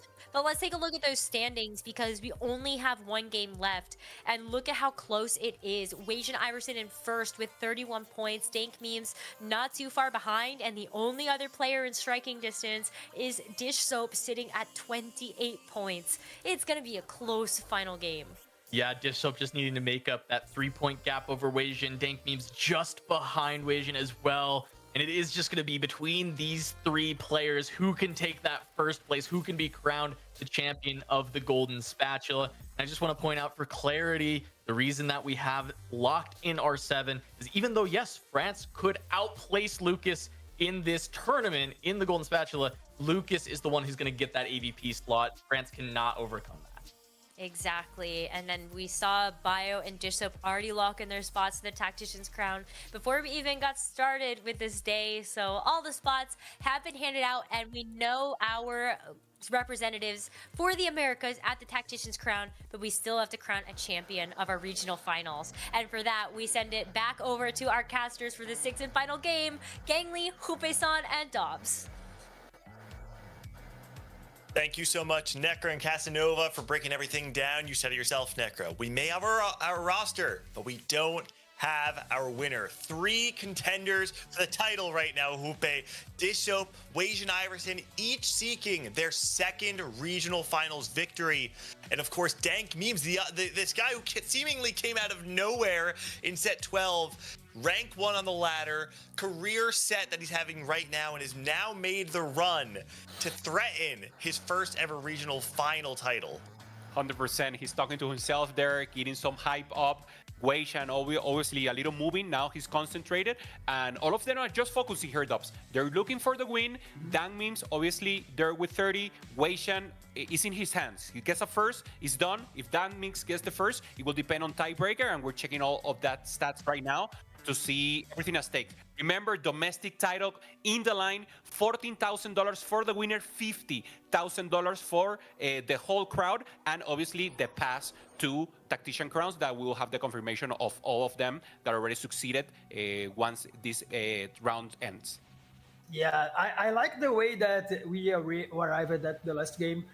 3 players actually can secure the win from the tournament. It almost like a checkmate format for both Dank Memes and Wajan. Whoever takes the win will take the tournament. So it's really nice to watch. And also Dish Soaps also can get as well if he manages to get the first, and maybe the other guys just do not go that well. Yeah, so just a correction there, Dobz. If Dank Memes takes the first, but Wajan takes second, Wajan wins the tiebreak. So it's very important that the tiebreak, in case we get a tiebreak, the win is for Wajan. Okay, I thought we were the opposite, but that's really important. Look at Dank Memes right now in the camera. We have said so many times how fun it is to watch this player. He plays with his heart out on his sleeve. He plays with such passion. It reminds us, I think, too, of why we're all here watching this, casting this, playing in this. He understands the opportunity he has before him. And the thing that stands out to me about Dank Memes' story is how much of a transformation he has gone through. Prior to the merging of the Americas, Dank Memes was one of the North Americans with the highest 8th place rate, career in TFT. set 12 comes along and he comes out of the woodwork, rewriting his story, making it to the set championship, and picks up exactly where he left off in set 13. And now here he is, like you guys said, a first place finish. Depending on where Weijin and Disho finish, he could have his first ever domestic title in his hands right after this game. Now the other one with the possibility. Oh, he has a beginning here of a start of family, and he gets the family emblem offer. Obviously, he will roll maybe first and second unless he have another choice. The items are not amazing. Items are weird. Yeah, to play family, but I think he can make it. No one has played family with the with the other possibilities. Normally, it's always Pit Fighter. There's a comp with Ambusher that works, but obviously it's not the priority, and Bishop knows he needs to play for a first. I think he's very concerned that if he doesn't take this family crest and he rerolls and finds something else he cannot take, he has to play superstars with worse items, which I would argue is a worse position than having the family crest with these items. Okay, there it is. He will go for the high roll Dobz here. Yes, I mean, I realized that something looking into the augment picks is like the players that are actually trying to go to the first took the augment less. They were like trying to scout as much, get as much as information as they could, so they take a better option from that. So really well played. Sometimes you have to look on what you're playing to make the best decision. So I think they've done it. So let's see how the game will work after this. It will be so good to see it. Now we see Bio with the possibility, and also Dang Memes that has an opener with Conquerors. Scapegoat. Yeah, it takes Scapegoat plus Conquerors. Pretty interesting. I actually wonder if what this board is actually made up of, because having both the frontline Swain plus Scapegoat feels a little strange to me. But we've seen Dank Memes really like to play around tempo thus far, and being able to play win streak Scapegoat certainly feels like a way to press an advantage against a lobby. I love to see this from Weishan. Weishan was the first player who actually started playing Academy when no one was playing Academy, so he's so comfortable in this line, knows exactly when to play with Vertical or Sentinels, know when to go for the full line of Academy. So actually that the fact that he gets this beginner, this start of the game, knowing that Academy items are Jewel Gauntlet, Infinity Edge, and Adaptive, he knows exactly how to pivot this type of items, this type of game, so he's in comfort zone. And obviously, with the expectancy of either going first or second, he should take the win. He should be the champion today. Yeah, so an early Ezreal can actually lead you into that Academy line so good. It's really strong. I wonder if he actually keeping a Morgana as well, so maybe open to that line as he has Pandora's items. And Pandora's item is not actually an augment that we see much when you're playing like to open a game in the highest level. Players don't usually get much into that. So I'm curious to see how Weijin will perform this after this one. It's funny, I feel like all three of our players who are contending for the title have three augments that I don't think really set them up for a particularly powerful game. I think Dank Memes having the early Swain is the high roll of the three of them, but none of them have augments that either give them super clear direction with the conditions already met. For instance, Dishhope having the family if he had a Titans or a Sterex built already. It feels like they're all going to have to be a little bit creative and are going to rely on their own skill to navigate through this game. They can't just rely on Mortdog. He's not giving anything out for free. Yeah, that means decides here to slam with the Juke in Dobz, so maybe he already with a position here of a line he wants to take. Yes, exactly. When you have a Swain early game, it's such a strong unit. It can give you a lot of directions, and also it gives you extra resources as he's playing Conqueror. So it's a great start. And for the three that we are talking, I feel that his start is a little bit better. As you can see, his streak has already, and with a lot of gold due to the Conqueror line and also the Scapegoat. So let's see how it works. I want to call out Disto picking up the bow off the carousel. This is something that we've seen come out with the last patch. When people are playing family, specifically without the artifacts, I've seen a lot of success coming off the back, less so of just having the Violet, but largely off of ensuring you have this Ginsu's on your Draven early. Having this open sword and being able to build a Ginsu on Draven does mean that he's going to guarantee himself some sort of backline damage. It's just interesting to me that he's prioritizing this component over any other component that he could have taken because he's not slamming. And what that says right now is that if there's anything he doesn't want to miss coming out of Krugs, it's a bow. Yeah, 100%. That's the line he wants to have. Obviously, if he can get some Conqueror stacks, it's amazing, but he wants to lose. He wants to maintain this lose streak, and then it's exactly what you say, Gangly. He wants to go for that Winsus onto the Draven, getting that additional damage that is so important, and then the Violet is more like a pseudo tank that actually is a beef of flesh, a flesh of meat there in the front, and then the Draven is the one doing the full damage and gaining the Conqueror stacks. On the other hand, here Memes very strong. Looking for a good win streak here, Dobz. He managed to achieve it. He changed the items now for the Cassiopeia, so he's actually very, very much stronger now. Yes, exactly. And you can see Dank Memes gold right now. 39 gold, almost with 40. He'll probably get the 40 gold as he's playing Scapegoat, even if he misses the win. So if he manages to get the streak in here, he'll be so far ahead from the lobby. As he had like so many resources that can give him extra gold as well, so that can be a huge difference. Lucas is the other player contesting Dank Memes. We're going to see them playing against one another. Only one will be able to retain that streak. And Dank Memes actually finds the early Black Rose and a huge hit to be able to stabilize his board early with the Cassiopeia. Like we said before, these two players, there's a lot of backline damage coming in with the Vex and the GP being able to reach. And Lucas is going to break through. Despite having the early Black Rose, not going to be enough. Dank Memes still getting that 40 gold, even without the win, though. So econ-wise, I mean, he's sitting pretty. It's not like he's worried about it, but not able to maintain that 5 streak through stage 2. Okay, coming up now for Crocs. He decides to rearm here the comp. He's not hitting almost anything, at least doing the good due diligence here. Nothing natural. Normally you want to see here Violet 2 natural, something like this. So maybe it will be one of those games where you only get one of them and then you try to temper it out. But once again, Bishop is 3 points below Weishan, going for the domestic title. So he needs to risk it here. Yes, he actually needs the most. He has the most difficult thing against the other two guys, right? Because Dank Memes almost can secure the win if he go first, unless Weishan goes second. And Digital can actually need the two of them to not get the top 4 or something like. And he also needs to win. So I expect him to be rolling down a lot in here. So the wave. That's the wave. Ride the wave, just ride the wave. No, he stopped, man. He had the wave. You cannot stop. You had the wave there. Oh, man. I mean, it was a good wave to stabilize. I like it.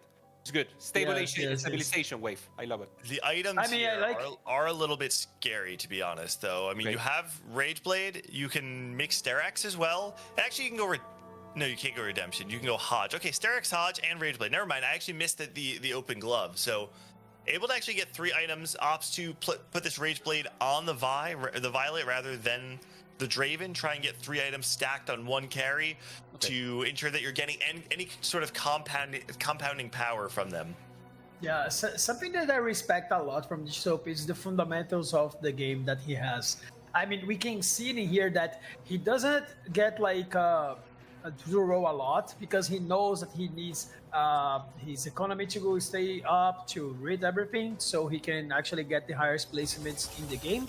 And he also gets a Rageblade on the Violet, so he can stack up his other items. It's more likely that your items are exponentially strong when they're together. So he didn't want to split, even though Rageblade is so good at Raven.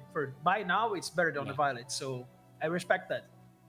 Yeah, he had welcome to the playground also as a possibility. The Almen is not in the best spot right now, and obviously getting the possibility of piercing Lotus is amazing once that you already have a little more amplification of crit damage with the Hand of Justice, so great choice here for him. Weishan Iverson getting the Chem Baron online. War for the Undercity. So taking the Pandora's items on stage 2 and then War for the Undercity on stage 3 has the 3 loss already.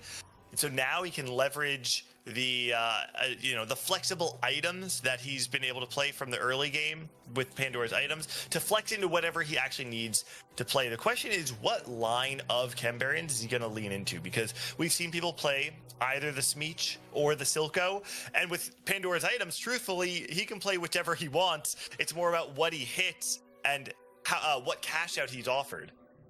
Yeah, I mean, I expect him to narrow a little bit more during the mid game, because when the cash out comes, you already have to be a little bit committed, unless you like staying a lot waiting for the items to make sense.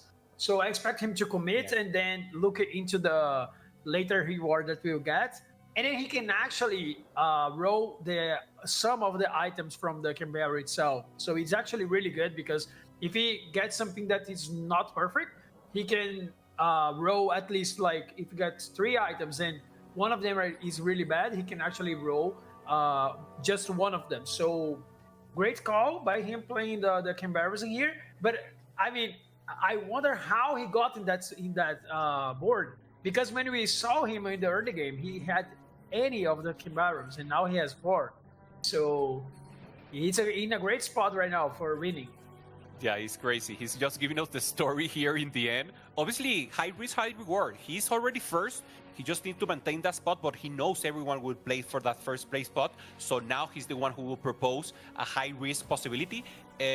Remember, it was a little change. Now, you prefer to lose to get more stacks, but it's not totally necessary. You can win sometimes, and you can try to assemble this way. With this augment, he will enable to have more HP. He will have some additional gold, so it will be easier to transform this into a more safe game, at least in the mid game. But then he will have to cap out and trust luck that is on his side to get good items or good cash out.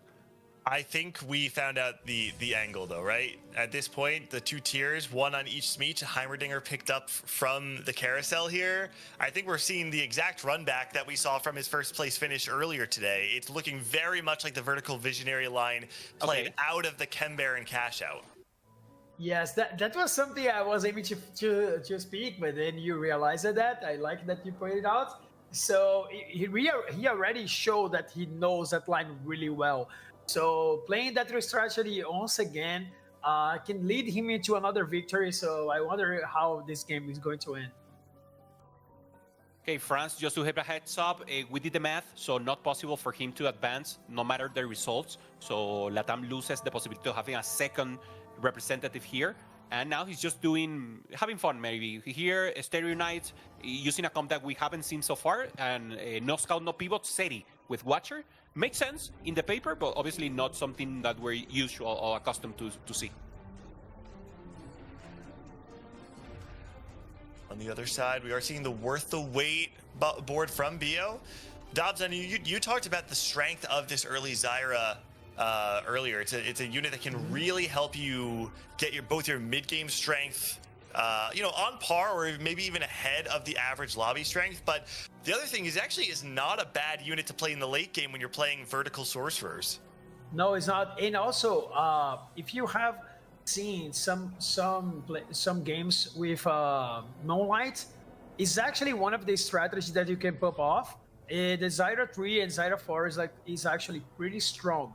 And having the worth the wait, I expect him to wait until that Zyra 4, as this unit is really strong at the late game as well. And he probably can get there as he has such a good early game with the Zyra 3. So let's see if he ends up in that line of sorcerers. Okay, makes sense. Yeah, Weishan holding the slam already with the blue buff for the Heimerdinger, a good defensive item there with the Stone Plate. And now Dan Memes, the other one with a good possibility here to take the domestic championship, going up against President, who is pretty strong. Akali 3 items, no access to backline yet. So the Trundle is doing good defensive tankiness here. And now with the access to the backline should be outlaws here for Dan Memes. He's okay, but once again, not a win out comp here for Dan Memes. No, but he is, as they say, giga rich. This guy is level 7, 63 gold on 3/6. This is prior to even getting the gold from the Wolves, which means that he either has the opportunity to greed and go 4-2 on stage 4-2, level to 8, find a really strong roll down, or maybe try and get ahead of the tempo, roll on 4-1. I wouldn't be surprised with the spot that Wage and Iverson is in if he says I need to just make sure that I hit my board, because he can aim for second, right? I believe that was the breakdown, is that if he gets second place, he can still deny Dishope from overtaking him in the standings. So it's really all about whether or not he believes he can cap out higher than Wage and Iverson, or if he thinks he needs to just save HP. I think you got our answer. He's not rolling, so okay, he's rolling. Okay, he's rolling at No, 7. he's for the rolling at reroll. 7. Yeah, he's going for the swing. Yeah, Cassiopeia, Cassiopeia Blitzkrieg. Yes, he saw that he had like 4 blitzkrieg, so that's why he chose that.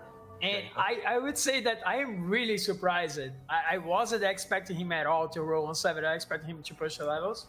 But let's see if he will stay on that or just roll it to stabilize. Yeah, I don't think he has a blue buff either, right? So normally you play this with a blue buff plus a Shojin, which means he's 2 tiers down from best in slot Cassiopeia. Maybe Mana Flow does make up for that though, and it could be some hidden dank news tech. 100%. On the other hand, we have the Rebel of Dartmouth. Pretty strong going up against Weishan. Weishan keeps losing. This is exactly the plan. Oh man. Killing some units here, preserving HP, and now very close to the 400. I don't think he will be able to get to the 500, but of course, remember, he gains a little XP every time there's a possibility of cash out. Ooh, Prismatic here. Prismatic can change everything. Immovable object sounds very good. Unleash Toxins plus Shimmer Bloom. This feels like a great. And a Rennie. Oh my goodness. I don't know if this can get any better, right? From the options that he had, he's 1 Rennie off, correct? From Rennie 3. Including the duplicator, yeah. Has the Malzahar as well. This is 6 Visionary plus the Randuin's. Ooh, looks good. Doesn't even need the duplicator. Wage and Iverson might be on his way to his 2nd ever regional title. I mean, what a roll down. I mean, you getting the Rennie 3 could make it even using the duplicator for the Nunu. So if he getting like a Heimer tourney here, he can go straight to 9. So let's see. Wait. Guys, this is the actual run back. Look at Dishope's 4-2 augment. He takes the Pit Fighter emblem, which means we're going to have Dishope's Pit Fighters up against Wage and Iverson's Chem Baron Visionaries. Last time, despite Wage and Iverson having an absolutely capped board and he did win the game, we got to see some cheeky positioning from Dishope because Pit Fighters are the best units in the game at finding a wrap against single front lines like a Rennie 3.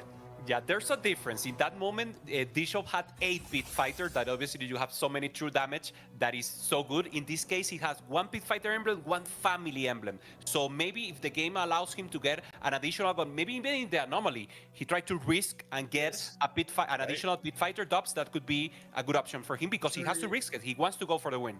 That's a great call. I mean, if you actually want to go to the win, as you said, I expect him to grow out a lot on that.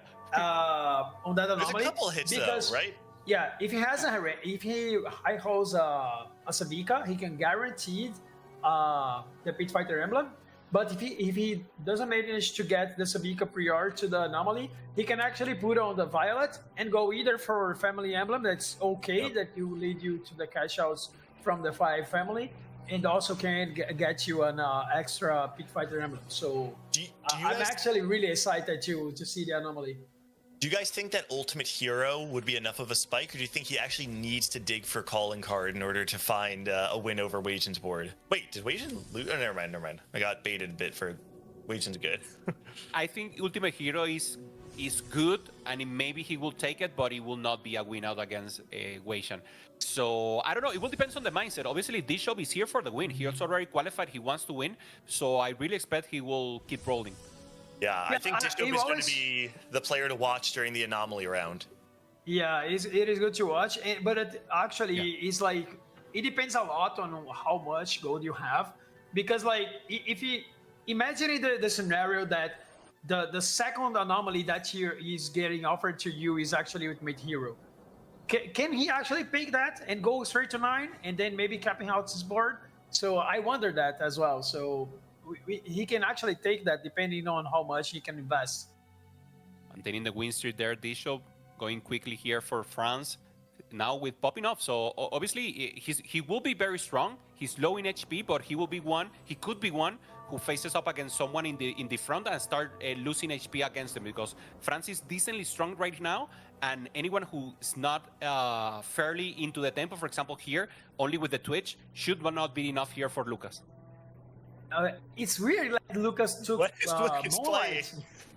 Yeah, he took Moonlight for his last augment. I wonder what was offered to him, because he's playing a Vex 4. He is playing a Vex 4 with no items on it. This is hey man, the thing is you can't doubt it, because this is what Lucas did to get himself here. You can't choose to doubt it now. You either get him with everything he has, or you get none of him. And I choose to have all of him. Yeah, he's amazing, man. It doesn't make sense. Here we go. Love it. Okay, there it is. Okay. Oh, it looks like he's actually considering any strong augment here. Yes. Yeah. Or anomaly, excuse me. I mean, share your energy is certainly powerful. You have a lot of base stats on a handful of these. I guess I've seen him banking that before. You know, when he was in Pit Fighter. Yeah, I believe you're correct. And the more time he stays here, the less time he will have to find something else. So I think this will be the option. I guess he's going to be it. Yes, he's probably just thinking which unit he's putting on. Yeah. The concern with share your energy is that it does mean he's not going to be able to have cheeky positioning to wrap against the visionaries. He's going to be locked into this clump. My concern here is maybe it is strong, but I don't know if you're going to be able to beat the visionary board in a front-to-back fight. You're going to have to find a wrap one way or another. Jupe, what is the word? What do we call it? El abrazo. El abrazo. Yeah, we got to find it. Let's try. Let's try to get El abrazo, a little wrap here, Dobz, as a possibility for this. So that will be the only way to challenge that visionary comp. Going up against France, we were talking about France, also very strong here with the no scout, no PO, getting stronger each time, each level, each round. He finally got the sniper on. He was playing without sniper the whole game. Okay. Not enough. Yeah, having Call to Chaos plus Starry Nights, France invested fully into the econ. He did get the re-rolls from Call to Chaos, I believe. And so without upgrading everything on your board, I don't know if there's really any way that France is going to be able to keep up with the tempo of the lobby at this point. Wajan Iverson, though, on a 4-win streak. Dishop on a 9-win streak. There's a Cassiopeia. Okay. And there it is. You're right. Yeah, this is the Cassiopeia with comeback story. So Dank Meme's trying to set up for the highest possible cap as well. I love it, man. This is perfect. This is so perfect because now he can just maintain loose HP. I know he needs to keep rolling, I think. He doesn't have the Blix and 3-star still. And once again, the other possibility is go to level 9 and try to find Mordekaiser 2. No items for him yet. So the best power spike here is to just stay on level 8 and try to go for the Blix and 3-star. He probably staying because he still needs the Silco as well. Yeah. Mundo upgraded, Silco pair. I mean, there's a handful of things. I am concerned. I will say, I don't know. Even if you do hit the Blitzcrank 3, the way you really do want to cap out this board is around that 6 Dominator, and from here it's going to take so much gold to actually get there. We do see him itemizing the Malzahar, though. That's a pretty interesting tech. Yeah, it was in order to spread more the Morello. He got a Morello, so the Silco is not that great, and for now, Malzahar 1 should be better. Okay, now we will see a taste of how Wajan boards performs after the cash out. Very, very strong already with the Heimerdinger 2-star.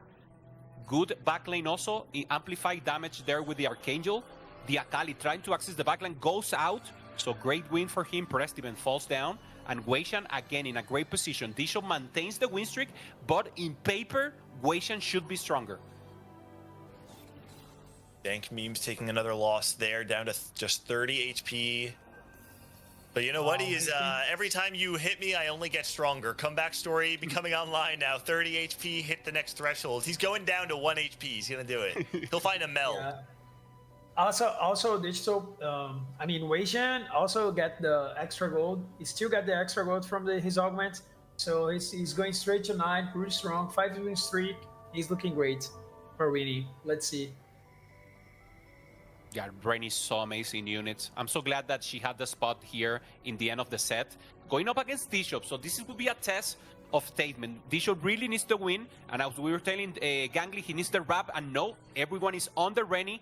Good positioning here for Weishan, so it will be front to back, and this will be great for the visionary line. So Dishop knows this is not the way you want the fight to go, and Weishan now in a great spot, being the favorite to win it all.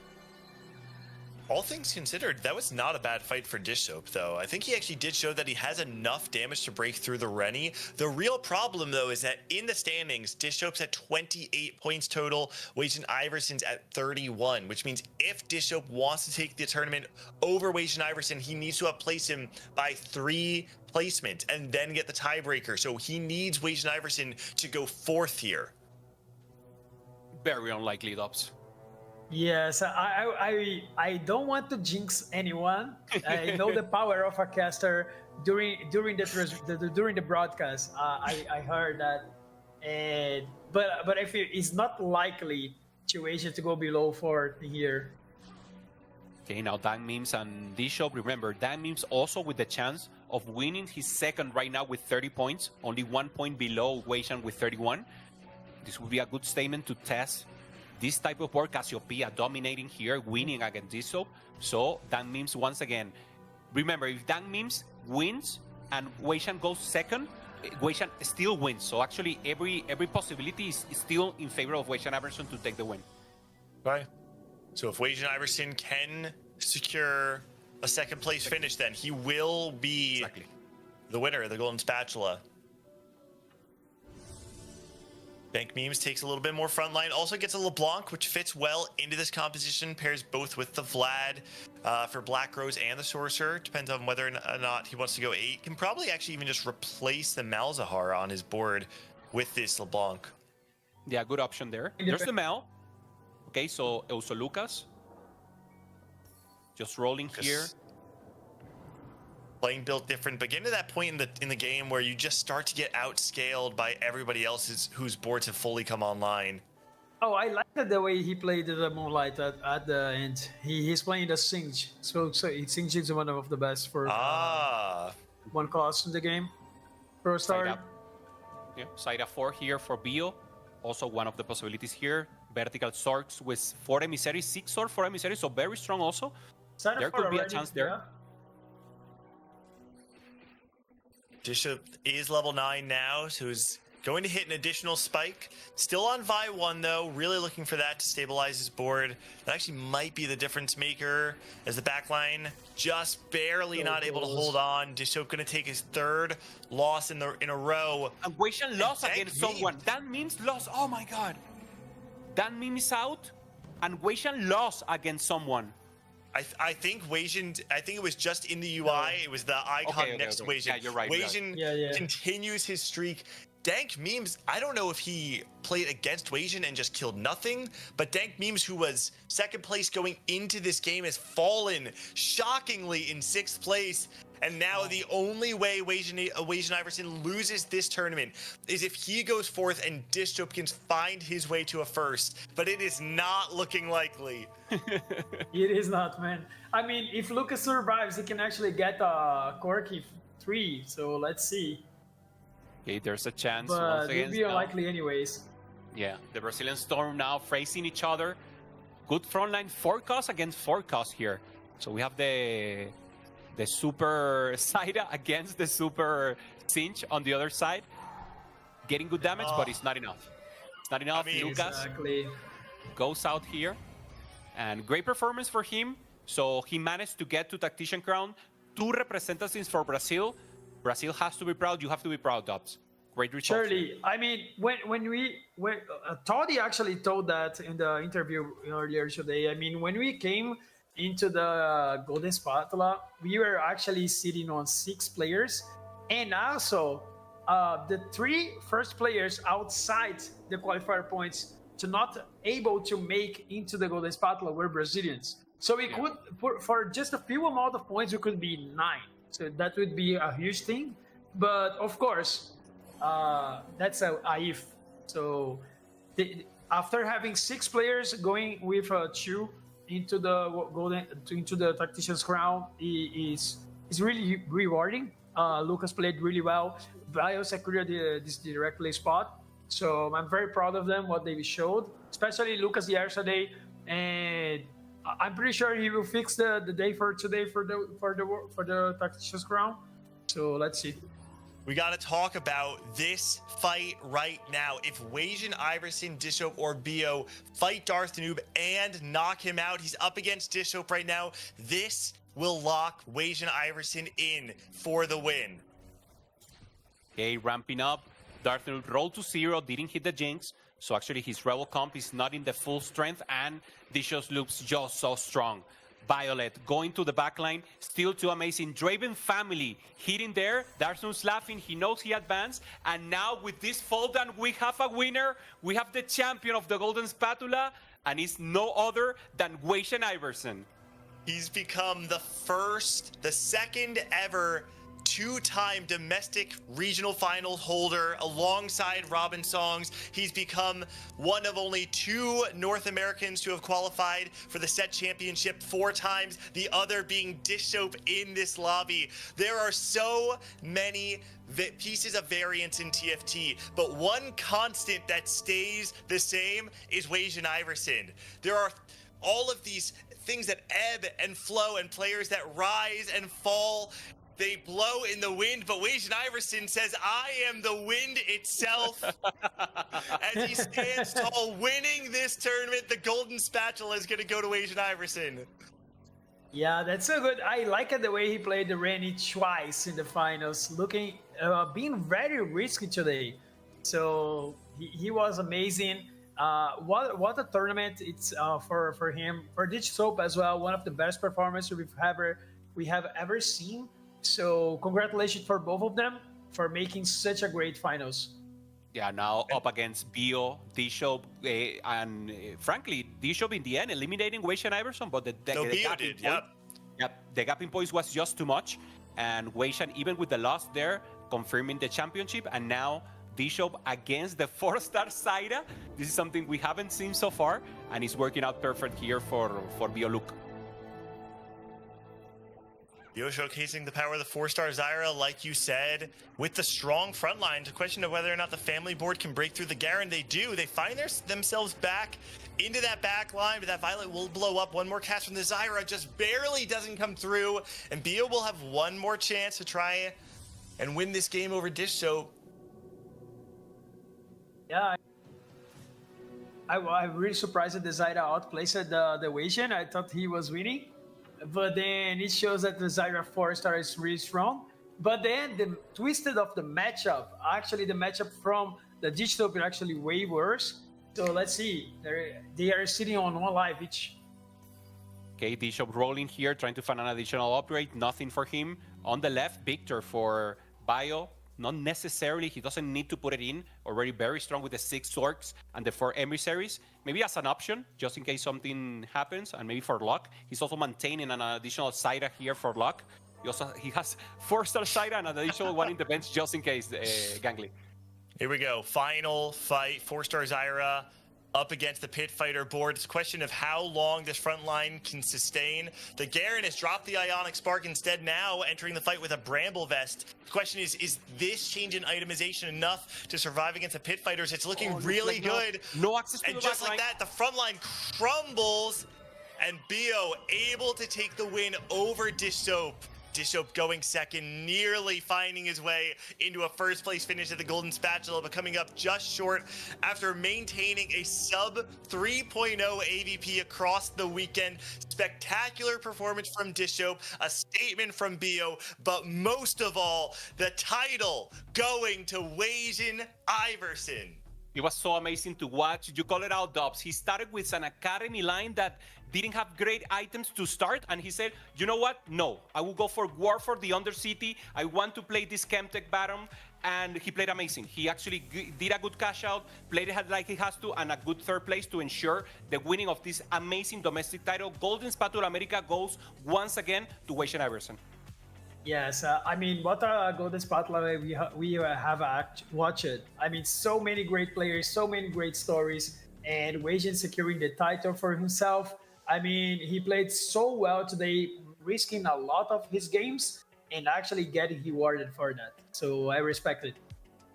It all started at the top of the day, Jupe, when we said how Wajan Iverson is the least likely player in the entire field to go bot for 2 games in a row across the entirety of set 13. Only 10% of the time will he find consecutive bot 4s. He goes 8th in game 3 and bounces back immediately with another first place finish, finds an additional top 4 to end the back half of the day.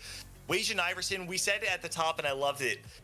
For so many people, this is the opportunity of the lifetime. For Wajan Iverson, it's another day in the office. And he shows exactly why that is the case here, winning his 2nd domestic title, and is going to be representing the Americas, chasing his first ever Tactician's crown. But the analyst desk is ready. We're going to go to a quick break. Before we break everything down, have an interview at the end of the day. But thank you everybody so much for watching the America's Golden Spatula. Don't go anywhere. We've got some more. We'll see you all in just a minute. 1, 2, 3, vamos. 1, 2, 3, vamos. Vamos.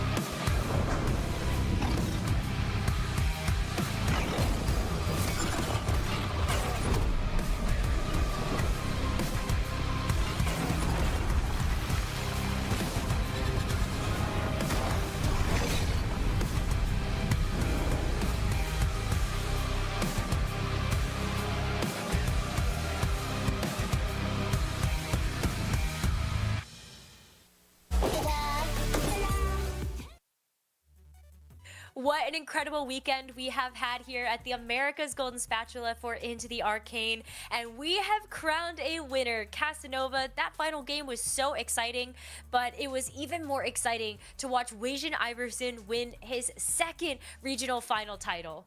It's absolutely insane. I mean, it's going to be his 4th time going to the TAC crown. This guy is an absolute beast. He's been doing it for so long, ever since he broke onto the scene in set 7. It's been amazing to watch. And every single set, it seems like he just keeps getting better and better. I don't know if it's the study group practice or if it's just that sometimes that consistency and mastery get rewarded from set to set. But either way, we really are seeing North America and in peak form. I think it was still very close in that final game to see who was actually going to win it at the end of the day. But we did get our winner in the end. Yeah, I mean, it's kind of funny. We were sitting in the back just looking, and we see Weijin pick up the Chem Baron early game, and we are kind of thinking, yeah, if Weishin's got it this early, this tournament's curtains. He's going to be able to convert, and he absolutely did. And he was able to find the win at the end. Well, let's go ahead and talk to our winner of the America's Golden Spatula for Into the Arcane. We've got Weijin Iverson on the line with us. Congratulations, Weijin Iverson. It's such a pleasure to be able to talk to you again after another tournament win. How are you feeling now that you get to join this elite club of TFT players with a second regional final title? Oh, like it feels amazing. Like I don't even know how to describe it, and I'm so happy that I'm going back to Worlds as well. Yeah, I mean, it is going to be your 4th time there. And I mean, you've gone back to, I mean, you've gone 4 times in a pretty short amount of time, right? You started kind of Dragonland set 7. You know, we're on set 13. 4 out of those 6 sets, you've made it to Worlds. You've come close to actually lifting that Tactician's crown before. Does it feel like it's finally your time? It's your time to bring it back to North America? I hope so. I feel like the time I did really well at Worlds, I have to like attribute a lot of that to having Toronto, Tokyo also make it with me, and we were like prepping really closely together. And I feel like since Darthnub made it this time, and he's like a good friend of mine, like I feel like we'll be able to prep together, and then I should be in really good form for Worlds, hopefully. It's awesome to be able to share that moment with friends of yours, but also know that sometimes your individual success can also correlate to the people that you decide to study with and actually get those good meta reads. So who were you prepping with for this particular tournament, and kind of what did that prep look like? Yeah, we had a pretty big group for this tournament. It was like maybe 7 or 8 people. So that was like Free Replay, Ripple, me, Darth, Malala, Bosso Skills, Weird. Let me just make sure I didn't forget anyone. Oh, and Kevy Joe, of course. So yeah, but basically what we were doing was we were playing like scrims every day, around like 5, and then after maybe like 6 games of scrims, we would do like a few hours of like bot review and just like ask questions about spots and stuff. And I think some people said like it was bad to prepare with such a large portion of the regionals field, but I think we all kind of had like almost a bit different meta reads. Like it was just like what we're comfortable playing with in scrims, and yeah, I think just like bot reviewing and finding some like broken lines and optimizing the game really well like was really helpful for this event. I think this reflects because in the first 2 days you played almost entirely unique comps, with only Twitch being the one that was repeated. And I think even on this final day, you were playing very different things throughout. And I know that's partially just attributed to the current patch, but as part of your prep, just identifying different lines, having that many people, did it help you identify even more potential spots that you can take? Yeah, I've always like considered that one of my strengths, that I can play just about like whatever I feel like I'm given the spot for, and I'm not really like going into a tournament saying I'm gonna play like these 3 or 4 comps. So yeah, like I really didn't anticipate playing any Twitch this weekend, and I ended up playing like a couple of Twitch games, and they went okay, even though I didn't think the comp was very good. And yeah, I just feel like I was trying to recognize like the spots for like the comps that I thought were going to be good in that spot. How do you feel about having an extra week before the Tactician's Crown? It sounds like you already put a ton of prep work into the Golden Spatula. Do you feel like that extra week might help you to really stay in shape for that Tac Crown? Yeah, honestly, it's amazing. Like doing the regionals into Worlds, it's like pretty much like a month straight of just like nonstop like scrimming, preparing. So I feel like with this 2-week break, I don't think the game or like patch should change that much. So hopefully I'll get like a little bit of a break before I go back to like scrimming and preparing for Worlds, which should be really nice. I want to briefly go back to this win and going into the final game. I mean, it's you, Dank Memes, and Dish Soap just hand in hand throughout this tournament. So close. I mean, Dish Soap had an incredible set, being, you know, sub 3 AVP. Were you feeling kind of nervous in this last game playing against these two? How did you feel about their performance as well?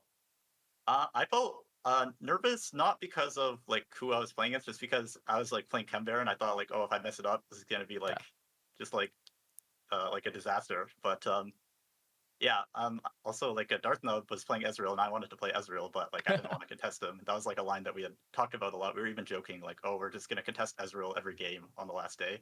So yeah, I wanted to avoid that. So yeah, I was just a bit nervous, but I feel like if I play to the level that I know I'm capable of, then it doesn't matter like who I'm against or who's in the lobby. So that's just what I was trying to think and just play my best game. Good mindset to have going into Attack Crown for sure. Yes. I actually wanted to ask you about that Ezreal comp really quick, because I think your study group was the one that elevated that composition, especially during the actual Golden Spatula tournament that we had. And so what's your feeling on it now? Is that still the right call? Is that maybe a composition you want to continue to workshop?